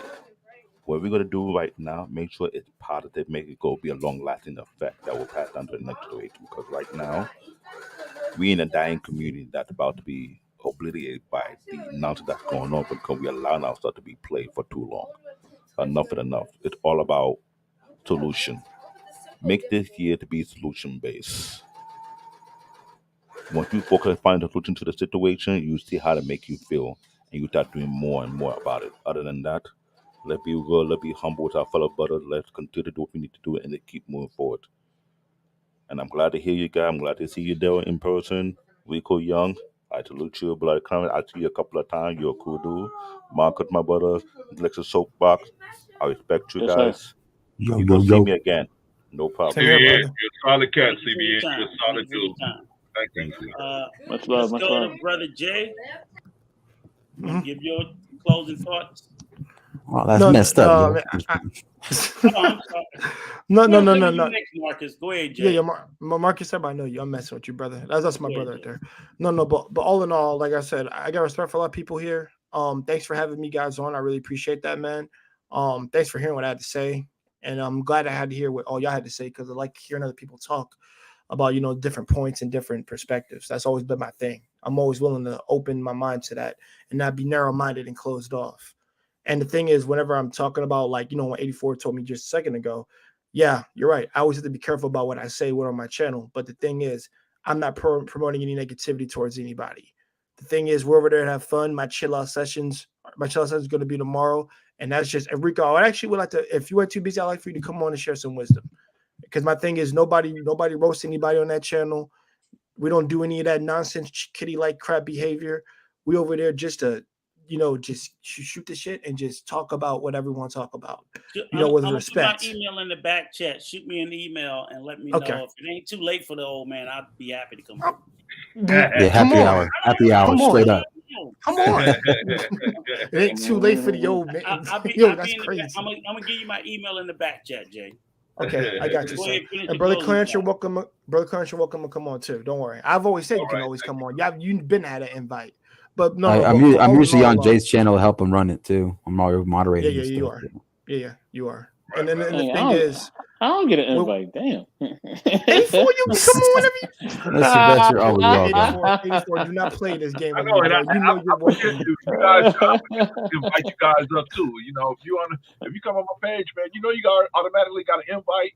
Got an invite. Yeah. I need Daryl. Jay, no, I'm messing with him. Bro. You got to come. You got to come. Minus the drama, but if you minus the drama, you're welcome to come on. You know exactly. that? Man, y'all know. Look, I ain't got no problem with nobody here. Everybody here, cool. I don't even know Jay. Jay, go ahead and finish. Yeah, it's my first time meeting Daryl. Yeah, I will say this. No. I'll say this real quick. All in all, guys, like I said, I do really good topic sessions, and I'm gonna have one based on this, what we talked about just tonight. And all in all, you guys have a good night. And first time meeting Daryl. Nice to meet you. Nice to meet you, sir. Okay. Now we're gonna take it over to Marcus since he said I shaded him. I'm gonna unshade him. With your Ray Charles glasses, that's so cute. No, man. I appreciate it. I hope and I wish people on the chat panel were actually listening to both OGs from both of their perspectives, because there's a space where there's people that have the philosophy of being philanthropical, looking out for the community, are passionate, and there are people who in life have to mind their business or go around their merry way, who just, whether it's keeping their head turned to the right or to the left, and they just go home, they go to work, they come back home and feed their families. That's fine too, because there are places in these worlds, in these countries, where to survive, you got to mind your business. You got to turn your head to the right or left and keep on moving. What's that saying that Matthew McConaughey says? Just keep living, JK living. You just keep moving. You just keep moving. And there are places where I love the people that are passionate, that care. Hell, Jay knows my job. Gerald knows what I do, what I've done in Mexico, what I've done in the military. I'm mom and business. Rico, you're a vet. Shout out to Brother Clarence's parents that are vets. We got to understand. I think we do. I think we all get it here. But we got to understand both sides of the spectrum and understand that it's not that the person's a bad person. It's human nature to want to survive. And it's human nature to care and be passionate about certain things as well, especially if there's injustices in the world as well. And people that want to fight, make a change. Shoot, the black community knows in black history, y'all have lost people that have been fighting for you guys, and they took them too early in their life, and they're not here. Just like in Mexico, there were people that were going to make changes for us. We have a JFK of our own named Luis Donaldo Colosio, who was assassinated before he was even able to become the president, and he was chosen to become the president. And they took him early, just like Cesar Chavez is not here. Other people that died. It's a shame, but that's why I agree. I agree with Mr. Best with how he thinks, but I also agree with you guys how you look at life. It's just the way that it is. The world is a cold place and a cruel place. But we got to understand what we control is within our home. The peace that we can control within our home, our loved ones, our circles. I think that's what it is. And if we can help out and touch the community as well, that's also amazing. But that's just the kind of message I'm going to get out right here, because I like all you guys. I respect all you, especially the OGs, especially Jay, Daryl, Mr. Best, M3, R'Shaun, JP. I was on with her. I was falling asleep. I was snoring, but I was falling asleep talking with her last night. And I just wish the best for everybody, man. I don't want that. I learned myself from certain lessons that even Mr. Best, he chopped it up with me the other day. There are things that I learned as well when I get too comfortable, when I have to apologize for certain things that I did that I wasn't happy or proud of. And that's called self-accountability for myself, So hopefully moving forward, I know everybody says, oh, it's 2020 or it's 2021 or it's 2022. But some people said, just doing the action. We already heard those solutions. Let's just do the action already. Thank you. Don't say do. That's it. Just do. That's all I gotta say, man. But I appreciate it, but I do gotta go. But I appreciate all you guys here, man. Y'all hold on real quick. Hit the link, like, share, and subscribe to Rico and R'Shaun. Hit the link, like, share, and subscribe to the Intellectual Soapbox. Hit the link, like, share, and subscribe to Daryl Long. Hit the link, like, share, and subscribe to Jay Takashi's channel. And hit the link to Let's Talk the Better Black Life. And last but not least, hit the link, like, share, and subscribe to Knowledge and Relationships. Yes. Yeah. And Jay, I'm sorry, Marcus, thank you for all the support you give to the community and all you do to the community and being a part of the community. You don't just support, you don't like, you are a part of the community. So I don't know if anybody's ever told you that or told you that in a while, but I've told them that's that how before. I see it through my sometimes you cross the line, but I just smack you in the head like I do my kids. You got it, Uncle. You got it, Uncle. I beat my kids, I'll beat you too, but I love you. I got you. You part of the community. I took all my sons. He used to beat the shit out of us. Okay, I beat you too. Not playing. But it's love. Yep. You know, My you dad are. I appreciate it, man. Yeah.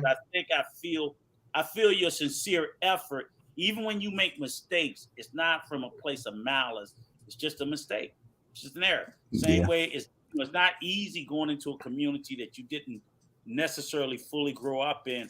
And I see you doing more of the work than I see even motherfuckers that grew up in the community. So I'm not saying shout out to OG Patrice, by the way, too, because she taught me shit. But I see you working harder than people that I know were born black. And that's a problem. It's not a problem that you working harder. It's a problem that they're not. So I just want to thank you for that because I know a lot of us aren't working. I don't see a lot of, I can't say I'm busting my ass trying to be a part of the Mexican community. So I owe you that. And I look at it that way. It's like, hey, he's doing harder to learn my community than I am even trying to learn his. Not to say that I wouldn't, but I just know I'm not doing it. So I just want to say thank you for that. I'm not saying I owe you nothing, but I'm saying I thank you for your genuine. Oh man, I appreciate it. No, I'm saying I think that your authentic respect is authentic. It comes from a real. It's real. And he's saying it's real. Thing. That's what I'm saying. Does anybody got any closing statements? We can hang out after we're done because I believe that we doing the last closing is just Daryl and Bro Clarence and we done. I'm waiting on you to turn it off. You want me to go ahead and do mine? Y'all don't. Here's what I'm trying to say. Y'all don't have to leave once the stream is over because we may want to conversate a little bit before after that. I'll be on. The man stuff. Yeah, I'll be here. Rico gotta go to sleep. But I'll say this to Rico before he goes. Yo, Rico, I got a song for you, brother. Look up Donna Summer's "Power of One." Listen to that while you just waking up. You'll think completely different, brother. Have a cup of coffee. You wake up from the bar. No, not the bar. Wow. I'm talking about actually have a cup of coffee when you drink it. All right, bro. I'm recommending that to old school. Bro Clarence, rock out. Oh, okay. Daryl go first. Bro Clarence, the dinosaurs last. Oh, okay. Yeah, I want to say shout out to Roland Martin because he is doing terrific work. Shout out to the brothers at Alpha Phi Alpha. What I want to do is just end my ending words by saying I respect everybody here, and because I got a minute 30 left, I want to end it with a poem by William Ernest Henley, something that all of us frat know very, very, very personally. The poem is called Invictus. Rico, Brother Clarence, y'all might know it just because it's an old poem. Thanks. Invictus. Out of the night that covers me, black as the pit from pole to pole, I thank whatever gods may be for my unconquerable soul. In the fell clutch of circumstance, I have not winced nor cried aloud. Under the bloodiness of chance, my head is bloody but unbowed. Beyond this path, beyond this place of wrath and tears, looms but the horrors of the shade, and yet the menace of the years finds and shall find me unafraid. It matters not how straight the gate, how charged with punishment the scroll. I am the master of my fate. I am the captain of my soul. Again, shout out to all the brothers Alpha Phi Alpha. Shout out to Roland Martin. Shout out to Brother Clarence, Rico, Jay Takashi. We can all kick it afterwards. Marcus, I love you, brother. Best of best. You already know what it is. Got you, cuz. And everybody, I got mad love for everybody in the chat too. Thank you. Thank Thank you for your time, young man. Thank you for your time. Thank you. Yeah, Keep hey, your stay head on, up, hey, stay Daryl, straight. stay on the stay on the program, Daryl. Don't veer off. Yes, sir. Remember the promise you said. If I got anything offensive up there, I'm gonna pull it down. So remember that, brother. We're gonna hold you to that one. Okay. Watching. Okay. I haven't been over there to check yet, but we will. I'll hold you to that. We will. I've been chilling. Oh, is it on me? Yes, sir. Okay. I want to thank you guys for having me come up. Proud. I want to thank you guys for having me come up, man. Thank you, brother Jay, brother Daryl, brother M3, and brother Mr. B, Rico, the Wrinkly Dinosaur, R'Shaun, of course, the best straight man in the world, brother Marcus. Brother Marcus, one thing I can say about Brother Marcus, I know why everybody can embrace him, because he is just so sincere with his just desire to just, Brother Marcus is that dude that he's not trying to be something he's not. He's just trying to be as sincere as the rest of us are. And we meet in the area of sincerity. He's not trying to be black. We're not trying to be Latino. He's just, we're all sincere. We're all brothers of sincerity. So that's where we meet. And the brother is just our light-skinned little brother, man. So we appreciate you, brother. We take you in our bosom, man. I got some cilantro and Corona in my system. You know what I'm saying? Kick it, Corona.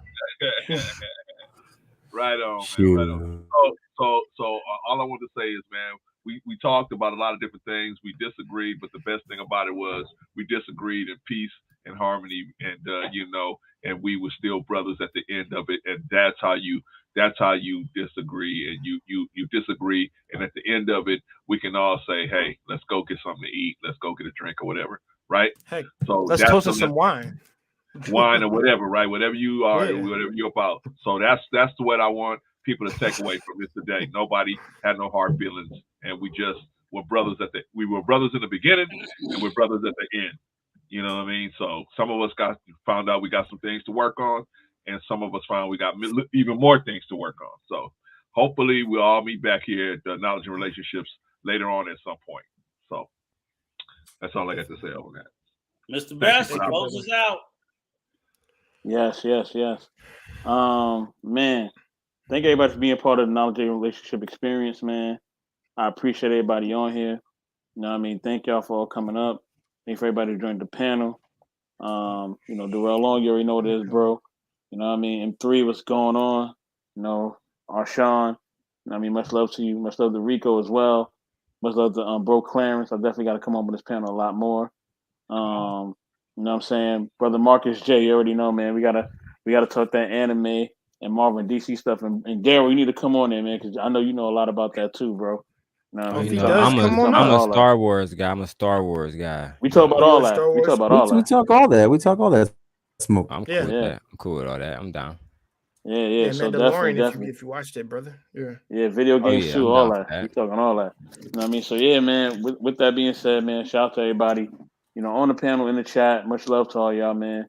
And definitely, we'll be back tomorrow on Knowledge and Relationships. You know what I'm saying? You know what I mean? Giving y'all some more content, man. Giving y'all some more love. You know what I mean? And just definitely, just giving y'all a good place to be, man. It's a safe space. We love all you guys. Rico, take it away, man. Close us out, man. Absolutely. All right. Thank you guys for, again, coming here on Knowledge and Relationships and spending this evening with us as, me and R'Shaun went through some of our our Cyber Alpha Posse. And as always, our conversations, they evolve. They go into different spaces. We love all you gentlemen who came up and shared in the depth of the conversation with us. We can appreciate you guys taking time out of your evening and hearing our voices and sharing our time and giving us your perspective and educating us as we hope to try to educate you on our thoughts and our beliefs and our philosophies. We believe through communication, the common word is communal, where people come together and they share, whether it be a meal, a thought, an idea, and it creates fellowship. It was very good, very thoughtful. We think all of our conversations, I believe that I leave each of these conversations a little bit wiser than I came into them. And that's why I continue to have them. to continue to enrich my life, and hopefully in some way I can enrich your life. Thank you, Mr. Best, M3, for giving us this platform to do this. I enjoy it immensely, and I hope to see you guys again soon. Take your ass to bed, go to sleep, get some rest, and let's get ready for the next conversation. And you guys, just do me a favor. Be better tomorrow than you were today. That's all I ask of everybody. Be a better human being, just one little bit better tomorrow than you were each day. That's it. Whether it's for your child, your mom, a friend, your job, find some way in your life just to be even if, and never forget, be a little bit better to yourself tomorrow more than you were today. Give yourself 5 minutes more of rest. Come home and say, hey, take 5 minutes. Everybody leave me alone. For you, Jay, for you, Clarence, for you, Marcus, for you, Daryl, for you, Mr. Best. Fuck the world. Decompress 5 minutes. Be a little bit better, and we all grow. And if the better you is the better us. Thank you, gentlemen. Good night. God bless. I'll see you on the next stream. Later.